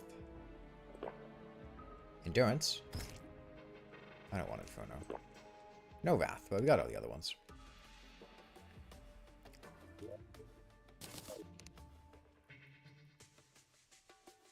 Okay.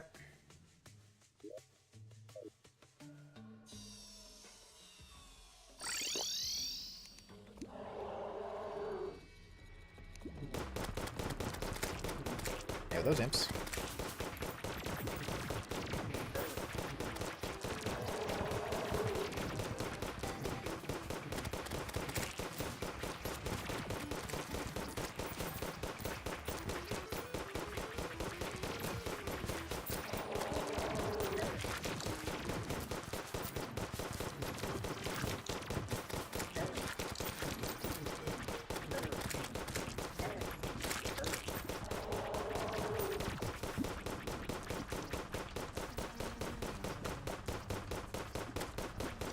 Find where the eye is. Okay, hopefully this eye now will just stay horizontal and I can just shoot it. Doesn't seem like that's the case.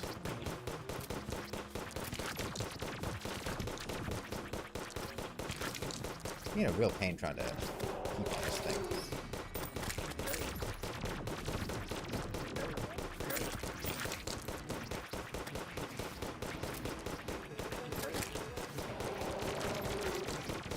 Trying to keep the hungry high so they're out of the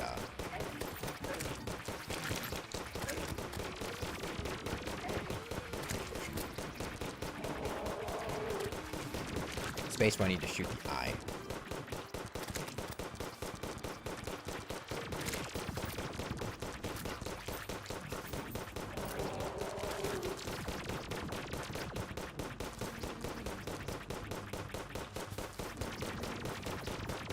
Shoot horizontally.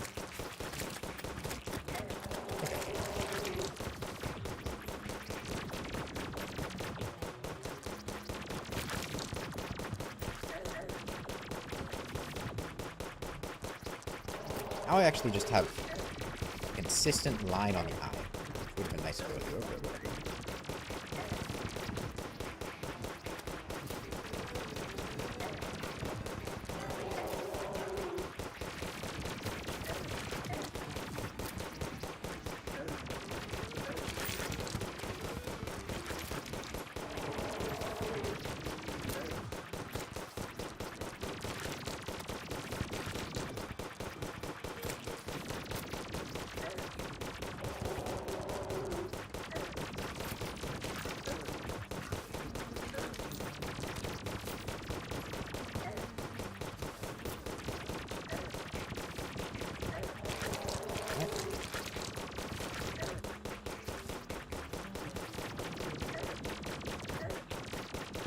That's our halfway mark. Clearly I'm doing a little bit worse than the last time, because I think by this point in my other world I had killed the wall of flesh, but...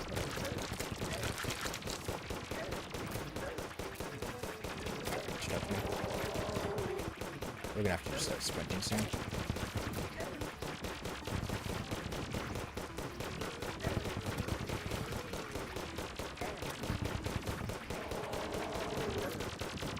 Okay. And he's dead. Places us firmly into hard mode. Let's not die to a random hungry. Still comes around.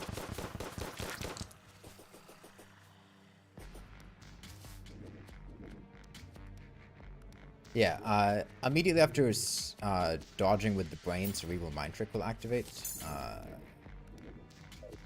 Okay, well, I'm going to leave all of the rest of this for next time.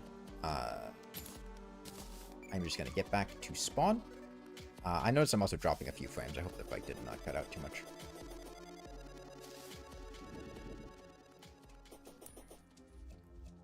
Okay. Yeah, and we got the mount. I don't know if I'll use the mount, but we have them. Hey, there's still an imp down here.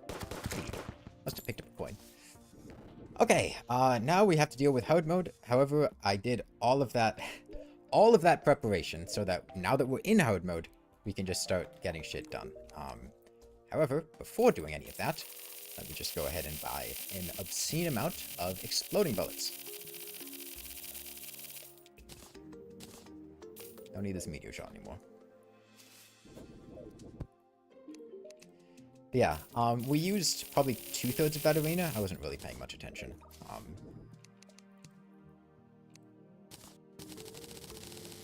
It was important to make the arena big. Because I had no idea how long that was going to take. And, we did, probably about 2/3 of that. I'm dropping a few frames. But yeah, got our exploding bullets, and we are ready to take on horde mode. It'll be a doozy, but should be smoother next time. I think probably 25 hours for this run is a reasonable bet. Seeing how long the rest of this takes.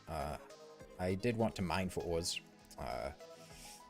Bit dicey, but it should be pretty solid. Yeah, I probably stream tomorrow. I'll see. But regardless, bye everyone.